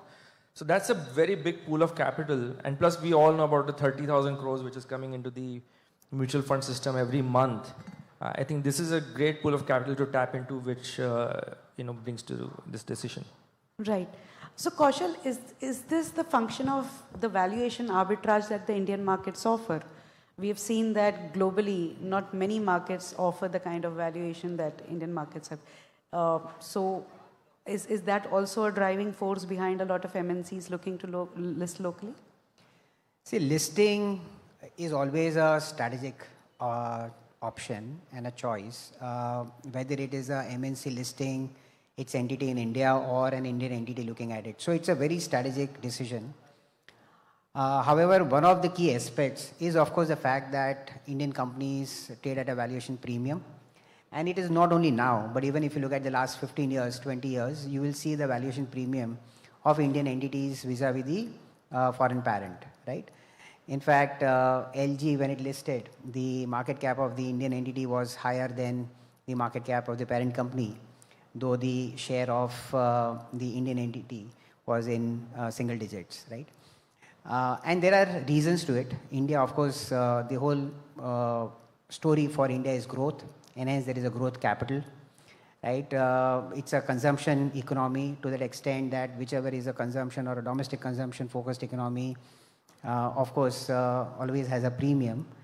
And the other element that my colleague highlighted is in terms of the domestic capital. Now, if you look at the domestic capital, it can't invest outside India. So the avenue that they have is the domestic opportunities.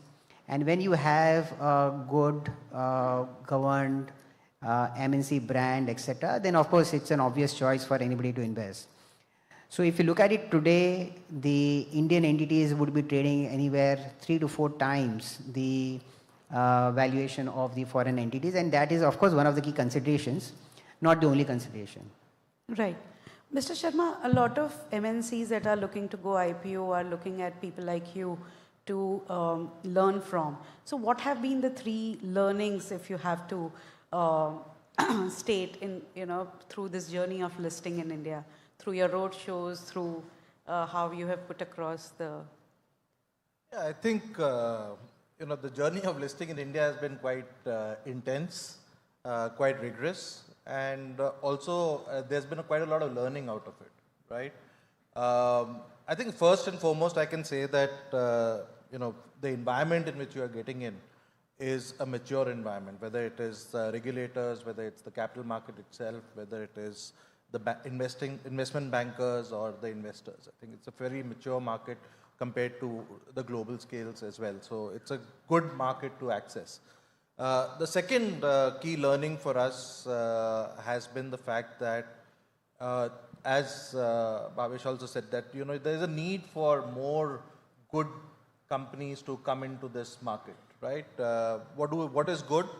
Good is great business models, financially sound, and strong governance, right? So when we started to go into the market, our job was made even easier because when we started talking about us, I was actually meeting consumers more than investors.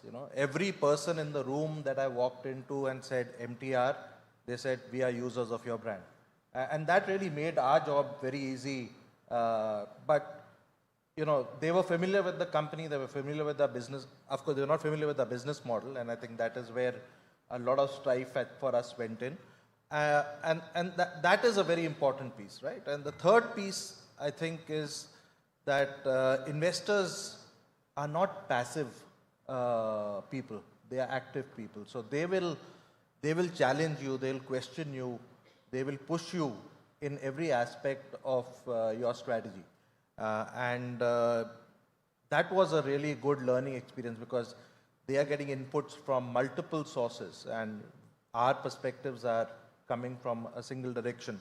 And that really helped us absorb the entire inputs that were coming in. But at the same time, it actually tested our conviction to the strategy that we had. So it was a very, very sound and strong system that was there. And finally, I think, and I think that's something that we are currently experiencing, you can tell as many stories as you want. The proof of the pudding is in tasting it, right? So you may have had great performances in your past when you were a privately held company. But when you come into the listed market, it is very important to perform to the stories that you have said, to the model that you have promised, to the growth that you have promised. And it's very important to deliver to that. So I think these are a few learnings that came to us, and they were very important I think for any company and any multinational company. You may be great in your own countries, or you may have fantastic growth record, or you may have fantastic brands. Doesn't necessarily give you the valuations in India. You need to perform to get it. Right. Building on what Mr. Sharma said, Bhavesh, if you can talk about, there is some sort of negative connotation around, MNC IPOs. People say ki bech ke nikal rahe hai, that kind of a thing. So what are the investors thinking of? What has the experience been? I think there's some element of noise which happens in every situation. And I think it's not only, whenever there's an offer for sale, it is not only MNCs. Like we have seen many companies in India where private equities are selling, the promoters themselves are selling, the management who are having ESOPs, they are selling. I don't think, frankly, while there might be noise around this, but at a larger, broader level, I think what are we trying to do? As an investor, there used to be a time where there was always a preference for primary capital going into the company. But what has happened historically is companies who were cash guzzlers will raise money and they will put money. Companies like infrastructure, power industry, and which are always cash guzzling, never throwing out cash, they would raise more money. But investors never made money in that because investors now always want companies which are cash throwing, cash flow positive, growing, and all of that. Now, if a company is cash positive and growing, how are they going to raise primary money, right? So the only way to list that is to kind of participate in an offer for sale, and which is exactly what is happening. Now, the other thing, and I will just want to add to what Sanjay just said, that MTR brand was really well known. Now, frankly, when you look about the whole thing, the consumption pool has to eventually match the investment pool. Today, if you're in India, we are talking about companies like, let's say, HDFC Bank or ICICI Bank, which we kind of consume. I mean, we kind of use their services. But there's also an investment opportunity to invest in them. When you talk about pharma companies, you have Dr. Reddy's and Cipla. You also have an investment opportunity in investing in them. But when you talk about a lot of MNC products that we consume, examples, Hyundai, of course, has got listed now. LG has got listed.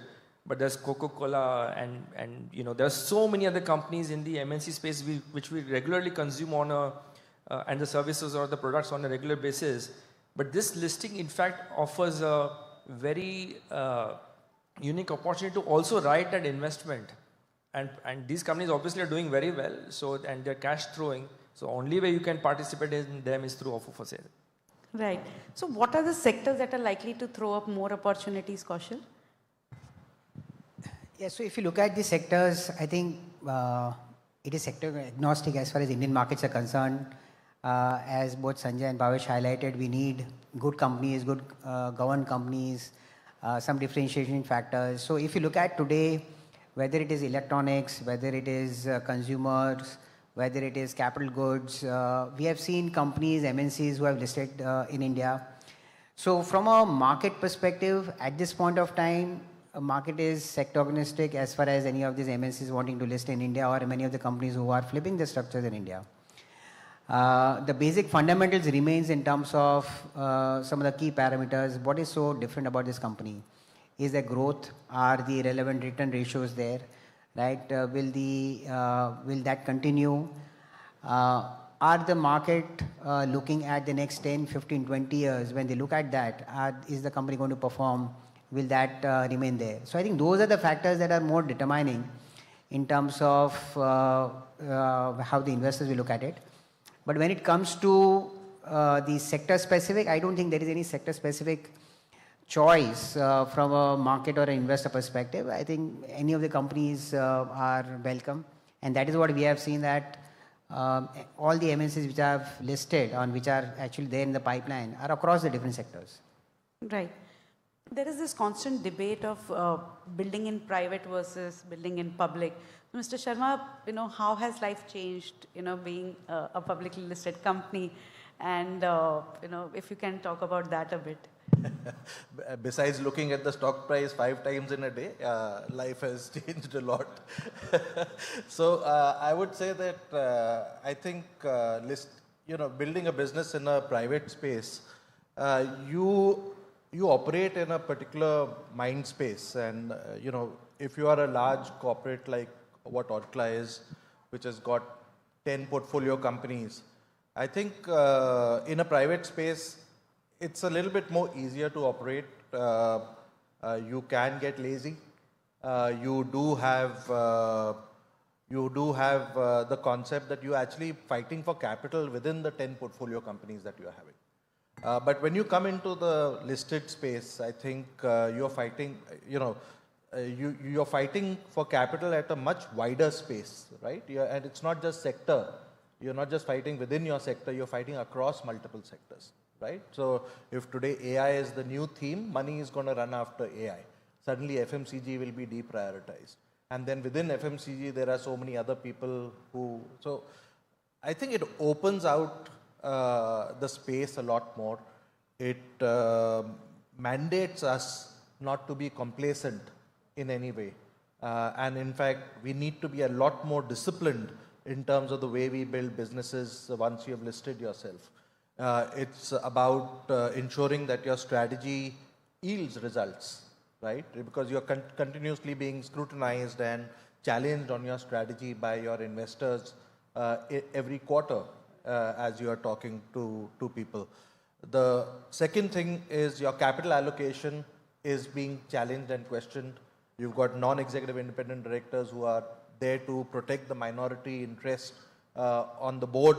They are going to challenge you, ask you questions about how you're allocating your capital into the market. And then I think from a governance and compliance perspective, which most multinationals are very, very strong on, and we just need to ensure that we continue to do a great job at it and continue to keep ourselves updated on the changes that are happening. Because in India, we are living in a very transitory and change-driven environment. So you need to be really on the ball on these things. So I think I would say from a CEO's perspective, the nature of the job actually completely changes, right?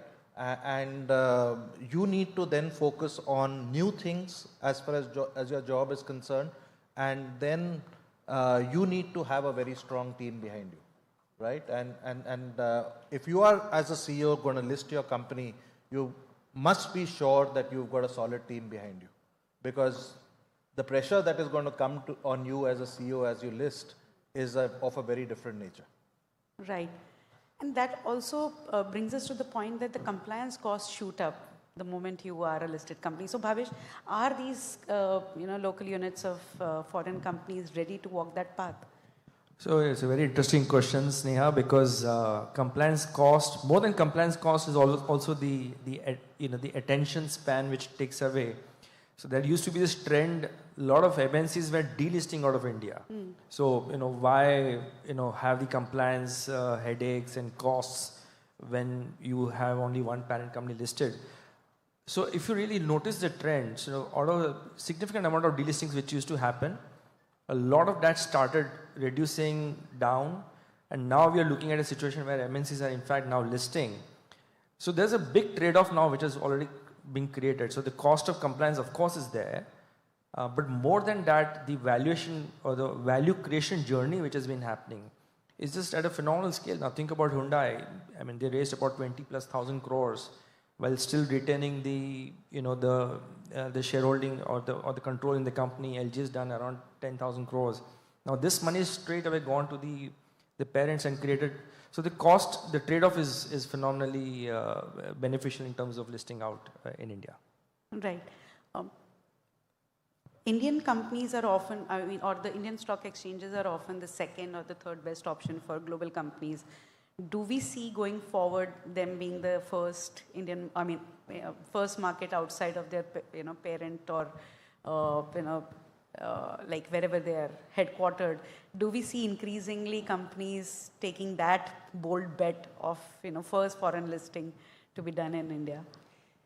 Yeah, so see, I think one of the objectives of many of the MNC companies or global companies has always been to keep it unlisted, right? And there are pros and cons of being unlisted or a listed company.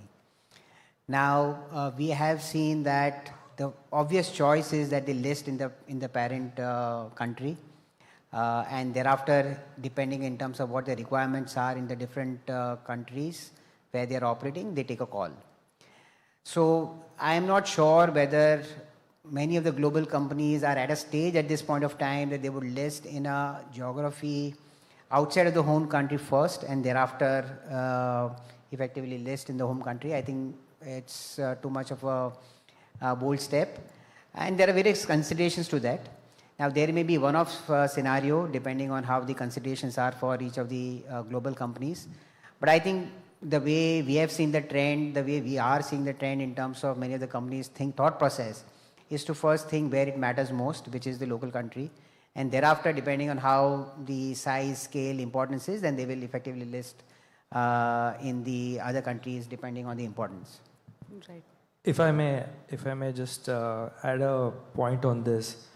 I think National Stock Exchange in India, with the capital markets being deepening and all that, I think it is very big possibility going forward that India becomes the global south or the south global in terms of capital market, and we might see more and more listings happening, and the stock exchange is going to position itself as one of the flag bearers in this case. So I wouldn't be surprised, in fact, if we see more and more listings in India. Right. On that note, we can throw the floor open for a couple of questions from the audience, if any. Any questions from the audience? No, super.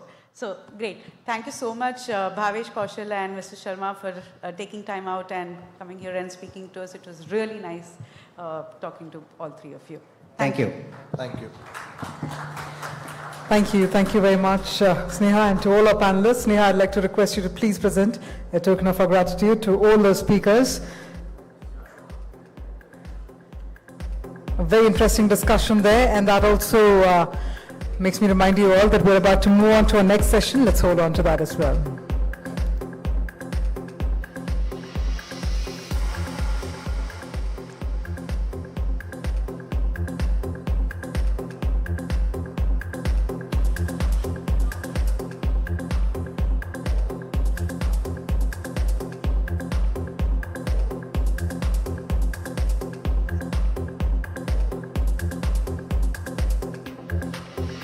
Thank you so much. Thank you, Sneha, again. A very well curated session for us all. Thank you very much for joining us.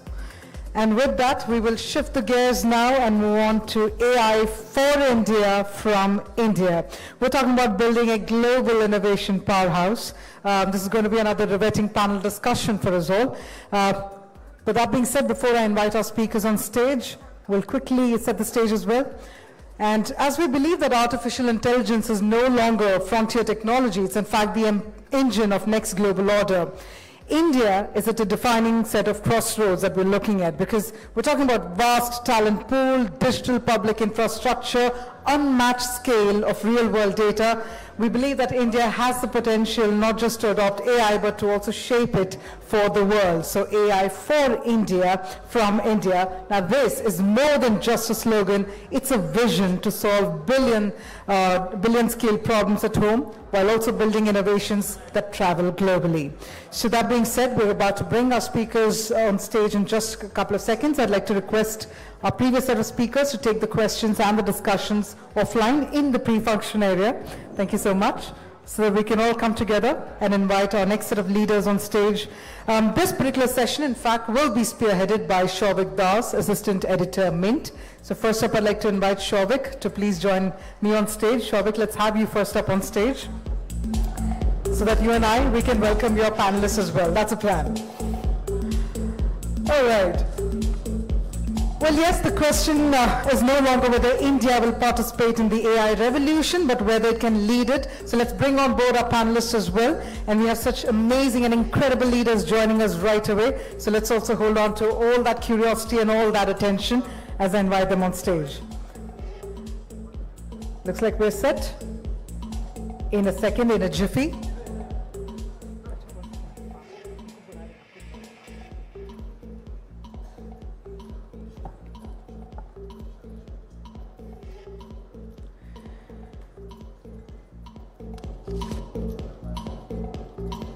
Well, you can all take a look at the screen. The panelists that are about to join us, they're all here inside the hall. So within the next couple of seconds, we'll finally get the session started as well. All right, so with that, let me move ahead and let me invite on stage our panelists. First up, if I may please invite Ganesh Gopalan, founder and CEO, Jnani.ai. Nisha Kaur Oberoi, partner and chair, competition law, GSA, advocates and solicitors. Sunil Gupta, co-founder, managing director and CEO, Yota. Ajay Singh, chief AI officer, Fractal Analytics, and Sandeep Patel, managing director, IBM India and South Asia. AI for India, from India, can we have all the corners of this hall come together and have all the energy here with a huge round of applause to welcome our incredible set of speakers here. This is again another riveting session that we're looking forward to. So with that, let me quickly hand it over to Shouvik. Over to you there. Thank you very much. We felt when we were planning this summit that a conversation on AI is absolutely imperative. Given that AI is a part of absolutely all facets of life for us. And the topic we're talking about, AI for India, from India, we're going to try and understand how some of India's leading executives are building AI, perhaps if there are any roadblocks and challenges, and what we see in the future of AI in India. Sandeep, thank you very much for joining us. I'll start with you. And IBM, of course, has, I think they were one of the first companies to make moves in AI, especially with Watson.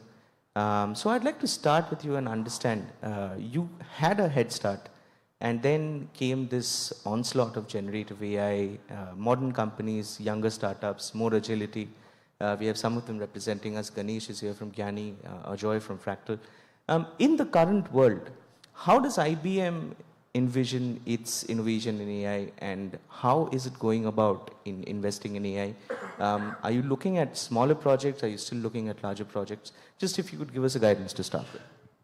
So rather than talking about size of projects, maybe better to talk about technology and technology evolutions. So I think this notion of better use of data to make better decisions, I think that has always been there. And so rather than thinking about AI, we keep talking about AI as artificial intelligence. I like to think about it as augmented intelligence. So it's something where it's a technology that actually enables us to make better decisions, automate certain things, get more efficiencies, and so on. And I think we're at a point now where we are seeing this operate at scale. So from an IBM standpoint, you asked me a specific question about IBM. Our strategy, at least over the last several years, has been to focus on hybrid cloud and AI, because we have fundamentally believed that the world operates within a hybrid infrastructure, and we've come to see that that is how the world is evolving now. Cloud, on-premise, all kinds of stuff. But the important thing is it's not so much about models now, it's more about whether you have an infrastructure that you can deploy and use responsibly, whether you have the right kind of AI with governance where you can trust the outcomes. Third, whether you have data that can be used within those AI use cases and others that actually can deliver meaningful outcomes that can pivot the business in the right direction, and doing all of it at the right kind of cost optimization and sustained ROI. That becomes very, very critical. So I do believe that, so the way we are looking at it is we try to operate across the full stack, starting from infrastructure to the right kind of enablement around models that are more focused around fit for purpose enterprise usage, and having an agentic layer that is able to orchestrate across multiple agents to deliver the right kind of business outcomes. I think, and that's the way we need to think about this. Right, absolutely. Ajay, I'd like you to join in on that. Fractal, of course, different nature of company in comparison to what IBM has been. Do you roughly agree with the kind of strategy that Sandeep and IBM are following? Or do you do something differently? Because new age companies and younger companies are believed to be more agile. So is agility a key part of AI development? Thanks. And let me share 3 data points before I delve into it.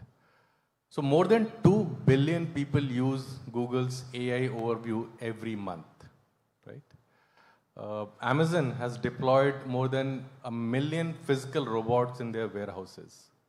And Waymo, the driverless car company, has completed more than 10 million driverless trips. So AI is no longer in research, right? But if you walk into any enterprise boardroom, any corporate boardroom, the discussion on AI goes something like this. We did an interesting pilot. Results were interesting. Now we are trying to figure out how to scale it to get the impact. So this gap between how we as consumers are experiencing AI and the gap which is there in enterprise impact because of AI is the defining problem of this decade this year. And this is what Fractal has been trying to do for many years. And having worked with some of the largest enterprises in the world, including the Magnificent Seven, we have realized that enterprise AI is very hard. And 3 reasons I'll share. One is design. Most enterprise AI solutions are designed by engineers for engineers. They're not designed for the enterprise business user who wants to use it. Second is just the engineering challenge. Lots of messy, disparate data spread across systems. And third is just the pace of change. What was state of art 6 months ago is already outdated.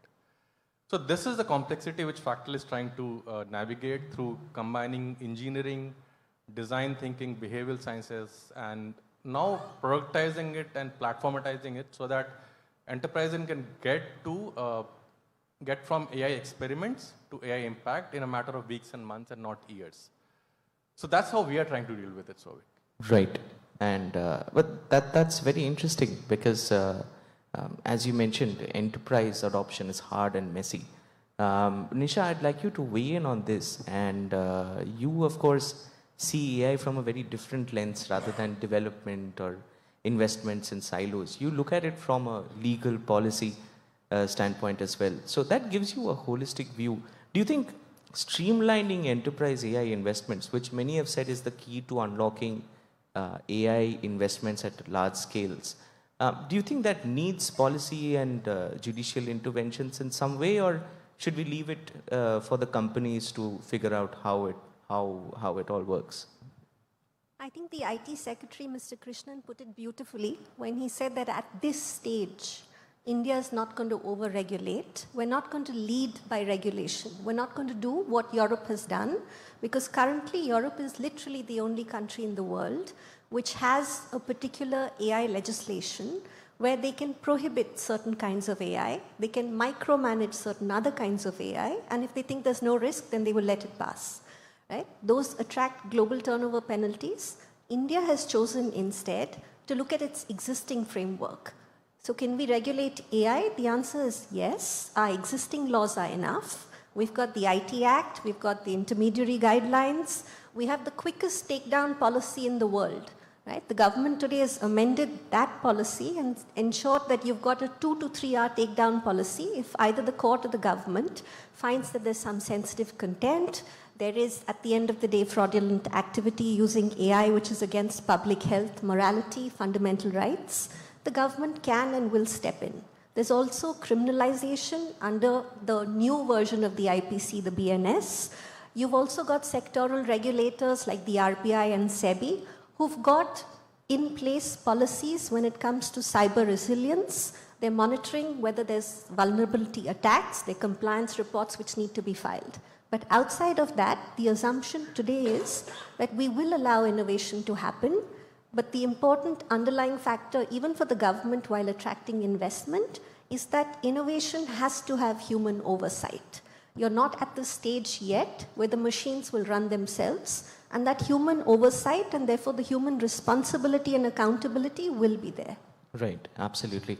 And I think that's perhaps been a sort of sensible middle ground to strike. Before I move on to Ganesh, because Gyani, of course, is one of the startups under the India AI mission that has been incentivized. I just want you to quickly touch upon the importance of these public level policies.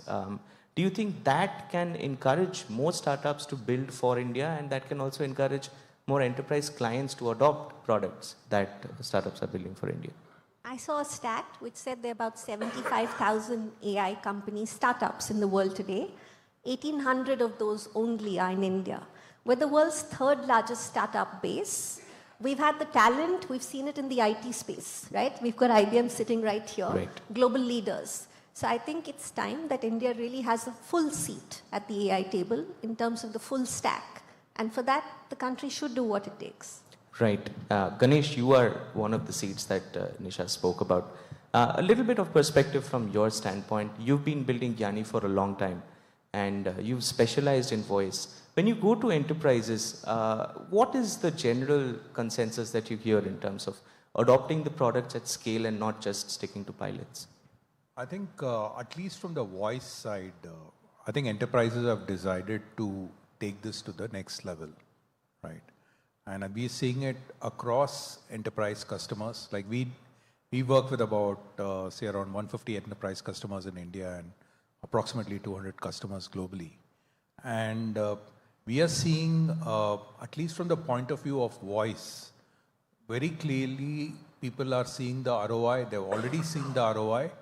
And there's a very clear mandate to scale this up, right? So now that may not be true for every aspect of AI, but definitely for voice we are seeing, because first and foremost, the existing systems are broken, right? In terms of how customer experience is given, how customers are engaged, how brands are currently forced to engage in a manner that they're not that comfortable with in the current way of things. So I think AI is seen as an answer. I can give you my personal experience. We work, for example, with a bunch of banks. The customers do a very clear evaluation when it comes to banks to see how our technology works against what is already there, right? And maybe some of our competitors, right? And I can tell you like a few banks that we recently engaged with, the top 3 banks in India. They found our AI systems to be about 10% better than There are existing systems that could involve contact centers, could involve, a combination of existing systems, right? So the evaluation at the enterprise level is always done, especially when it comes to larger banks. It's always going to be done based on ROI. It's going to be based on, customer experience. And that is already proven in terms of voice, right? And that's why we are seeing this amazing adoption, in terms of voice here. Right. Sorry, the reason why I come to you last is because you've been, I remember we met at NVIDIA GTC in 2024, where you first spoke about the scale at which you were ordering NVIDIA GPUs.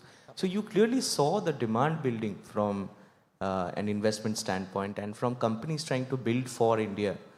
And you've also been building for India through data centers and AI infrastructure. A little bit from you in terms of 2 years since 2024, 2023, 2024, when the GPU boom really happened. Where do we stand today in terms of both infrastructure availability, the way companies are using it, and the way companies are investing in order to get access to AI infrastructure? Thanks, Shavik. So, as you're recalling the days of, I would say, around July, August 23, that was the time when ChatGPT had just evolved. It was just few months old. So essentially, AI had come into the hands of consumers and everybody started touching and feeling and consuming AI. And that was a global boom, and it was a boom in India as well. And I remember there was a huge narrative, huge discussion in government, in PMO, in industry circles that how come that India, which is a software and services leader for last 3 decades, we are exporting technology. We have got skill sets, we have got startups, we have got some of the best IT companies in the world. We got, maybe on the skill set index, we are the #1 in the world. How come we are nowhere on AI? And a very immediate realization was that besides all these input material which India has, what India needs is a very, very high compute capacity, high performance compute capacity. Because AI, let's understand, at the end of the day, it's not people who are coding some intelligence into the system. It is you are putting too much of data into the machine, and the algorithm in the machine is actually then creating intelligence. So unless and until you have got abundance of high performance compute, you really cannot make AI. And that is where it was a sort of a decision point. We were sitting as a data center and cloud operator that either you see demand in the market, that there is a huge demand, everybody is consuming and building AI, so I should bring in supply of compute. Or the other way to look at it is, you should bring the supply first, because the demand is not visible, but demand is just there below the carpet. It's not visible. So if you bring in supply of compute, the demand will evolve by default.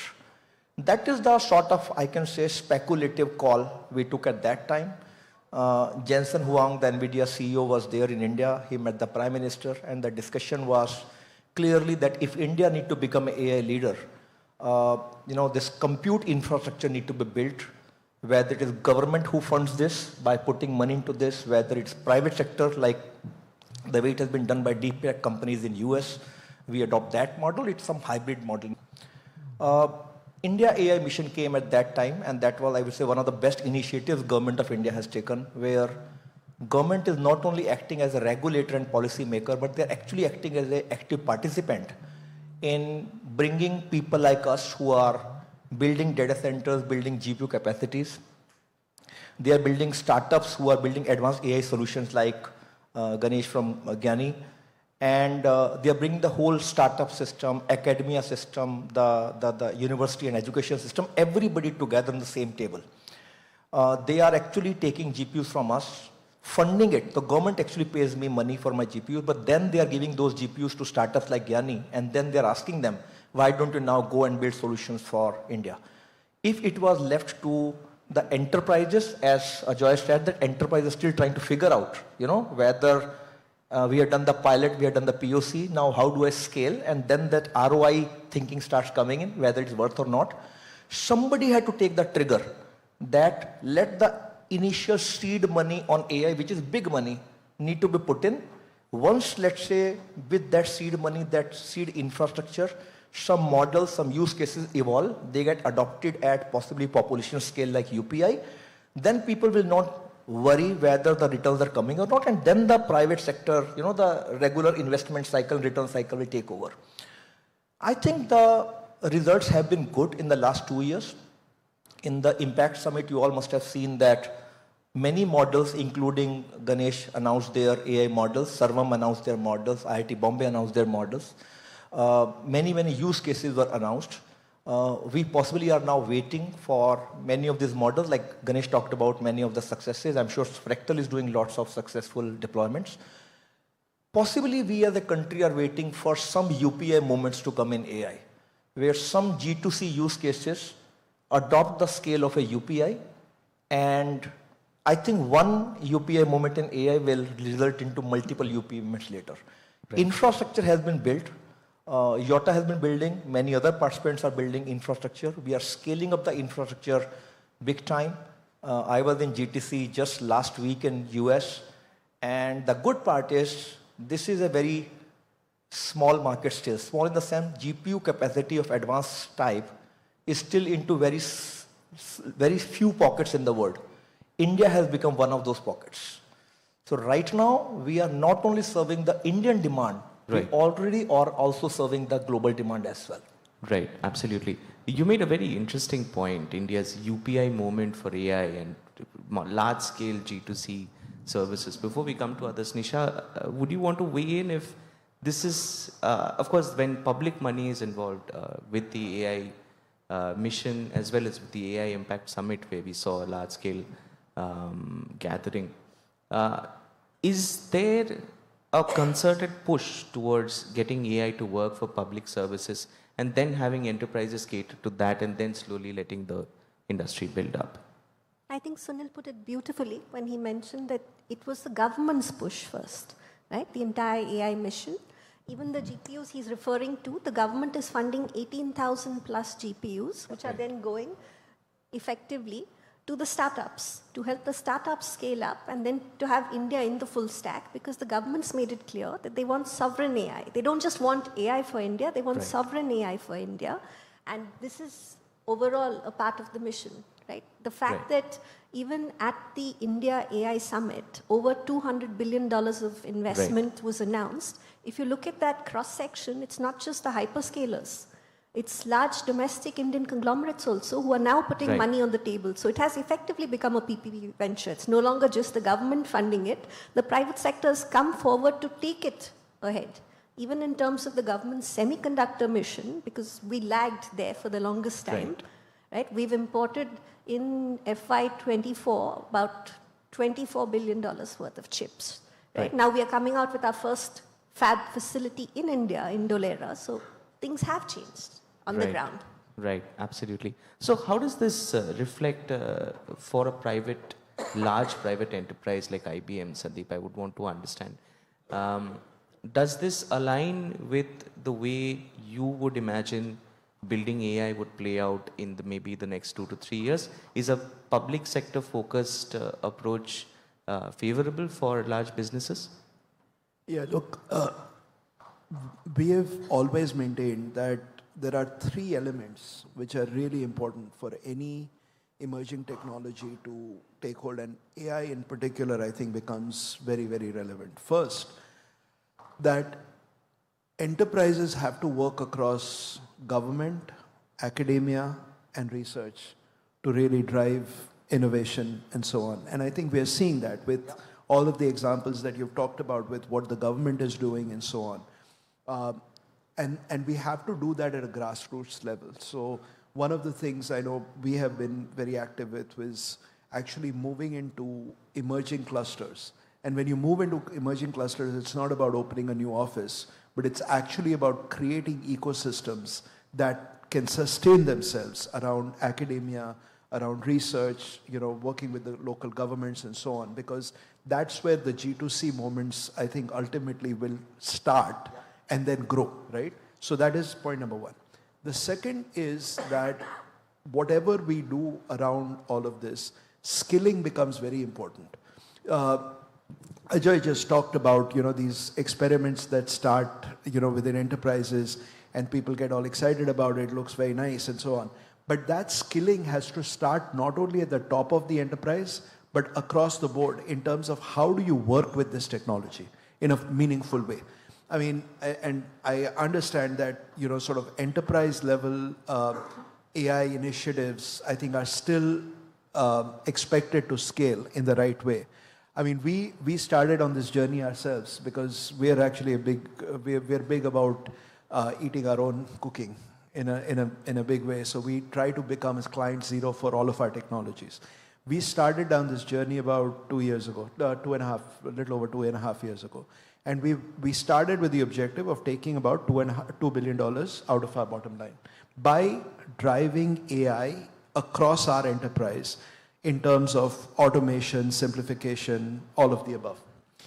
Last year, 2025, we exited with $4.5 billion that we actually took out of our bottom line. So it came out of our P&L. And that was something which we started to announce it at the beginning of last year, and it came. So doing this at scale, but that required a whole amount of skilling and awareness across that enterprise. So that is point number 2, which becomes, I think, doing it across India and others, the skilling and addressing that skill gap and also creating the talent that can actually take this to scale becomes very important. And the third one is something that Nisha also highlighted. Digital sovereignty and doing it as responsible AI becomes very important. I mean, this notion about regulation, I'm thrilled with what Ashwini ji and Krishnan ji are driving in terms of how we are looking at regulation.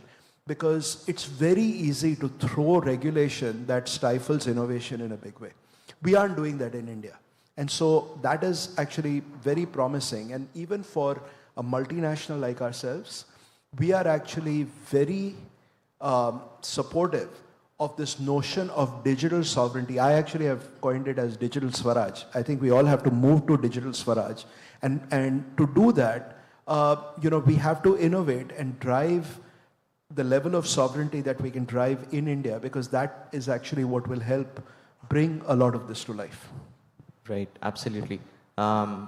Quick pointers from Ajoy and then Ganesh. When you guys approach a similar way of building AI for India, does it work for you from a business standpoint, or would you take a more enterprise-focused approach to building and investments? So let me share a few examples out here, right? So Cure.ai is a startup which was incubated inside Fractal, okay? What it does, it uses AI to analyze X-ray reports and flags TB. Tuberculosis is one of the most infectious diseases in the world. It has touched millions of lives globally, okay? Whether it's a small village in Nigeria or a slum in Mumbai. And last year it was nominated as the top 100 influential companies in the world by the Time magazine. So this is AI built in India, saving lives globally and doing a commercial sense, right? And there are many more examples. Our research team, as an example, has developed something called as a medical reasoning model called Vaidya.ai. It's all of you can try it, it's available. It is #1 on the most prestigious leaderboard in the world. So that's AI built in India, usable by Indians, and beating world-class things. So I agree, there is definitely a commercial angle to this. There is also an angle of, are we world-class in doing something or not? And when both of these things come together, it absolutely makes sense to do this. Right. So are we more or less in line with what, because the Silicon Valley in the United States has always kind of led this tech journey. IBM, of course, knows it better than anybody else. Now that we are here in India and we have a chance to build foundational technologies, are we taking the Silicon Valley approach, or are we kind of finding a different balance and footing of our own? See, I think if the thing which we are building is deserving the investment it needs, I think companies and enterprises are taking that approach, right? It is not about whether we have investments in India. Investments are there, but do we have problems which are worth solving. I think one of the honest truth about Indian AI ecosystem is that it is over-indexed on services and under-indexed on deep tech, right? And unless that happens, unless the capital starts flowing towards deep tech, I think some of these fears that is it commercially making sense or not will be there. But see, capital follows conviction, and IP attracts a different kind of conviction, and we need founders and companies and who are willing to take this long-term bet on productizing AI.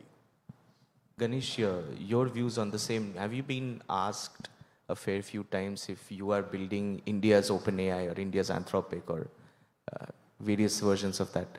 Yeah, I think firstly, why we started this company was to very clearly be a deep tech company out of India, right? So that was the reason for starting it out of a nice, cozy, multinational career, right? So, and I think the opportunities are there today to build really good foundational systems. I think the key word that was mentioned here was sovereign, right? Now it could be sovereign for while we looked at many examples of how sovereign for the country is extraordinarily important, not only from the geopolitical angle today, but from a pure perspective of competing with the world, right? But the most important other pillar that I like to talk about, which you haven't done yet, right? And a lot of work that the folks at Fractal are doing. It's not just AI for India, but AI built in India for the world, right? We're going to have foundational systems. Let's not get confused that it's only going to solve problems for India.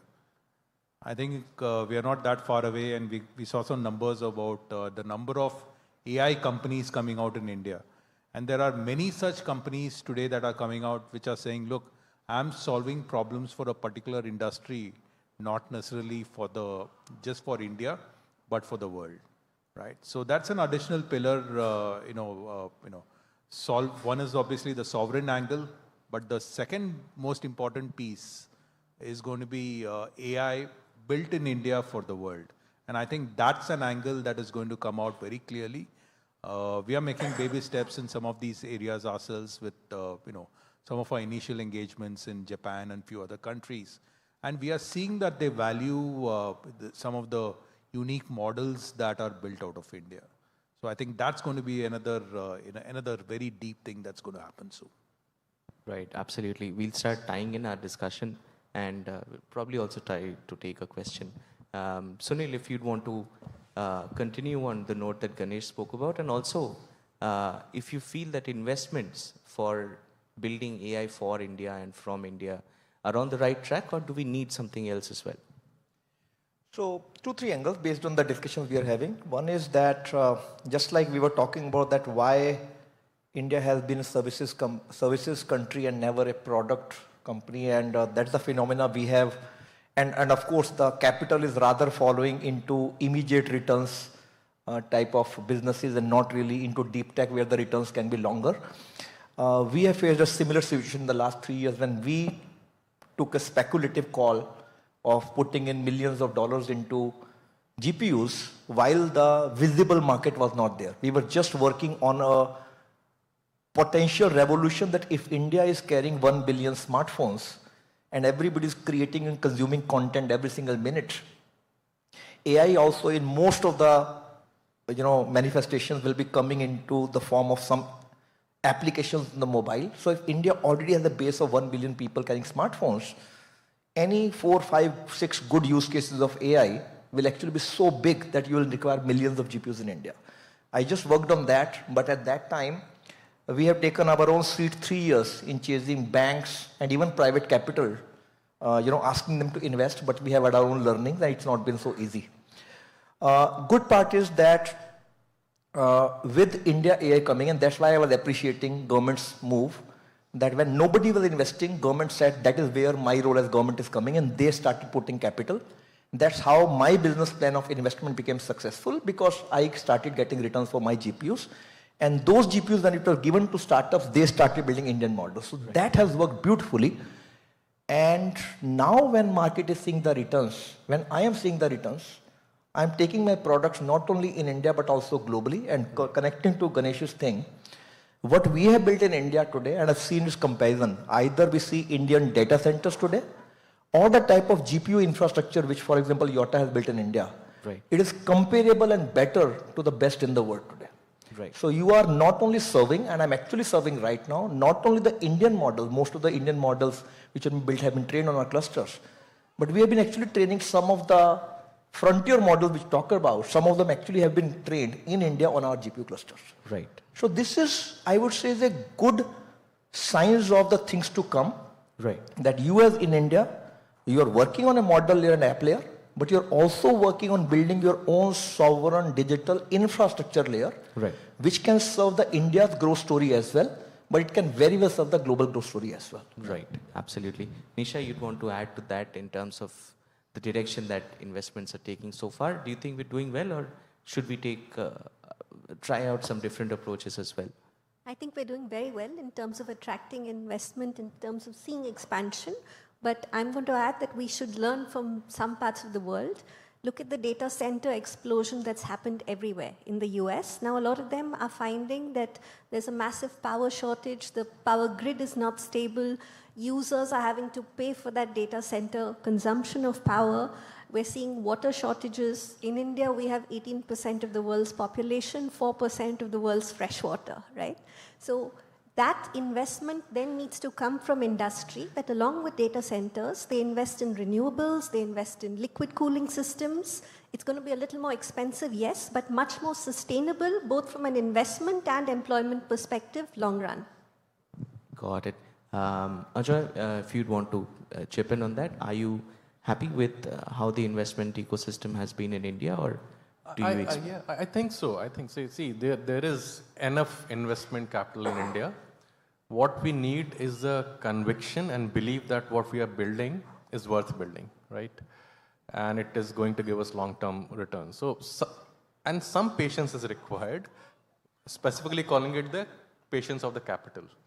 Some capital patience is required to wait for those couple of years before the returns come in. And yeah, that's how we should think about investment, I believe. Right. Sandeep, I'd love if you'd tie in all these points in terms of investments, in terms of the work being done in India, and what next? I mean, look, I think people have said it all, that we have to build in India, for India and the world. Really important.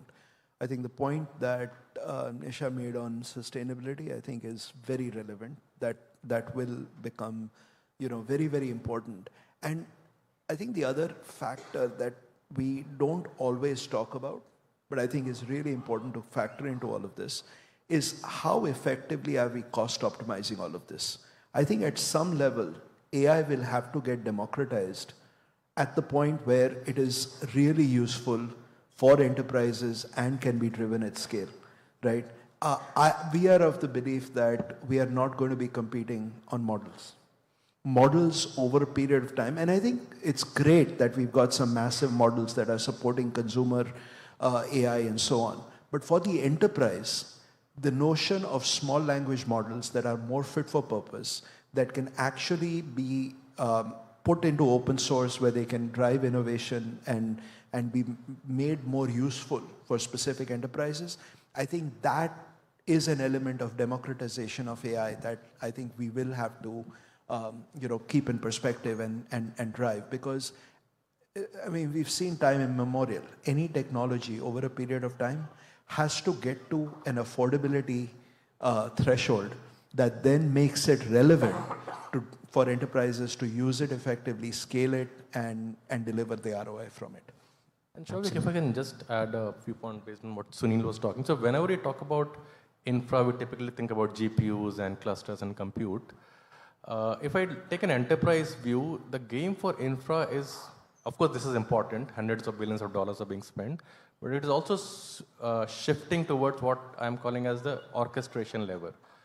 So the orchestration level, which Sandeep also talked about, is the AI platform which can be used in a secure, governed way, scaled inside large enterprises. So that enterprise context layer is the next infrastructure stack where investment should shift. Perfect. We have exactly 2 minutes, so if we have anybody who wants to ask a question. I think we've covered a fairly broad-based range of topics with this panel. Thank you very much, all of you. Thank you, and this was lovely. Thank you.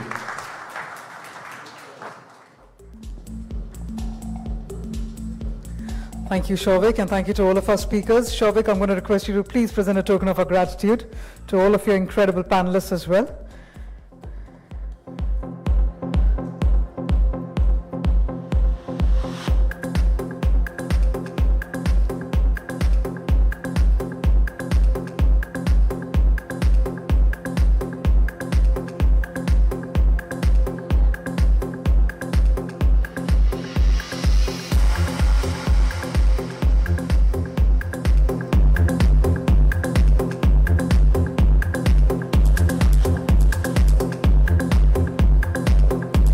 Request all of you to come together as well for a group photograph.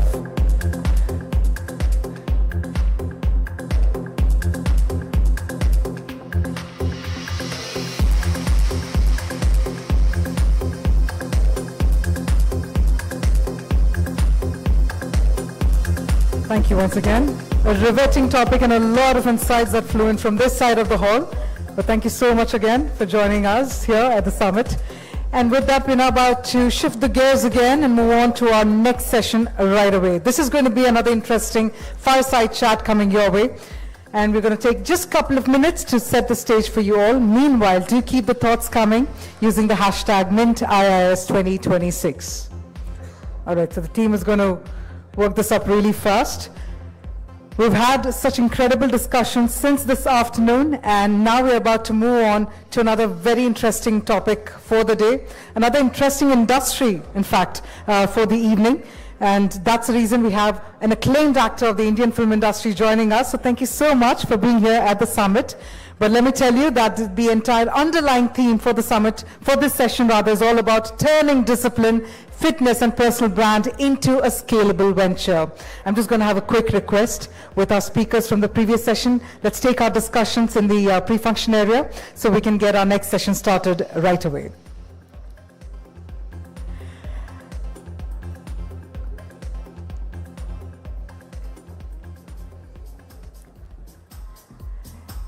Now, from disciplined routines to digital influence, the journey from personal fitness to scalable brand is redefining success, and very few embody this. One such is someone who's known for her commitment to fitness and, most importantly, consistency. And this evening we have with us the acclaimed actor and entrepreneur, Rakulpreet Singh. So with that, what we're about to do now is make this really feisty, because we're talking about fitness, we're talking about personal brand and discipline, and looking at it to make it a scalable venture. This session will be spearheaded by Mansi Verma, Senior Correspondent, Mint. So it looks like my team is set, audience is set, our speaker is also set. So with that, let's get the session started. May I please invite on stage Rakulpreet Singh, and may I also please invite Mansi Verma. I know we're talking about the entertainment industry for a little while. Can we have an entertaining round of applause, or a fit and a fabulous applause? Let's put it that way. So with that, Mansi, over to you. Thank you so much. A very good evening, everyone. Rakul, thank you so much for joining us at the Mint India Investment Summit.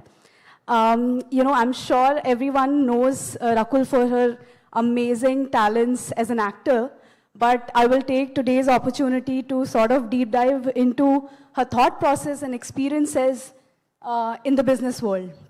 So, for those who are uninitiated, Rakul has been in this industry for over 10 years. She has been investing and, starting up brands for as long as 10 years now. So some of her brands include New Kind. She's also been she's recently partnered with Envision Brands, and she's now going to bring in brands like Blends Coffee, Easy Gym, and things like that into India. She is also an investor in a very interesting brand called Wellbeing Nutrition. And, I'm sure all of us know that Wellbeing was sold to USP Pharma very recently. So, you know, the list goes on, but I would love to sort of go deep into it. It's been 10 years. So tell us a little bit about, you know, how has the journey been, and then let's take it from there. Good evening, everyone. Well, the journey has been amazing. I think when I started first, back in 2015, I had started with bringing F45 gyms to India. And, you know, we had, I think, 2 gyms in Hyderabad, in Vizag, and things like that. And I didn't know much about the business world, about the equity world, and the investment structures. And it was just from a thought of why should I just be an actor? You know, I feel like every person can be a lot more than just one thing. And it started with that thought. And of course, the love of wellness that I've had, the love for not just fitness, I call it wellness because there are a lot of things under that umbrella. And slowly, gradually, as I, you know, experienced it and understood the world a little better, different brands came up my way, like Wellbeing was one of the first brands that I was an investor in. And then there's Nuvana, there's New Kind, Arambam, which is now we're at 35 stores, 35 outlets and growing all across India. Very soon in Mumbai. So yeah, I think the journey's been amazing, and I'm still exploring because it's not my full-time job, but I'm still exploring and learning and growing. Interesting. You know, you obviously started as an individual investor, but now, right now, I think you've consolidated all those brands under one structured vehicle, which is called Raisins, if I'm not wrong. Oh, wow. How do you know that? No, but I would just love to understand. So, you know, does that actually help you, and does that, you know, result in a faster pace of investments going forward? No, I think so. Raisins was formed after I got married because Jackie and I both have a similar mindset of, you know, being investors with interesting companies and growing our potential in that sector. Yeah. And Raisin actually stands for Rakul Singh.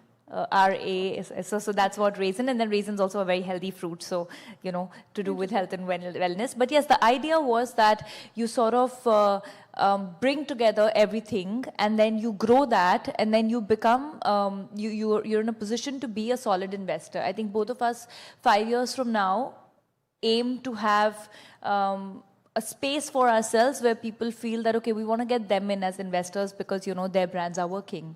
I think, like we spoke about well-being, it's very important to get those exits, right? That's the main game. So our dream, or our vision rather, is that 5 years from now, we're known as smart investors. If we can stay on that topic a little bit, can you tell us about your experience in Wellbeing Nutrition? How was the initial investment like? And then, you know, of course, the exit. Well, without going into numbers, so I'll tell you what, for me, because I'm not from the business world, it's about how passion-driven the founder is. Right? So when I met the founder, and I remember having this long conversation, which was supposed to be a 20-minute meeting, which ended up being an hour and a half of conversation about our love for wellness, our love for the right products, the target market, the consumer, you know, the demands of the consumer, and so that synergy kind of matched, right? And when that synergy matches, and when you know that the founder is fully dedicated and the product is good and the sauce is good, I think whatever your brand may be, if the intention is right, it's bound to grow. And I think that's why wellness, Wellbeing Nutrition has been loved by many. I use Wellbeing products since the time I've been an investor, and so many people I know. And now with the exit, of course, like I said, the main, you're all working for the exits. That's interesting. You know, you're of course not only an investor, you're also an operator, you know, with your brands like Arambam, right, New Kind, so, and Nuvana. So would love to sort of go deeper into each brand. What was the thesis behind each of those? And, you know, how are things working out now over the years? So we started Arambam almost about 2 years back. It was April 2024. Yeah, April 2024. And Arambam came up with an idea. I met with my co-founder, Ankit, and I was brainstorming about, post the pandemic, a lot of people were talking about health and wellness, and there's just very little information, right? The fitness industry, if you go on social media, there's just so much information, but you don't know what to follow. And it germinated from an idea where I said, why do people think, and so many people ask me, you must be on a diet. And I hate the word diet. I feel like it is just so restrictive and it's so depressing as a word. And, I wanted to make healthy, accessible, and tasty, and very close to your original palate that you like consuming, right? So hence Arambam was born, and Arambam is a millet-based restaurant. It's completely all millets of South Indian food primarily. We do have some North Indian as well, but we started primarily with your dosas and idlis and pongal and all of that. And we started with one store in Hyderabad. Today we're at 35 plus outlets. We're on Swiggy and Zomato in Mumbai as well. So it's growing, and the kind of love that we've got for Arambam is great, and I really hope that it scales well. And people are liking it. I think the kind of messages that you get, that's what you work for, at least for me, because like I said, I'm not from the numbers side, right? I'm completely into a business due to my passion. So I love it when people appreciate it. Yeah. That brings me to my next question. When you make your newer investments or you get into, what to build next, is it generally instinct-led and, based on your understanding of the community and your lifestyle, or do you have a structured evaluation process and advisors in the process involved? So it's a little bit of both. First instinct, of course, is that this is interesting, this is something I resonate with, this is something I believe in, and if I can add value to it. Why most of the things that I'm doing are under the wellness umbrella is because I think that I can add value to it, and I understand that sector, whether it's wellness or whether it's Nuvana, which is a wellness clinic, so that's also under a similar umbrella. And I feel that once you resonate with what the product is or what the company is, then I do have a team to check the numbers, and I have a financial advisor to figure the stats. So being an operator and being an actor, what are the discipline or skills of either of these businesses that can overlap, or being an operator is completely a different ball game altogether for you? See, they're very different industries, the very different ways of working, but I think discipline is something that's the core of everything. I believe that any successful founder, anybody who's doing really well, investor, anybody under any work, any field, I think discipline is the core of it, whether as an actor, whether as a founder. I mean, if you don't have that, I think you can grow and learn everything else in life, but discipline comes from within, and that's something you need to have. Interesting. One sort of trend that we are seeing in the consumer space right now is that a lot of celebrities are now, building their space in the business arena. How do you sort of make sure that your brand and your venture turns out to be a more credible venture rather than just an extension of the celebrity's personality? So what are things that you look at when? See, I think that you don't start on a journey, embark on a journey to sort of stand out from the crowd. I think that's a natural process if you believe in the product. Like we were talking outside, I think I was telling you that for me, it is about whether I will consume it, and if I will use it, then I can speak about it. Do I resonate with it? And then I think every brand has its own journey. So you don't have to focus on the end result. Not getting lost obviously comes from how much work you've put into the product, into the brand, into whatever you're trying to create. And the idea is to be authentic with it. So if you're authentic, honest, and disciplined about what you're creating, I think the end result is always good. If we can talk a little bit about the Envision Brands partnership. There are 3 brands in it, right? Yes. Blends Coffee, Easy Gym, And FiberSec. So if you can tell me a little bit about those brands and why did you get interested in that segment? So we were brainstorming about a lot of brands, and so I'll talk about all 3 and why I decided we decided rather, this was Jackie and my collaborative thing. So Easy Gyms, of course, because we hear the usual person, everybody says we don't find time. And everybody says that, how do you find time? I mean, and I feel like time is always created. Like we find time for scrolling on the phone, we can find time to watch content, we can find time to chit chat, but we don't find time for our own selves, and the only place we live in is our body. So with Easy Gyms, as the name suggests, it's about making workout easy. So these are 24-hour gyms, very accessible. So you have like a smart card and you just use it, and you can access it. So now you can't say ki 6 baje gym nahi khulta hai. So that was the idea, and it's very affordable. So affordability with wellness and a great brand, and I think the global standards of fitness coming into India.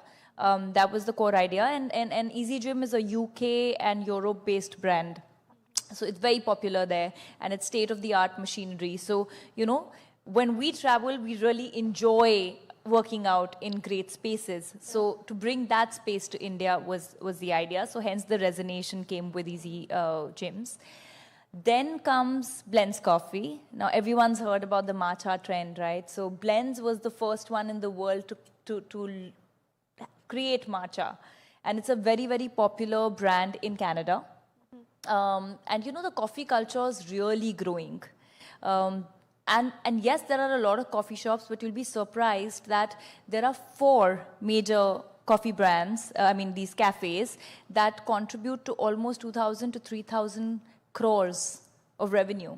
So there's still space for something that is new. And the coffee culture, like I said, is growing. So, it's not just about grabbing a coffee, it's about hanging out with friends, doing your meetings, work from cafes, and hence Blends Coffee. And I think their coffees are amazing. Got to try it. Oh, yeah. So the first store is already up, and it's going to be up in about a month in Chandigarh, but we'll come to Mumbai soon. So I'm going to send you some. The Frappuccino and the cappuccinos and everything is great. And now, thirdly, FiberSec. So we felt that there's a gap in the structured laundry market. Now, I was surprised by the stats that the laundry industry is a 2 lakh crore industry, and it's unorganized. And with the younger generation, the way we lead our lives, there's clothes, bags, shoes, laundry, and the sector is getting organized slowly. So there was a huge gap there. So we thought, why not? If that bracket can get organized with something accessible, and because you don't have that. And we and the younger generation, the Gen Zs, Alphas, don't really stay at home to figure if our clothes are being washed right or not, right? It's just easy, and it has to be accessible. So hence FiberSec came into play. So these are the 3 brands that we're going to be bringing in the next 2-3 months. Easy Gym is already in Delhi. It's already been launched, so we're going to be bringing them soon. Interesting. That brings me to the question of, the fact that, everyone who's been following you knows that you have this personality of, health and fitness is always something that's on your mind, I think. So would love to understand, where does that sort of comes from? Has this discipline always been a part of your life, or is this always? So I'm an army kid. Okay, my dad's from the Indian Army, and discipline's always been a way of life. We didn't know any better. Thank God, we didn't know anything else. We didn't know that there was an alternate way of being. Waking up at 8 a.m. on Sunday was late. So otherwise it was always 5:36. Go get a run before you go to school. Go to the park. So like all these things, and you could never say no to food. If you don't want to have Karela, you will have Karela for 3 days. It was always like that. So we've grown up in a disciplined structure, and I've always seen my parents work out and, have a very balanced way of life. So, and then when I became an actor, naturally that became an extension to who I am, because my workspace also required it. And then slowly and gradually, I just sort of got very interested in reading about it. And that started with when I brought F45. So 10 years back, when you have your own gym, then you start, when you're hiring people, you start reading a lot more about things. And it always really fascinated me, even now, to read about how the body functions, how the mind, the balance, the mind-body-soul connection, all of that. And it's endless, right? So, yeah, that's how it began. So, from childhood to the choice of profession that I had. Interesting. A big part of being in the business world is failure, right? And there's also everyday struggle on pivots, things not working out.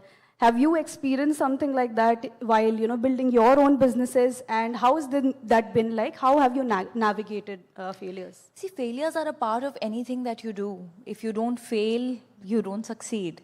And this is not just a saying. I don't think there's any profession or anything that comes with just success, right?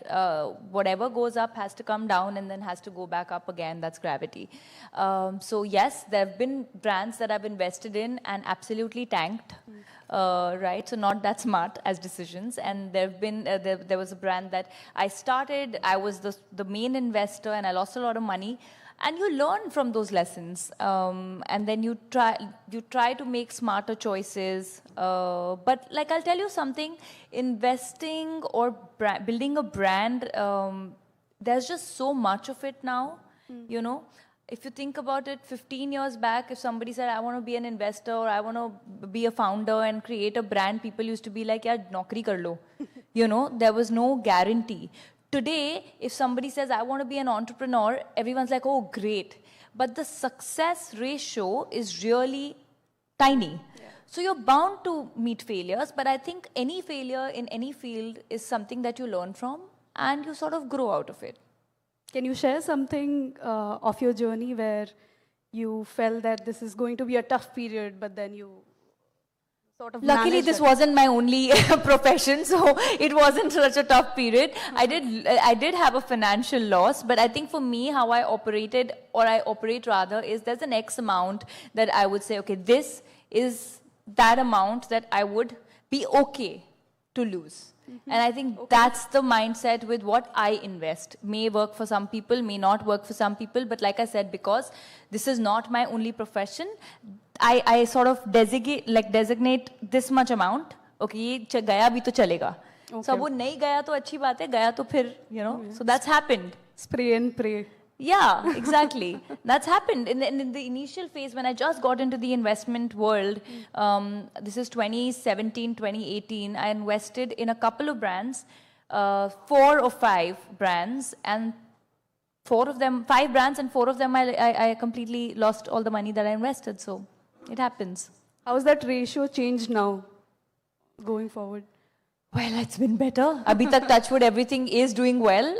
Of course, we'll see when the exits happen. But as of now, I think, like I said, Arambam's doing well, Nuvana's doing well, New Kind's doing well.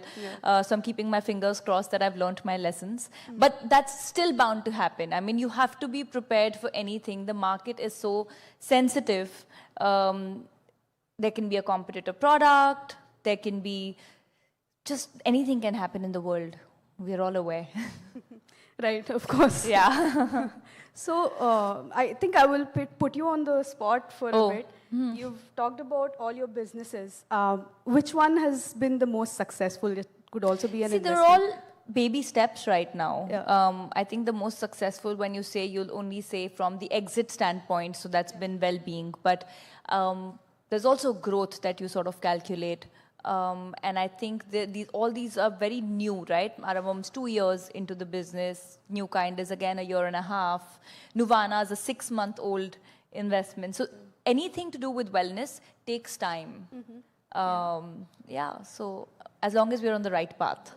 I think I will end this session with the question that what's next on Rakul Preet's mind? In terms of investment? In terms of investments, your new businesses, what are you looking at now? As of now, the focus is on growing all of this. My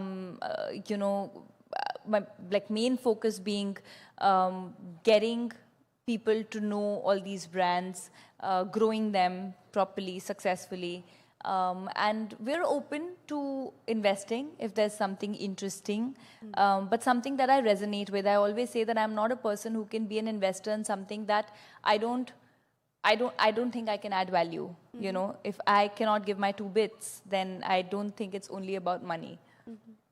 Interesting. I think we have a couple of minutes left. If anyone has any questions for Rakul, yeah.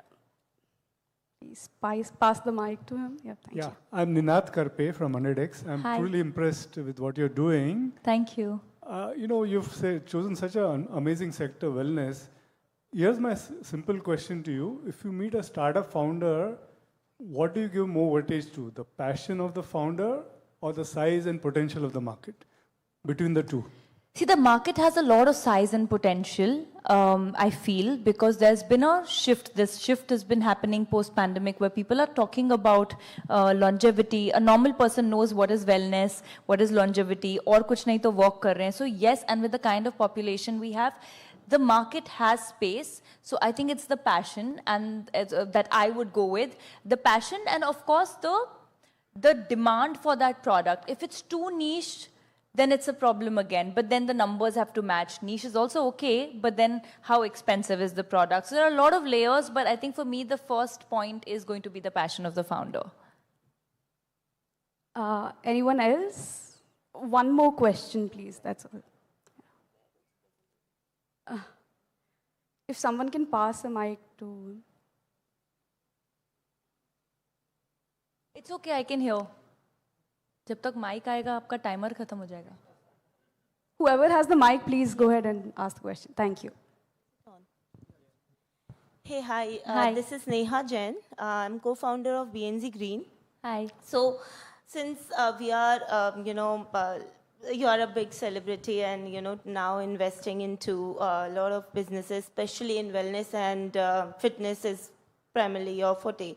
I would like to understand, are you also, because health and sustainability go align in certain ways. So what are or would you like to highlight certain initiatives, green initiatives that you're also considering, while... So we've not covered that, but New Kind, the brand that I have, where I'm a co-founder and not just an investor, is a sustainable brand. It's about reusable sanitary napkins for women, right? And that is a huge sector. Now, when we read the stats, I was alarmed that you'd be surprised that plastic, we all know that plastic doesn't decompose, right? So we started off with diapers, and the first diaper that was ever made on the planet is still existing somewhere. Those are the stats. And that's the kind of pollution that it creates on our planet. So the idea and the thought came with that. So we created reusable diapers and reusable sanitary napkins, which are for women, and more hygienic, more sustainable, more planet-friendly. Yeah. Wonderful. Looking forward. Thank you. Thank you. That's all. Thank you so much. Thank you so Thank much, you. Rakul, for speaking to me. Thank and you. It's been a lovely conversation. Thank you so much. Thank you.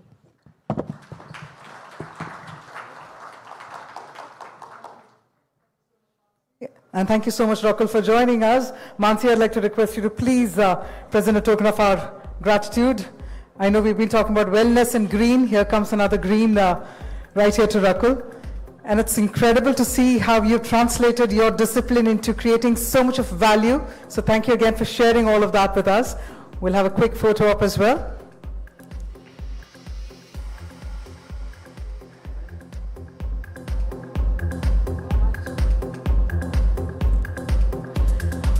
Thank you so much.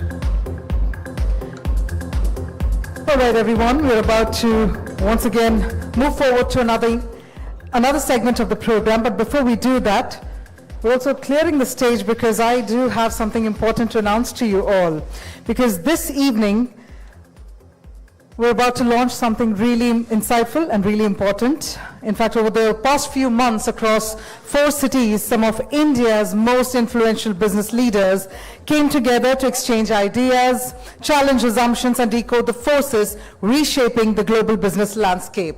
Now, what emerged were not just conversations, but powerful insights into how India Inc. is navigating disruption, unlocking opportunity, and redefining competitiveness in uncertain times, which is why today we're about to bring those perspectives together in one definitive volume. And what we're about to do that is actually have a quick AV for all of you to explain what we're talking about. We'll have the AV on the screen, please.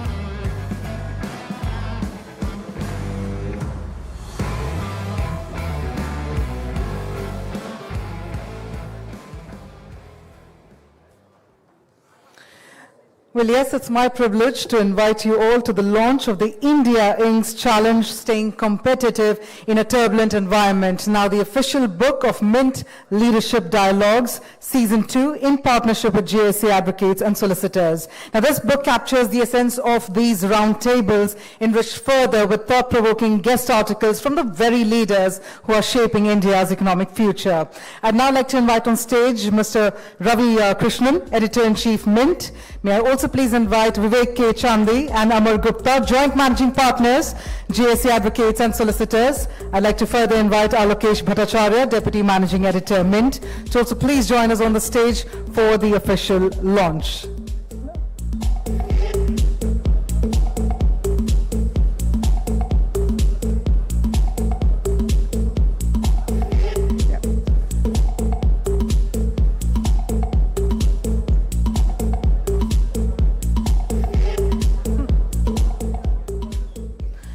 We'll have you all come center stage as we officially unveil this book. We'll have all of you come together.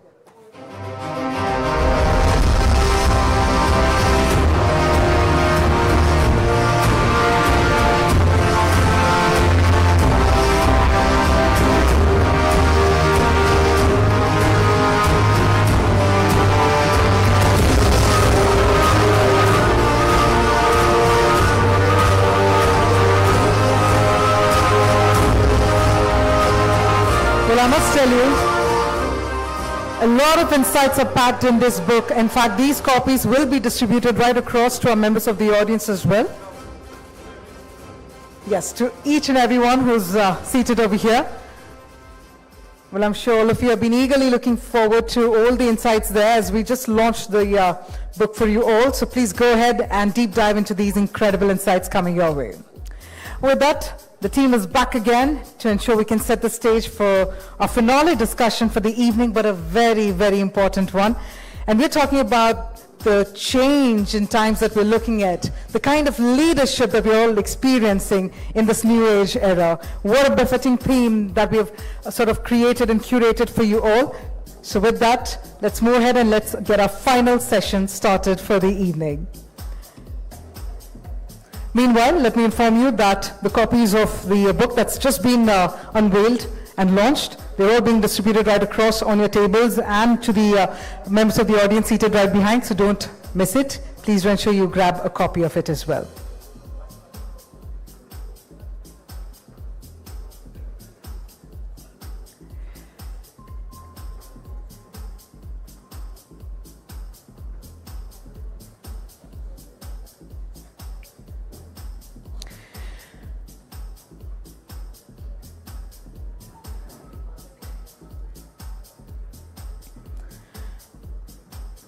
We've had an incredible day since the afternoon with such incredible speakers joining us, packed with a lot of insights, a lot of nuggets of perspectives coming your way from this side of the hall. And that now brings us to our finale session for the day one of the summit. Now, to spearhead this session, once again, we have Nisha Kaur-Oberoi, partner and chair, competition law, JSA advocates and solicitors. And let me also inform you that the underlying theme around this session, a very befitting theme that she will be spearheading, is all about legacy, businesses and beyond. So first up, while we continue setting the stage, let me tell you that our speaker who is about to join us right now is someone who represents the new generation of Indian business leadership while staying very true to his roots. And what sets him apart is that not just the legacy that he comes from, but the perspective he brings. And it is only befitting that I invite on stage none other than Aryaman Birla, Director, Aditya Birla Group. Let me please invite Nisha Kaur-Oberoi to also please join in. Thank you so much for joining us. Nisha, I'd like to request you to join in as well to spearhead this session. Legacy, businesses and beyond. With that, Nisha, over to you.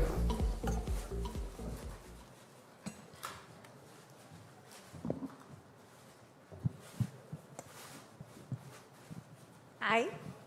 Thanks so much for having me. We're delighted that you're here. And I think the first question on everybody's mind, because they've seen so many facets of you, and you've been in everybody's newspaper this week, who is Aryaman Vikram Birla, and what is your typical day like? On a weekend or a weekday? On the weekday, Mint covers you on a daily basis. We would like to know about the that's weekend. Just today.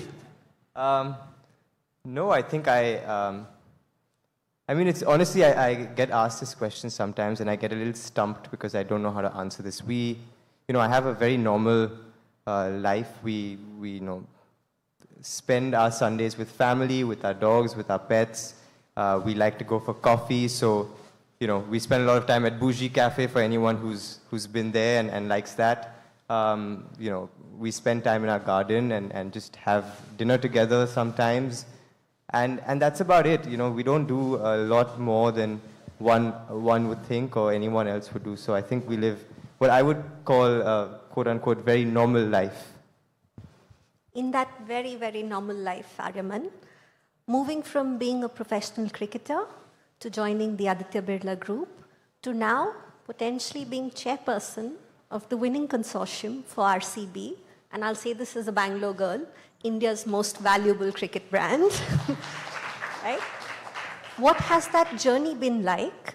And more importantly, what are the skill sets that you've carried across from your early days as a cricketer to now as a business leader? Well, I think it's been a very interesting journey, and today feels especially fulfilling. For most of my journey, I always felt that the things I did were always in isolation. I played cricket professionally. I played for Madhya Pradesh. I played my under-19 cricket, my under-23 cricket, my Ranji Trophy cricket. I played a little bit of IPL. So that was one part of my life. Then I came back and worked with the Aditya Birla Group across a few of our initiatives. So I first got inducted in our fashion business. I worked a little bit on our paints business at the time that was launching. And then I went to Harvard Business School for my MBA. And so that was like the third edition of my life. And even till this point, I kept feeling like, how is cricket connected to the next part of my life? How is that connected to the next part of my life? And I've come back and I've continued to work. And I think over the last few weeks, and especially today, I've realized that experiences are never in isolation and they're always additive in nature. And I think so in that sense, it's been extremely fulfilling. And the fact that, you know, we did land up buying this asset for many, many reasons. And the fact that I did have some sort of an insight into the sport and into the understanding of the IPL and how it works. The fact that I had played it and been there and you know, that gave me, I would say, somewhat a little bit of an advantage, was very, very fulfilling. So I think the journey has been interesting so far. It's been, you know, I've had questions about my own journey, but I do think that in many ways it sort of comes together. And to your second question, I think sport, like, you know, teaches you life skills. It teaches you how to prepare, how to lose, how to win, how to prepare for failure because that is inevitable. It teaches you about how to collaborate. It teaches you how to play as a team person. It teaches you when to lean in and when to let people do their thing and excel. And so I think it really is a fabulous life teacher and lesson. And, you know, whether for this asset or not, I think I'll always be grateful for the lessons it taught me. It also, frankly, gave me an opportunity to, you know, go through the lengths and breadths of India in a manner that I wouldn't have otherwise, just given, frankly, the nature of the group and the work. And I think that gave me a really ground reality of India, people, and I think that was very humbling for me as well. So I think that was a fantastic experience, and the fact that today we've been able to come back and use some of those experiences in our business is that much more fulfilling. Congratulations on winning the RCB acquisition. Thank you. I have a room full of people who, before you came in, have all asked me to specifically ask you to speak more about that acquisition. And I know that you're very hands-on yourself, particularly when a deal is ongoing. So perhaps share a few details. Well, first and foremost, it's been an interesting 7 days. I think we've, all of my team, a few of them are here, we've all slept a cumulative of 14 hours. So it is obviously, it's been tough, it's been competitive, and it's taken a lot from us intellectually, mentally, emotionally. So I'm glad to be sitting here and to be able to talk about this. Look, I think as a group, we've been investing more deeply in the Indian consumption story, and with that, we've then been looking at sports as, you know, an opportunity for us to get into. We soon realized, for good or for bad, that if we had to have a play in sports as a segment, I think the IPL and owning an IPL team potentially needed to be at the core of that strategy. For us, this really is a proxy play to the Indian consumption story.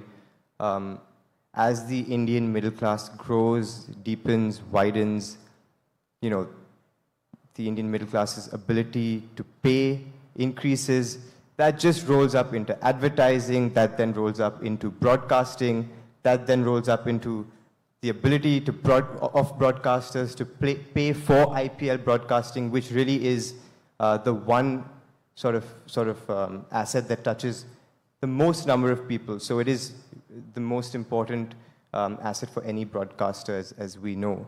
And so that then rolls into how the IPL franchise gets its revenue, because most of its revenue comes from the broadcasting rights. So we saw this as a consumption story, as a media, entertainment, sports story. But we also saw it as a way to play this in, frankly, a quote-unquote safe manner, because your revenues in some manner are contracted with the broadcasting rights. So I think that was really how we saw it. Also, the way that the IPL is structured really is that obviously the broadcasting revenues do come to each of the teams. You know, your player caps is a percentage of that, and that'll probably keep growing at some level, meaning that the IPL franchise P&L structurally is very profitable. And that's not true for all sports. So that makes it even more interesting for us. Beyond that, the sport is culturally extremely relevant, and we believe that even as other sports hopefully continue to grow in this country, the IPL and cricket will continue to be very, very relevant over a very long period of time, which makes it recession-proof. And frankly, it makes it AI-proof as well, which in today's day and age for us was extremely important. So, those were a few of the considerations that we had as we sort of thought about our entire strategy about sports. Within that, we thought of cricket, the IPL, and we thought very deeply about why this was such an interesting asset, the risks, the upsides, and all of that. There are obviously risks that are there around a few of the things that I spoke about, but I think that would be with any asset. So, this is a real, true, serious investment class now, and I think evidence of that, I wouldn't say is us, but I would say is if you look at some of the other consortiums also who were trying to bid for this asset and did bid for the asset, and even our consortium, this is serious private equity money. We have Blackstone, for example, in our consortium. You know how all of us know what's most important for any private equity, and the fact that private equities are willing and are so keen to have a shot at this asset just proves that this investment class, I think, has now arrived. Thank you. From Harvard Business School to 13 boards in the Aditya Birla Group, what have been the learnings practically that you've carried across? Look, for me, I know there's this big debate about whether doing an MBA is the right thing to do, the wrong thing to do. And I think you can fall on either side of that or in the middle. I frankly don't think it matters. I think for me, really it was the opportunity to learn, which was most important. And I always say that it was such a curated environment to be able to learn and be intellectually stimulated at business school that there's no reason I wouldn't do it. I would have come back without having a physical degree and still been extremely grateful for that experience. You think about it, you do 650 case studies, you have 90 people in that room from across the world, and extremely bright people who have a sharp opinion about a specific issue, and so you discuss a specific issue or two issues every case, and so you just multiply the number of cases into the number of issues, into the number of people who are giving an opinion on that issue. I think you come out with some sort of just muscle memory, repetition, the ability to see things from different angles. So I would say it was just a fabulous learning experience all around. And I think for me especially, I've been lucky because I came back right from business school and I got put into this position where I had to make decisions. So I actually, really, and my team can attest to this, I think I probably reference business school a little too much in meetings, so I need to stop doing that. But, there were real lessons that I took from business school. I frankly go back to some of my cases, even today, and read them. We had a case on the NFL broadcasting rights and how that played out.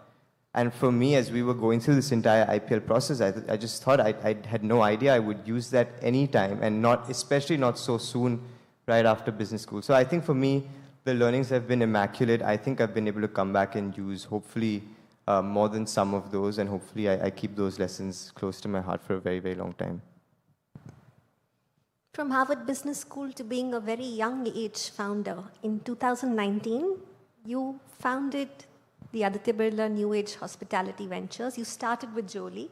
Since then, the group has moved into award-winning restaurants. You've got Hakkasan, Yaucha, and you've gone even into local regional flavors to now join the Juice, which is massive because they're coming to India for the very first time.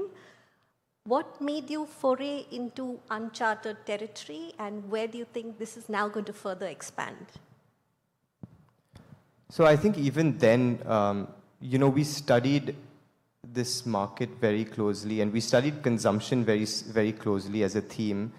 And we happened to see that as you sort of cross this $2,500 GDP per capita, some of our neighboring countries, and this might not play out exactly in India, obviously, is that food services as a segment really picks up. And so we said, okay, we're in fashion apparel. At that time, we hadn't launched our jewelry retail, and we were in a few other consumer categories. But But we looked at this very closely and said, this is something that's extremely interesting and might be something that can be an interesting way to play the consumer story in India. And so we obviously started with Jolie's, which was a really high-end, is a really high-end members club. And then we started thinking about, okay, now what next? And I think there were two schools of thought. One of them was, we should enter the really scalable QSR or cafe format, which can touch the lengths and breadths of India and really scale fast. The other thought was, look, we have capabilities in the high-end segment. So maybe we start slowly, maybe we start in a more calibrated manner, more from the high end, and then make our way down in a platform play. At the same time, we also were talking to the erstwhile owners of some of the restaurants that we spoke about. And so it was, I think, a mix of opportunity and a strategy that came up. And we said, no, I think these have great brands. They come with a great set of people who understand the space very well, understand operations very well, understand the consumer very well, and have built really good brands. And I think this can be a great starting point for us in our hospitality platform. And so that's when we acquired what was then called Car Hospitality, which had Yaocha, Hakkasan, and a few other, Narathai, and a few other brands.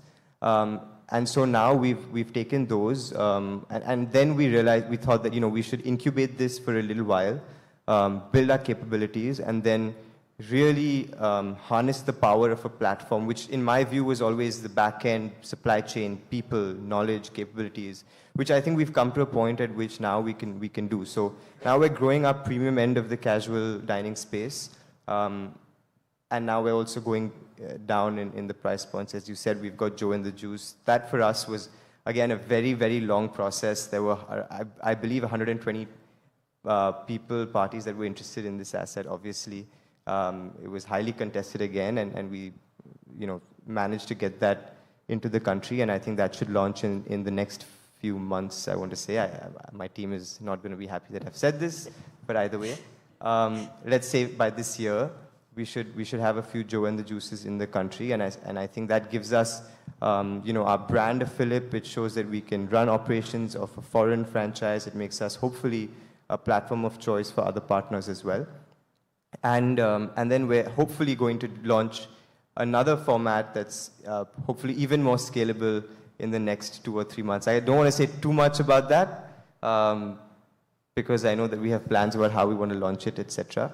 But there are audience questions, right? And there's media sitting here. They're going to ask you. I can't say too much more, unfortunately, about that. But I think we do want to get into the scalable format. We do want to make this grow and grow fast, but also grow in a manner that's thoughtful, and really profitable, has enough product market fit. I do think that that's very important for us as well. Which is your favorite personal restaurant out of your stable of restaurants? So I was going through the numbers yesterday. The one that had the highest EBITDA margin was Yaocha, so I have to say that that's my favorite restaurant. Mine too, but for other reasons. That's good. You've done so much, you have so much understanding and now experience with the entire consumer and consumer tech. You're also on the boards of Aditya Birla Fashion Retail, Aditya Birla Brand Lifestyle Limited. You've got Sabya, you've got Masaba, we've got Tomorrow, right? Very diverse range of brands, price points, and in a country like ours, a lot of opportunity. What's been your involvement and role in this, and where do you see these trends and trajectories going? I think the Aditya Birla fashion platforms over the last 30 years have built something extremely special, and I truly do think that it's synonymous with the fashion landscape in India. As I've come back, I actually worked, as I said, in the fashion business, which was one at the time, and now there are two, as you mentioned. It was the first business that I worked in, so I've been involved for the last 7-8 years in the business, and as I've come back from business school, I've taken a more active role in that business. Look, I think, to be honest, it's a fantastic portfolio of brands across price points, across occasions, as you mentioned, right from Sabyasachi to our value retail format called Owned. We really straddle all price points, and no real other platform has those kind of assets. So it is a very special platform. I think now really it's about being efficient with capital. It's about being really, really thoughtful about how we execute on the capital allocation choices that we've made. We are aware that it is a story that not everyone has understood. It's a story that some people have thought maybe we've done a little bit more than we should have. We think and we continue to believe that as a long-term player in this space, we want to play in every segment, and the creation of the platform, I believe, is now over. It's now about executing on everything that we chose to do, right from the acquisition of TCNS, which had brands like W, and Aurelia, which was the largest women's wear ethnic platform in the country, to launching Tasva, which is a men's ethnic wear brand, to having a 51% stake in Sabyasachi or Tarun Tahiliani. Obviously, us 4 staple menswear brands, which we've now had for 3 decades. I think we cover really all aspects of the portfolio now. So now it's really about, and I say this like it's very easy, it's extremely hard. It's about just doubling down on execution, execution, execution. And I think having strong KPIs around execution, making sure that we track those, follow those, and hold ourselves accountable to the outcomes of those decisions and those KPIs now, for me, is absolutely the key. Before you arrived, there was an AI panel, and one trending sub-theme on that AI panel was that for India to move up the entire AI stack, you really need capital allocation. You need people who are willing to invest in AI startups. Now again, this is something that you helped found very early on in 2021 with the Aditya Birla Venture Capital. And you've had 12 portfolio companies. Large parts of that has been AI and tech related, right? So you're an early stage founder investor in these. What we would like to understand is, firstly, how do you identify these companies? And then what's your vision for these companies? Are you involved in the management? Are you helping them with funding? What's the trajectory of the entire Aditya Birla Venture Capital when you're backing a company? So I think we have, we have consumer products, we have consumer tech, we have some health tech, we have some space tech, we have an AI startup in preventative maintenance. And so we have, it's pretty sector agnostic. I'll start maybe with the second part of your question about how we help the startups. Do we take any, I think you asked management roles or anything like that. We do not, and I think very consciously so. I'm a big proponent of the fact that you need to, if you give capital and open up some doors, ecosystem for the founders and the startup, I think you need to let it flourish. We can't, as Aditya Birla Group, try and manage it. I think the life stages of these companies versus what we inherently understand is very, very different. And I think it's extremely important for us to understand that. We don't want to stifle their growth through, I don't mean this in a bad manner or a bureaucratic manner, but with processes that are not necessarily important for them at the stage at which they are, for example. So we provide them the capital, we provide them, let's say, whatever opportunity we can. Let's say we have a company called Jiva, which is a silver jewelry company, and it wanted to, or it was exploring a shop-in-shop model. So we had the Pantaloons network of 400 stores, and we opened up those doors. I don't think we opened up 400 doors. It was a commercial decision between the two teams. But they did manage to give them some shop-in-shop locations. So we do make those connections between our portfolio companies and some of our companies, if it makes sense. Let's say preventative maintenance is a theme. We have made those connects with some of our companies that do require preventative maintenance. So I think we make some of those introductions, but we don't manage them at all.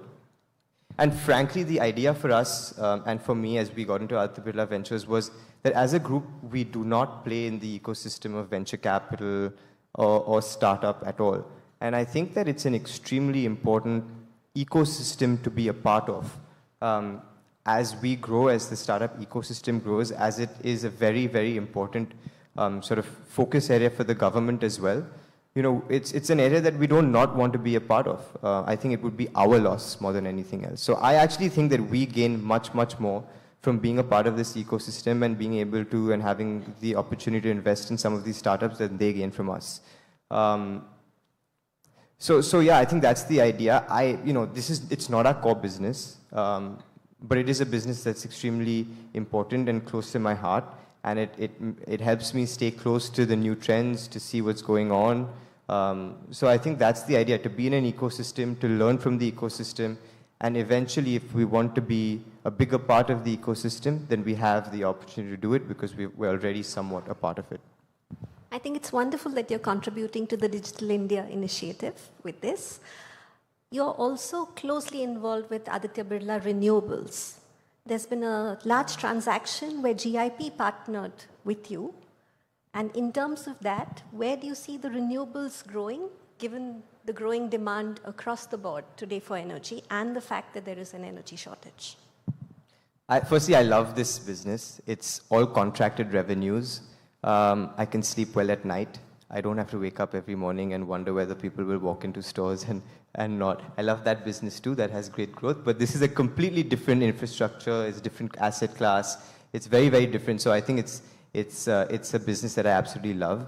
The GIP transaction that you spoke about obviously was one of the larger fundraisers or primary fundraisers done in the Indian renewable ecosystem, at least in the recent past. So I think that was a great validation of the platform that we've built and are building. Look, I think in the near to mid-term, I'd say our ambition is to be around 10 gigawatt of capacity. Most of our capacity today is in the C&I segment with a couple of large utility projects. As we grow, we'll probably even out that the balance there. We obviously started off as being, plain vanilla solar projects, and then we got into wind, and now we realize that we have to have hybrid solutions to be able to cater to the needs of the customers. So we're now looking at battery energy storage systems. So I think that really is the next foray for us, how we sort of package projects for our C&I customers, even utility customers for that, or utility projects for that matter, with solar, hybrid, but also battery energy storage systems now, because I think that is key for this sector. The government obviously has huge ambitions around renewable energy. 500 gigawatt by 2030 of installed capacity is very, very big. But I do think that we're on track to get there. I actually, if I'm not getting this wrong,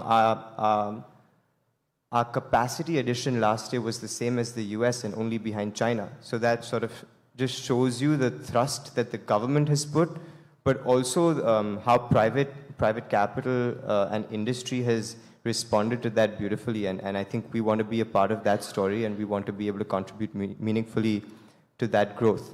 Some of the other parts that you spoke about in terms of where else do you think we can play in the ecosystem?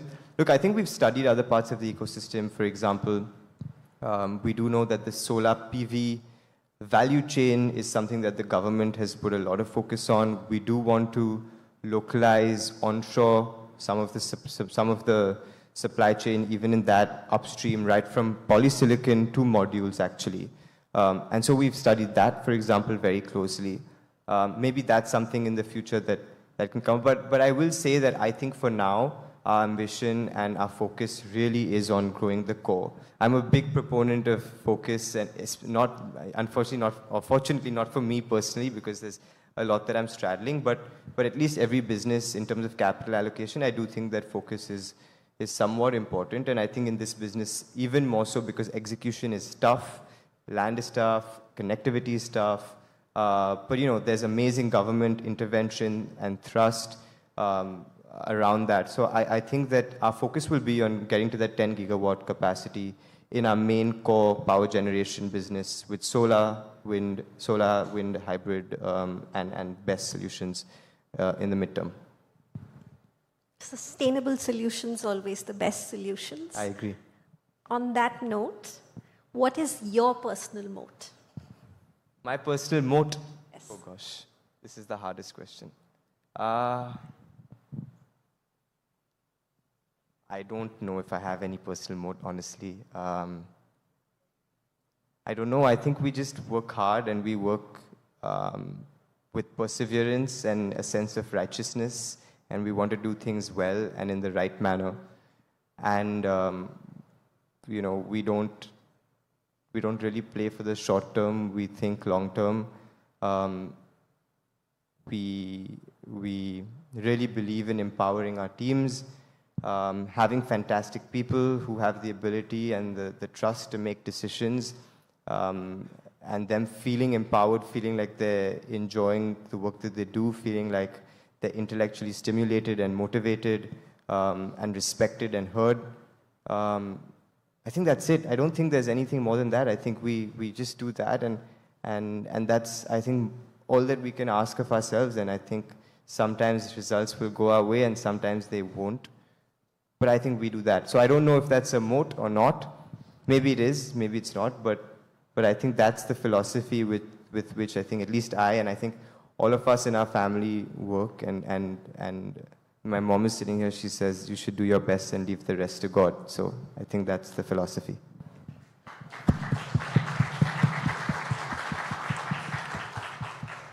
Inclusive, incisive, ethical leadership is what you embody and what the group does as well. And on that note, since we have all of 51 seconds, one audience question. Sure, thanks. So, hi Araman. I've actually been watching this interaction, and it's one of the most fascinating young entrepreneur on stage. In fact, I personally wrote a question, and it's like this. You are building diverse businesses with depth, profitability, and brand, while retaining conviction and deep humility. And we see similar qualities in your sister Ananya, because I am a banker and I really observe how she has been building her businesses. So your parents have 100% strike rate in success. What in your three of us. Okay. What in your upbringing and early exposure shaped your judgment, and how do you develop the ability to take large long-term bets without drifting into either entitlement or excessive caution, and what can others learn from it? I think I'm going to find it hard to answer the first part of that question, because I think that question is more for my mother who's sitting in this audience, but I'll take the second part of the question. Frankly, you said, how do you retain the conviction? It's extremely hard.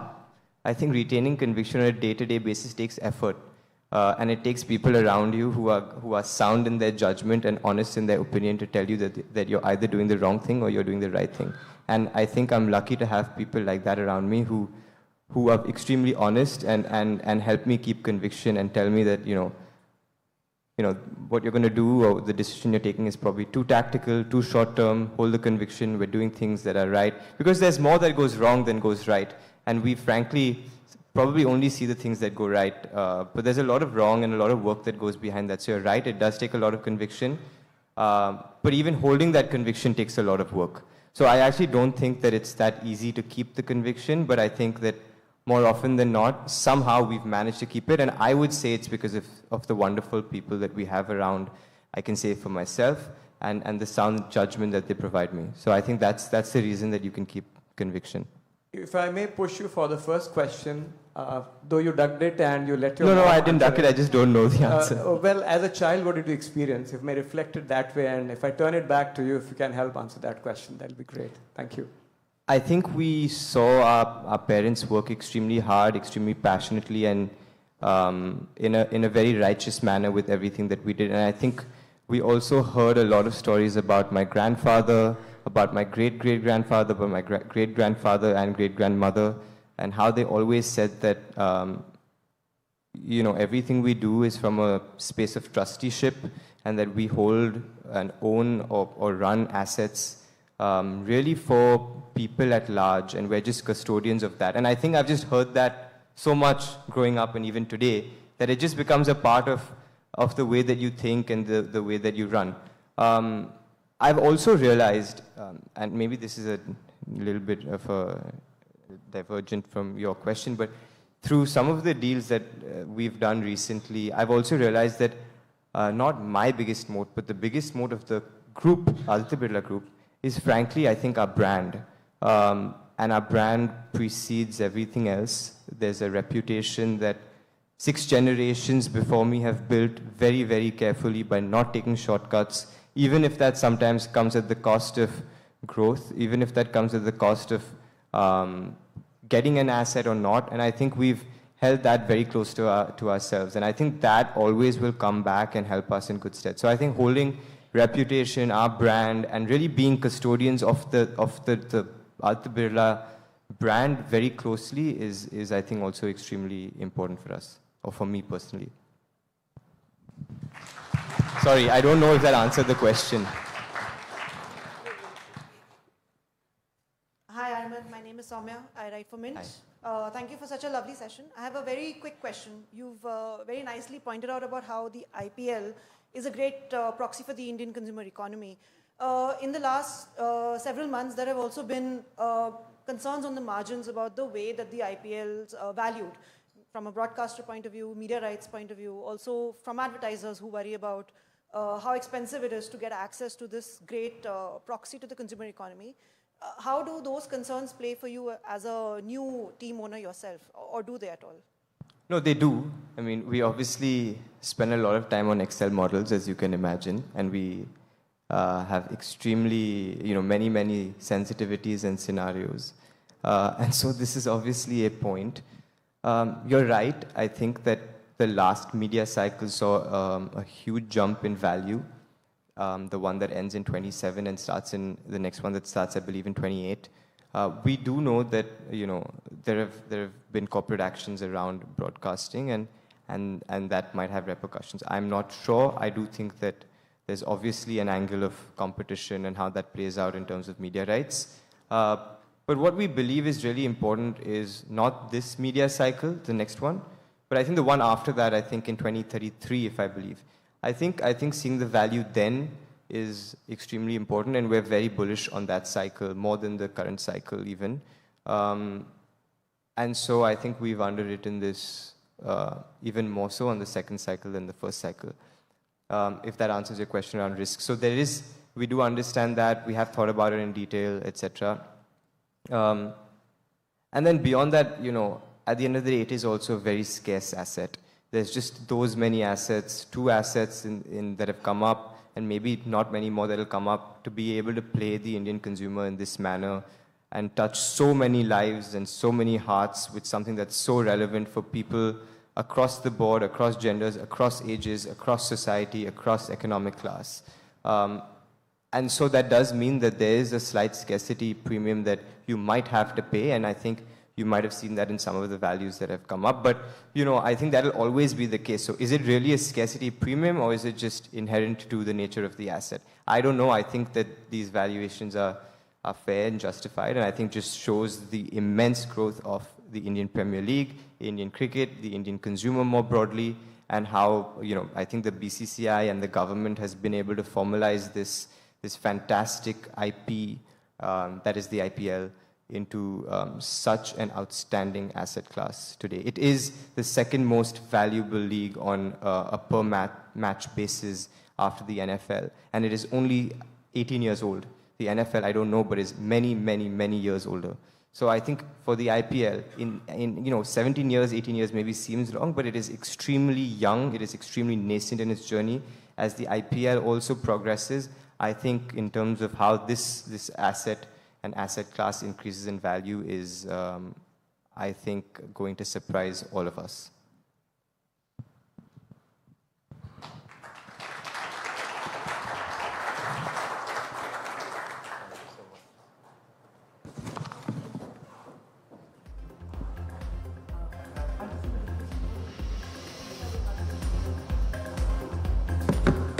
Well, first up, I'd like to please request Nisha to present a token of our gratitude to Ariman Bilak. Can we have the loudest round of applause? Because it's clear from this conversation that the new generation of Indian business leadership comes with immaculate clarity. Thank you so much again. And we also have with us Nija Billah, ma'am. Thank you so much for your valuable presence with us. Can we have a special round of applause as well? Thank you so much, ma'am, for joining us. And thank you again, Ariman, for joining us at the summit. What a brilliant finish to the day one of the summit. And with that, looks like we're all about to deep dive into further conversations, which is why we'd now like to cordially invite you all to please join in for cocktails and dinner in the pre-function area. But do remember, we are back again with the day 2 of the summit tomorrow, and we look forward to seeing you at 10 a.m. tomorrow right over here. We'll kick off with the breakfast and then kick it off with the conversations. That's the plan for the day 2 of the summit. Looking forward to seeing you all tomorrow at 10 a.m. Please do right now join in for networking, cocktails, and dinner. Thank you so much.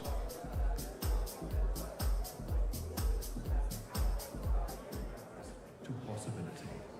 JSA was born with a vision to redefine legal practice in a transforming nation, not built on legacy, built on values. From the first wave of foreign investment to the digital revolution, we've been there. Some firms follow change. We help write it. Some firms advise. We co-create outcomes. JSA, the law firm of choice.